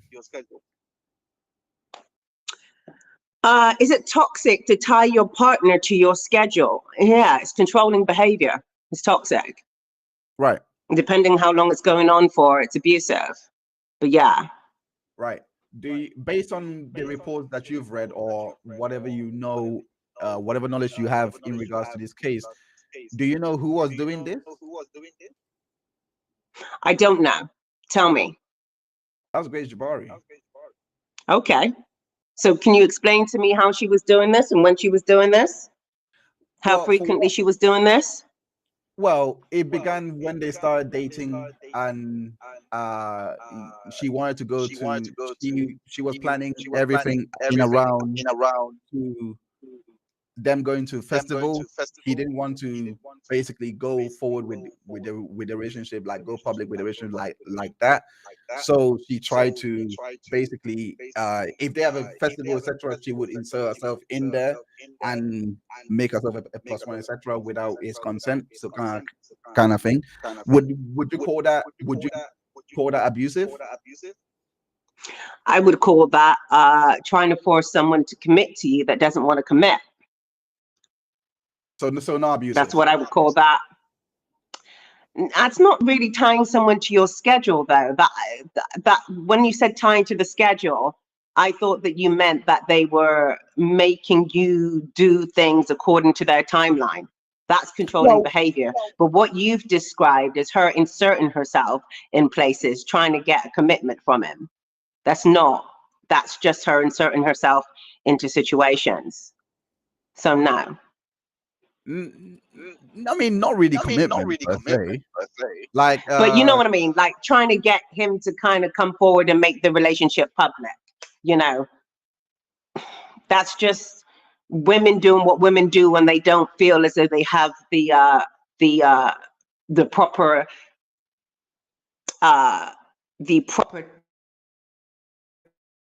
instead of walking away from that.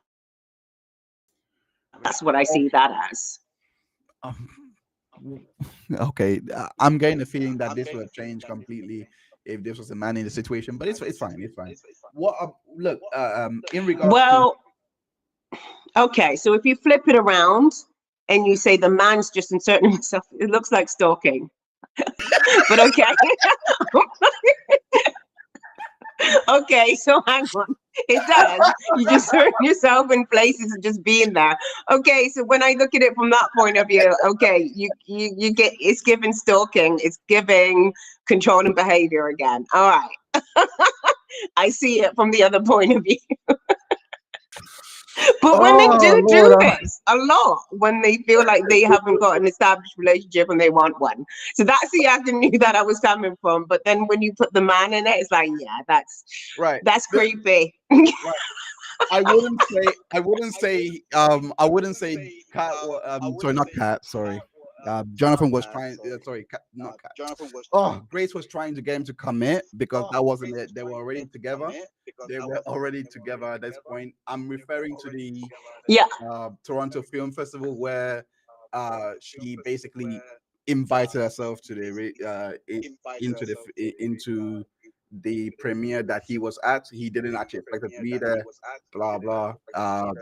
You know, and the next time that they were scheduled to go, because she said that they planned to go, but Jonathan didn't go with her. Like, he literally just didn't tell her, like, you know, let's go to this place. He literally didn't tell her, like, she had no idea, because she said that, you know, she found out that you know, he went, etc. And it's interesting that you said, oh wait, that would be stalking if that was the man. So yeah. I mean, but yeah, it's given stalking. That is controlling in its behavior. Appearing where the other person is a form of controlling behavior in that respect. So yeah. Okay. Do you believe, because the prosecution, the DA, did not charge Grace Jabari? Do you believe that she should have been charged based on the injuries that she did cause to Jonathan in car number 2? No, because again, I think that's a result of reactive abuse. So no. Right. No. Even though it's provable that those injuries were caused with intent? I already said the nature of reactive abuse is to purposely cause harm. I said that like ages ago. That is the nature of it. You lose your mind and you just lash out. There's no accident in reactive abuse. So with us establishing that men are walking biohazards or deadly weapons. They're walking a tighter tightrope because they're deadly. They're dangerous. Women, women can punch a guy all day and not really get anywhere, really, to be fair. You know, okay, when weapons are involved, that's where it gets a little bit tricky. But when it comes to physical strength of a woman and a man, you know, a man hits a woman in the face, she's seeing stars for a couple of days, right? You know what I mean? A guy that gets hit in the face by a woman, it's like a little bit of a sting, and it's like, okay, you're not seeing stars, you're not dizzy, there's none of that going. Do you know what I mean? So in that, a man has a greater responsibility to manage that. Do you really feel feel like a woman actually hitting a man, that this would be that this wouldn't injure the man, or like it'll be greater? It's not gonna. I think the injuries without a weapon, right, are not as dangerous. No. Right. So let's take me for example. Mm-hmm. I'm not built like Jonathan, anything like that. It doesn't matter how you're built. You're stronger than I am. You could punch the out of me. That's 100% fair. Ronda Rousey, UFC fighter, comes to my house and says, "I'm gonna take your TV. Shut the fuck up." Would I be able to beat Ronda Rousey up? No. Why not? That would be reactive abuse. She's abusing me by entering my house, etc.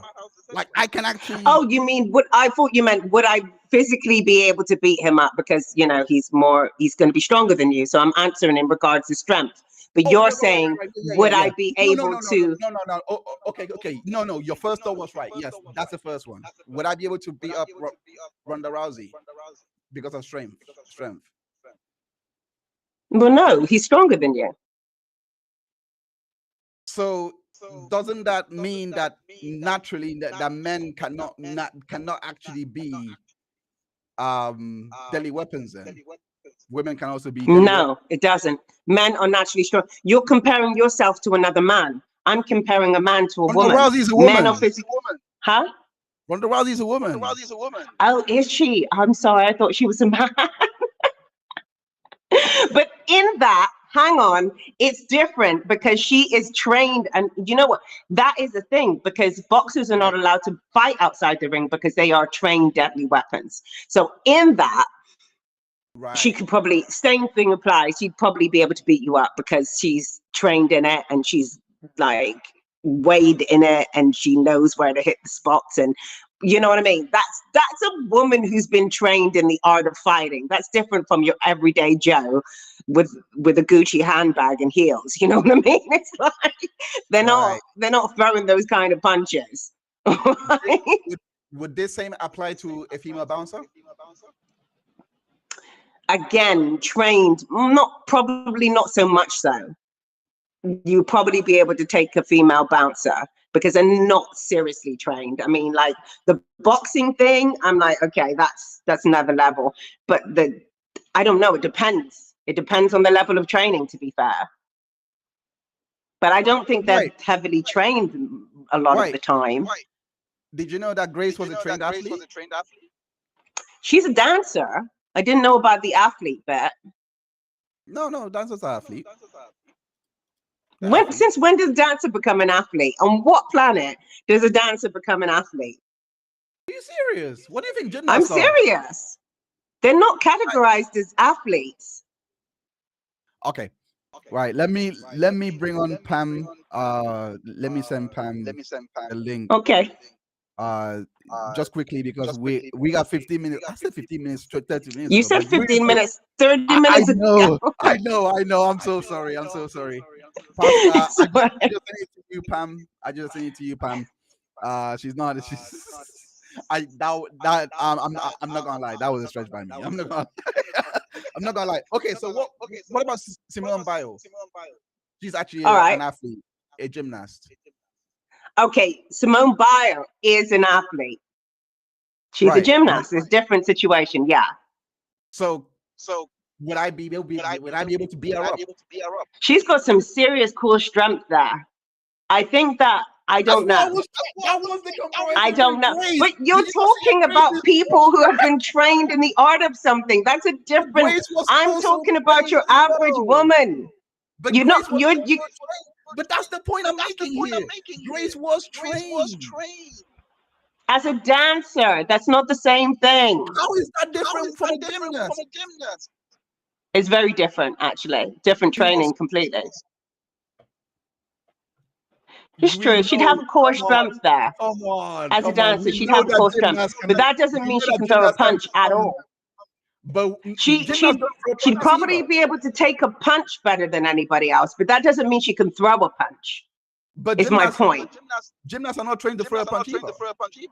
I know, but that's my point. I wasn't answering the question of you being able to beat her up or not. I'm saying that having the core strength that they do, they'd probably be better able to defend themselves, particularly with their legs, in a certain situation. But as for being able to throw a punch or do anything as in regards to beating you up, I'm not sure that's a gymnast or a dancer would be able to do that. A trained fighter, okay. A gymnast or a dancer, they'd probably be better equipped at defending themselves than your average woman. But as for actually fighting you, I'm not convinced. Right. The reason why I was asking all these questions is because I don't know whether because look. I don't know why there's an echo on this, but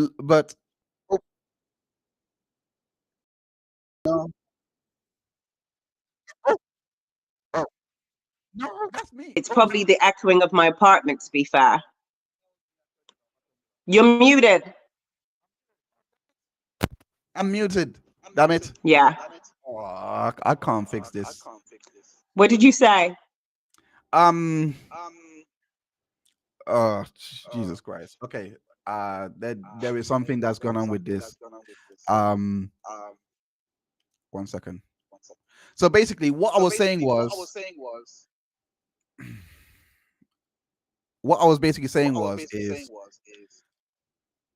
if somebody so I can appreciate how difficult this is to like try and pass through, because reactive violence does seem like you are condoning violence. I do recognize. Yes, I do. It's a slippery slope. I'm like, okay, but then I don't. I don't want that to be my message. Right. That's what I'm trying to get you to, like, please try and reconcile for me why, without making it sound like as if it is condoning violence, because when we are that's my point. Okay. Yeah, but that's go ahead, carry on. Right. The point I'm trying to make is when we are going to the realm of, well, we are using professional athletes, professional boxers to actually make the point of size differences, all these things. You're kind of saying violence is okay if the person is smaller. I'm saying that no, that's not what I'm saying. I'm glad you brought that up, because that's not what I'm saying. I'm not saying it's okay. Reactive abuse is still abuse. I'm not saying that it's okay, but what I'm saying is the person with the deadly weapon has a larger responsibility in. You do realize that deadly weapon only applies to inanimate objects, right? Like weapons are objects. All right, I'll change the phrase. Okay, deadly person. There we go. Okay, is that better? What word is actually how are men actually described in the framework that you have studied? Like how are they actually, like, just to clear it up, because I've been having in my head that men are described to you guys or taught to you guys as deadly weapons, like, you know, like no, men are just taught as men, but the understanding of it is that they are much stronger than women in regards to that, and that is why it is the man's responsibility in that to remove themselves from a situation in which they could become violent, and if they ever do become violent, not to remain in that relationship. Right. So my question is, right, it's a man's responsibility to do that, you know, to remove himself. Right. So my question is,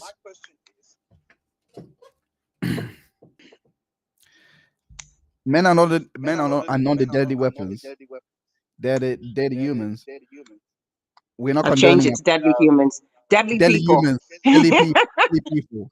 Deadly people. Deadly humans, deadly people. So they're not they don't encourage violence, but we have to consider these factors. How were these factors argued in to be? You're muted. No, you're okay now. What did you say?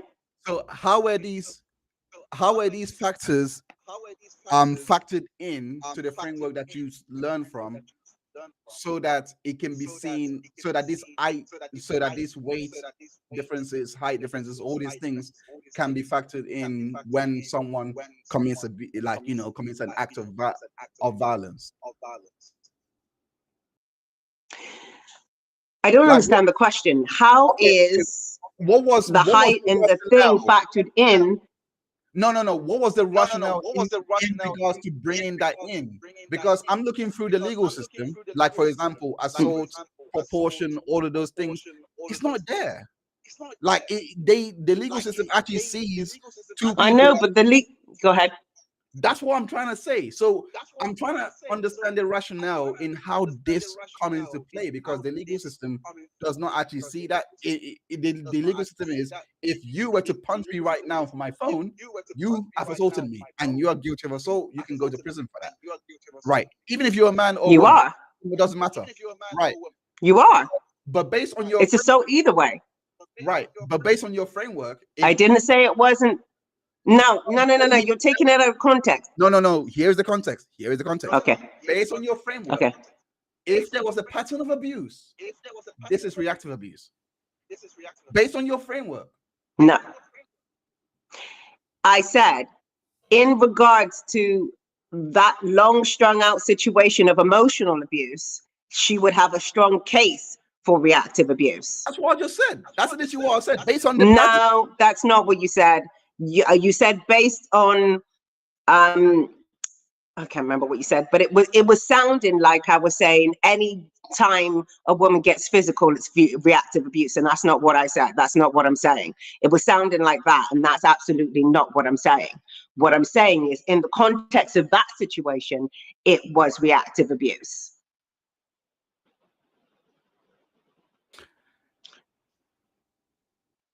No. Okay. Forget In the Grace. context. Forget Grace Jabari at all. Forget all of this. Yeah. Right. I'm just saying in the. Okay, without the context of that situation, when there's a string of emotional abuse and then the woman or the person just blows, that is reactive abuse. If a person just blows, that's not reactive abuse. That's just a person just blowing. Right. But what I'm trying to establish, because I'm trying to separate between, if you guys are being taught this, then I think this is dangerous, because I think it's a dangerous message to leave. And I'll explain why. But the example that I gave earlier is, if someone comes to my phone, irrespective, like if they were female in this example, I'm the bigger one based on your framework, and they come for my phone and they injured my hand, took my phone off me, so if I'm understanding it, without a pattern or an history to show that I am the primary aggressor, she will be charged with assault, all those things done, etc., because she shouldn't have done that, right? Exactly. Right. But if there's a pattern of an of me being the primary abuser, primary aggressor, or whatever, and then she comes to my phone and then injures me, like, takes my phone off me, it says etc., that will be reactive abuse. Probably. We need to know more about the situation. We need to know what led to that situation. We don't need to know what led to it. We have already we do. That's what. No, we do. I said we have already established I'm the primary aggressor in this situation. Yeah, but we still need to know in what context that violence occurred. We still need to know that in order to know whether it was reactive abuse or not. We can't just say primary abuser. Okay, you still need to know the context at which what led up to that physical altercation in order to determine whether it was reactive abuse or not, right? So what context would make it reactive abuse that someone would go for my phone, away from Grace Jabari and away from Jonathan, because that's we have already discussed ad nauseum. But I've already established that in regards to going for the phone, I don't even like to talk about that as a reactive abuse thing, because it's not aggressive in regards to physical abuse, right? So it's like, it's a gray area anyway. I only talk about the reactive abuse in regards to her literally lashing out, because reactive abuse is about being out of control. It's about literally losing your mind. When you're grabbing for a phone, you still have your faculties about you, right? So in that, man or woman, I wouldn't even call that reactive abuse, because you are still within your right mind. You haven't like lost, you know what I mean? Like got to a point where you're so angry. It's like, that's a gray area. That's why when you talk about going for a phone, I'm like, that's not technically reactive abuse. I see the Do you know what I mean? What I see the difficulty. What I'm trying to ask is how did this become a rationale? Like, how did this actually become something that should be factored in? What's the logic behind reactive abuse? The logic behind reactive abuse is that a person can only take so much without reacting in some shape or form. We know that in any kind of context. There is only so much pressure you can add to something before someone blows up, right? Abusers know this. This is why they prompt you to be reactively abusive, so you can engage in some sort of physical altercation so they can justify their behavior. It's one of the things that they do. It's very common, right? So we know this. Research has shown this over and over and over again. So that's how that's come about. Does that make sense? It's like you can't put someone in a pressure cooker and expect them not to scream at some point, right? That's not psychologically, you don't have the capacity, right? No human has the capacity for that. So in that, that's how that comes about. So give another example. Just give me like the phone example or the property example. Like outside of cheating, what would be another valid, scenario where someone can go for your phone, etc.? I can't actually think. I mean, Because the reason why you suspect that you suspect that they, I don't, buried your daughter or something. I don't know, something. I'm like, you know what I mean? Like it's got to be, I don't know, something in which the trust barrier has already been broken between something. Do you know what I mean? It's like, apart from cheating or something like that, I can't think of a situation in which you would like reasonably want to go for someone's phone and have the authority even in that respect. It's only in particular situations in which you would even have the authority to do that. Well, I mean, because not even suspecting that someone is cheating on you isn't enough for you to have to go to go for someone's phone. She actually saw the text message, so it's not suspecting, because when you're just suspecting that someone's cheating on you, that's a gray area in itself, because that falls under, are you right? I completely, you know what I mean? Are you, so do you have grounds to believe that they're cheating, or are you just being controlling? Do you know what I mean? That becomes a gray area. So the fact that she saw the text message puts it into the framework of, okay, you now.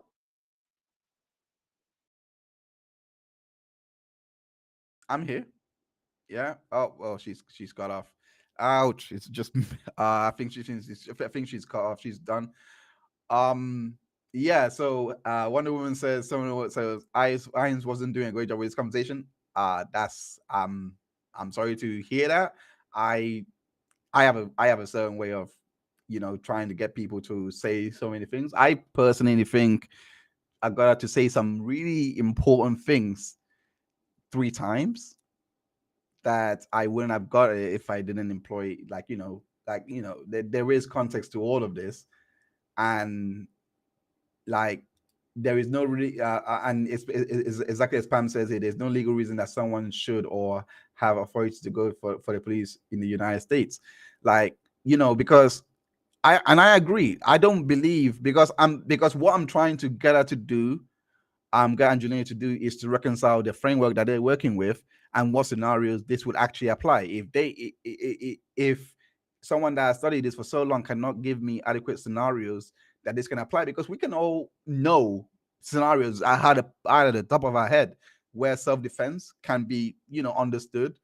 If someone gets murdered, same thing with assault. Well, if I assault you because you're calling for my phone, I have a right to defend my phone. Everyone has that. Everyone, that's everywhere. So for me to hear reactive abuse, to me, is signaling something dangerous, and that's what I was trying to get to.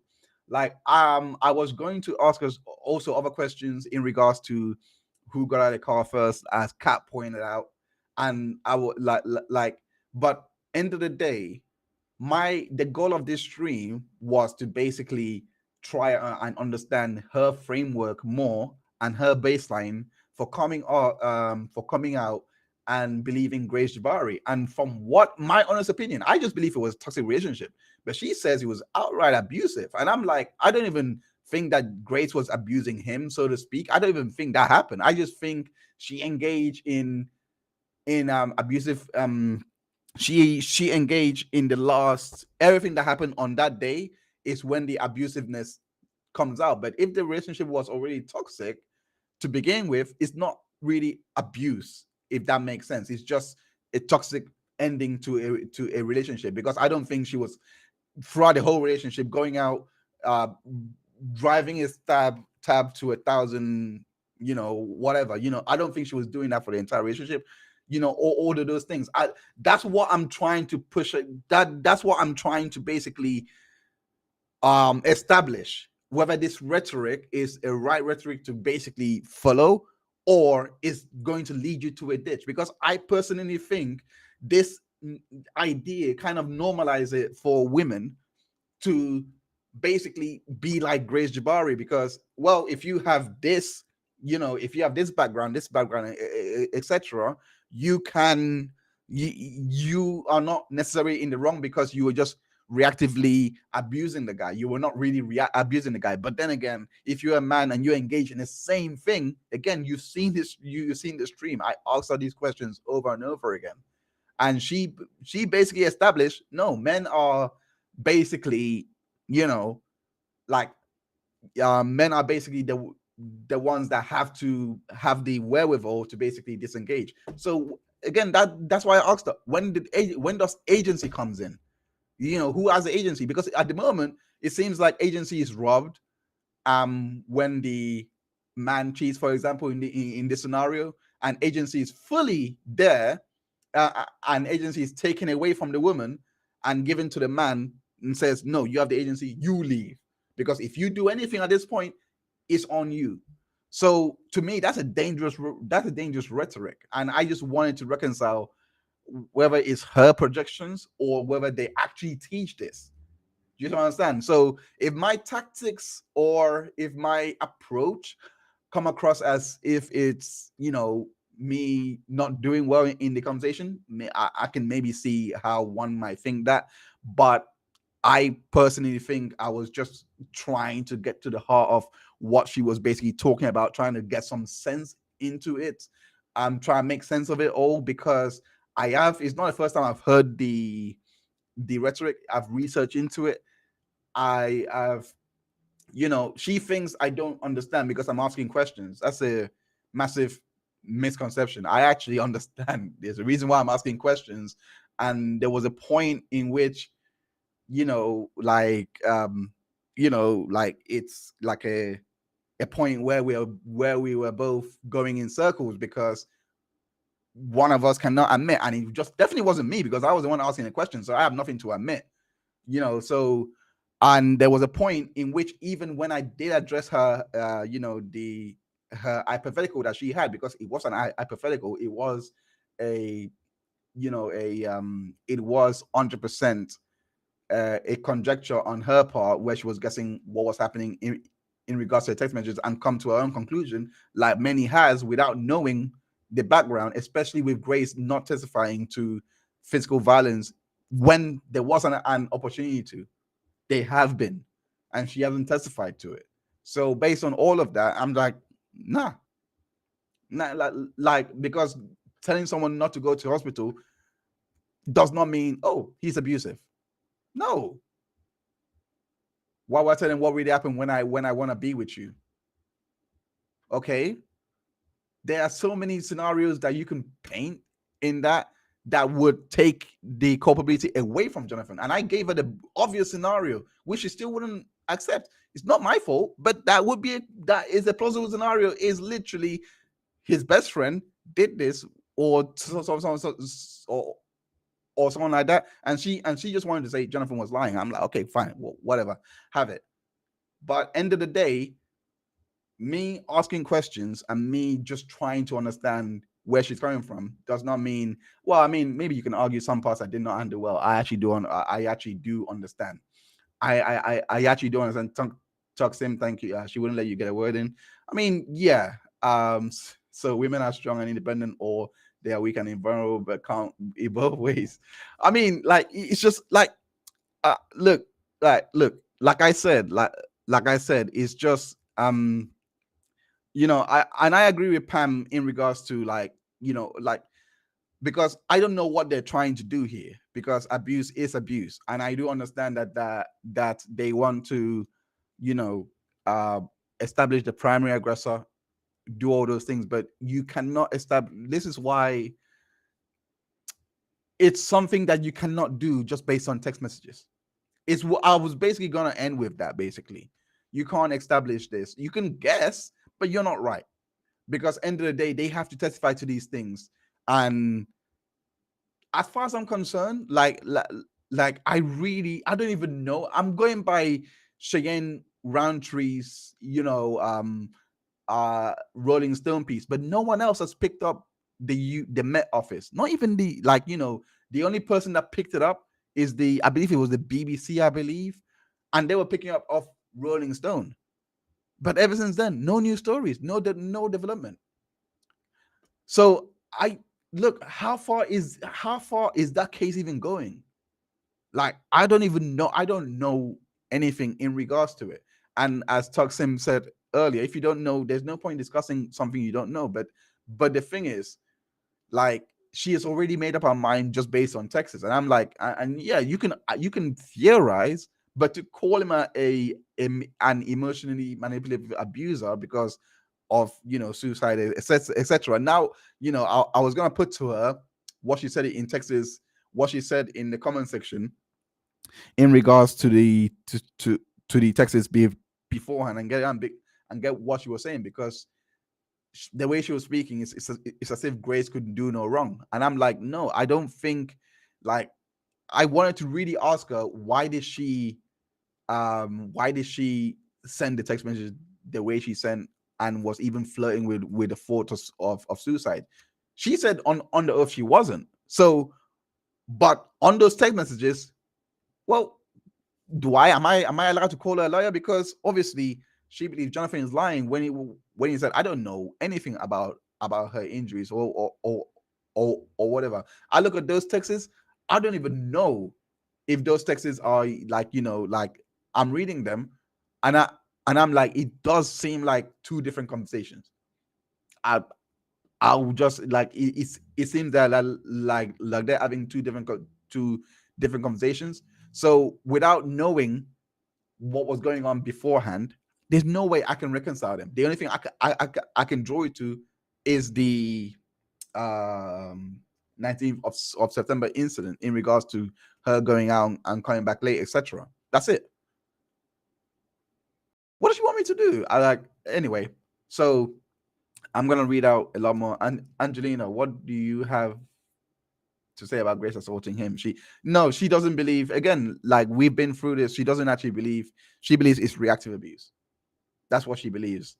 So she doesn't actually believe that Grace, she believes she has been putting on with that all night. There's a pattern, and then when we got to the car, it basically exploded, because that's when she assaulted Jonathan. So that's reactive abuse. I don't agree, because if Jonathan did that, I put it to her. She said no. Jonathan should walk away because he's a deadly weapon walking. You know, I mean, again, they don't teach this. This is Angelique. No. Believe it or not, Zigazel, in Amber Heard and Johnny Depp, Dr. Hughes actually made the same argument. She actually made the argument in regards to the size difference. Even Amber Heard was saying the same thing on the recording to Johnny Depp, saying, well, I am 140 pounds and you are like this, and like, you know, like trying to justify. Look, like it's just man just argues on nonsense. Yeah, like, Ernest, like, you know, I don't have any faith in what Roundtree had to say, because she said there were 40 victims, etc., all, like, you know, all those things. But, you know, the prosecution only said that they were sealed, etc. Like, I don't see this. I don't like I really want to see the emotions in which, and I'm talking the judge's response to the emotion, saying, you know, all of these things. I want to see it, because I'm not going to believe Cheyenne Roundtree's article saying that the prosecution argued that they should come in and the judge basically said no. I just don't, or was it the messenger? I don't know. Someone argued it, but yeah. So Wonder Woman. Anyway. So I'm gonna read a few more. She's a major Tug. Yeah, Tug actually works in the industry, so I would have loved for him to actually be in here to talk about it. He definitely would have provided a lot more to do with this. But me personally, like I said, I just wanted to see what she has to say, and based on my knowledge of it, you know, speak around that, and just, you know, get a point of view. So you are back, but Angelina is back, but I am gonna close off because it is pretty late here. So I'm gonna go back to you, Angelina, and just basically say any last, you know, 1 second. Let me just get you into this chat. Any, what last words do you want to leave with us? Hello? Can you hear me? Oh, she's gone again. I looked up the definition of. Okay, she's gone again. I looked up the definition of. So is she saying that Jonathan was using reactive? No, she's saying that Grace was using reactive abuse on Jonathan. So that's what she's saying, basically, that Grace was using reactive abuse on Jonathan when she snatched the phone. That it will be a great case for reactive abuse when she snatched the phone. Basically, yeah. So I'm not sure if you can hear me. Can you hear me? Can you hear me? Can you hear me? Oh no, she can't hear me. All right, let me see. Okay, so she can't hear me. I'm going to close off. So yeah, so I hope that answers the question. She Pam, she was basically saying that Grace was basically reactive abuse because Grace has been succumbed to 2 years of emotional abuse. But she I will give her credit, she did actually say that she doesn't know if it's like consistently 2 years, but she knows that based on what she's seen on the text messages, etc., that it was, consistent enough to constitute reactive abuse. Then according to that, I read that I read the abuse of use. This is the thing. Like the funny thing is, in this stream, when I brought this up, she actually said that a man could actually be our partner up and say, well, I was reactively abusing her. So she recognizes that abusers can use this tool, but doesn't register. And I try to say this to her. I try to say this to her. I try to say this, LW. I try to say this to LW, saying, so if you're seeing that a man can use this as and keep justifying his abuse to say that, that is reactive abuse from my side, I'm just reacting, and keeps beating up the person and says, nope, it was reactive abuse, then surely women that are abusers can use this same tool too. I was trying to get that through, but it didn't seem to be the case. It didn't seem to be the case, honestly. But look, we have to do this again. LW at Community Hub. This would not be my first. This will not be my last. Sorry, it might be my first, but it's not my last of talking to individuals that are on the opposing. I would love to basically speak to you again. But it can be akin to. I actually think there is more tools of. Everything is a tool. So everything I'm saying here, it has to be taken with a pinch of salt. But basically, anything can be a tool to an abuser, even reactive abuse reasoning. It can be. It is. But I'm trying to see if it's recognized for women. So that's basically it. But anyway, reactive abuse is akin to gaslighting. Yes, it is. By New York law, it was assaulted because everything she did, but it's because, again, it's because of the fact that he didn't argue self-defense. I was literally gonna put that to her. Like, if you did realize this case doesn't exist, or he doesn't lose anything if he says it was self-defense, because the case was set up to be like that. But he didn't argue that. He argued that it was. I would have loved to hear a reaction, because every lawyer I've spoken to said that he should have done that. Everyone said it was a slam dunk for him to do that, but he didn't do it. So you have to wonder what's going on there.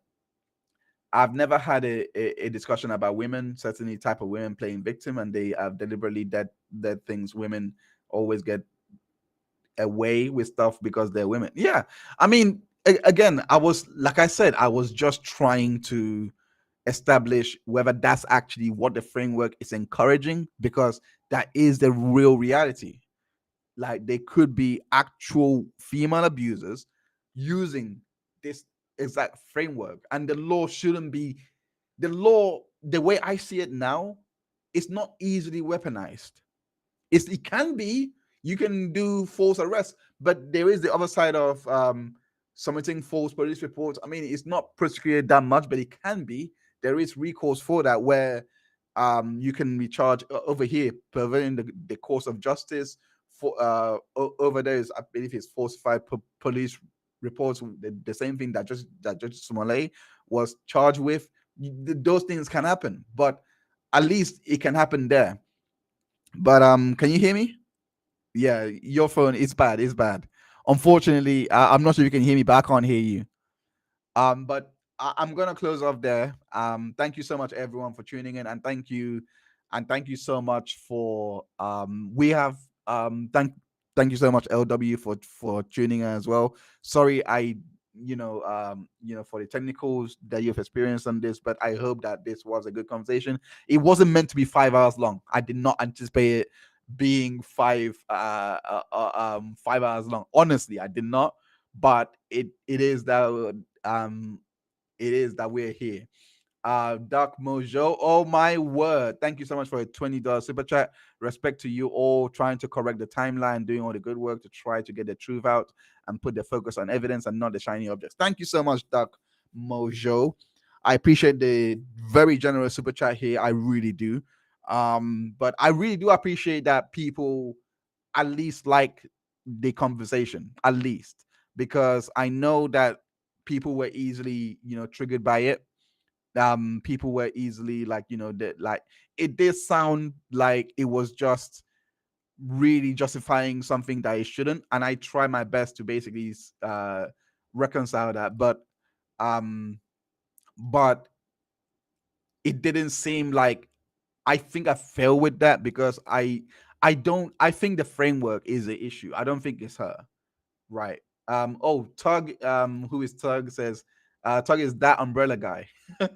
You should go check out his channel. But yeah, in regards to this conversation as a whole, like it's just like I was just trying to see if this is just projections from people's personal experiences onto a framework that isn't really like this or represented like this. But hearing her today and seeing Dr. Hughes as well in the W. Her trial, I'm really certain that this is actually how they are being taught in school, which is, it's a shame, really. It's a massive shame. And and I don't know. I think there's a lot of problems with that. Me personally, I think there's a lot of problems. There is a real incentive for abusers to basically hide behind their abuse, and it just wouldn't take long before lawyers, if this becomes a thing, this is actually going to be a real prospect in the future. If this actually becomes a thing, it becomes a thing where lawyers will pounce on it to basically use it for their male clients. And when they argue successfully that and when they argue successfully that the height or weight difference does not matter in this case, is just, if they argue that successfully, they're finished, because that client is getting off. And because there is no difference really outside the weight thing, there is no difference between reactive abuse and self-defense. No difference whatsoever. There really isn't.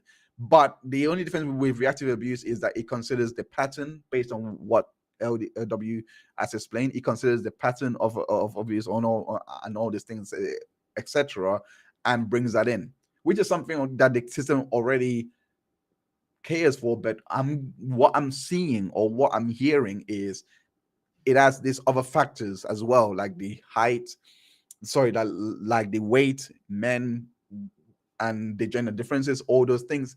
It compounds all of that for a domestic violence scenario, where in a normal murder trial, assault, etc., it wouldn't look at that. It would just look at self-defense or not, insanity or not, or murder or not, all those things. Like, so when I look at it like that, I'm like, okay, but in this framework, even if you're not using it in everyday life and you're using it in DV context, it still opens the door for it to be abused. All you need is just someone to sit down and really look at ways to literally pick it apart, because abusers will do that.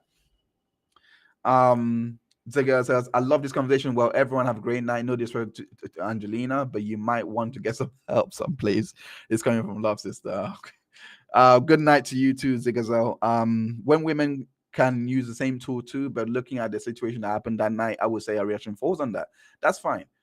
Not many look, I was just trying to understand what's going on. By Dr. Family, you all have a good night wherever you stay. Yeah, try and stay positive, unhealthy. Look, my message is I think it was a toxic relationship, and I really want to teach people to get the signs of a toxic relationship and leave as much as possible, rather than tell them, like, just leave. Like, I don't want it's a situation where someone is telling me, oh no, it's more dangerous if you leave or not. But it has to be a case in which everyone has an opportunity to help themselves, not boxed into a corner just because they know that the system is against them one way or the other. Because technically speaking, based on this conversation, I feel like the system is against men, just based on what I heard. I still think that this relationship was toxic, not abusive. But anyway, thank you so much, everyone that super chatted, everyone that was contributing in the chat, for staying this long. 5 hours is insane, but thank you so much for staying with me for this long. Make sure you like, share, and subscribe, and check out sorry about that. Oh god.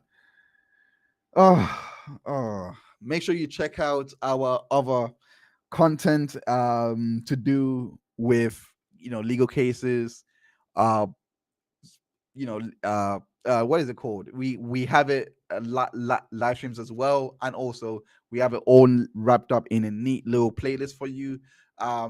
So we cover a wide array of things on this channel, so it's not just legal cases, but also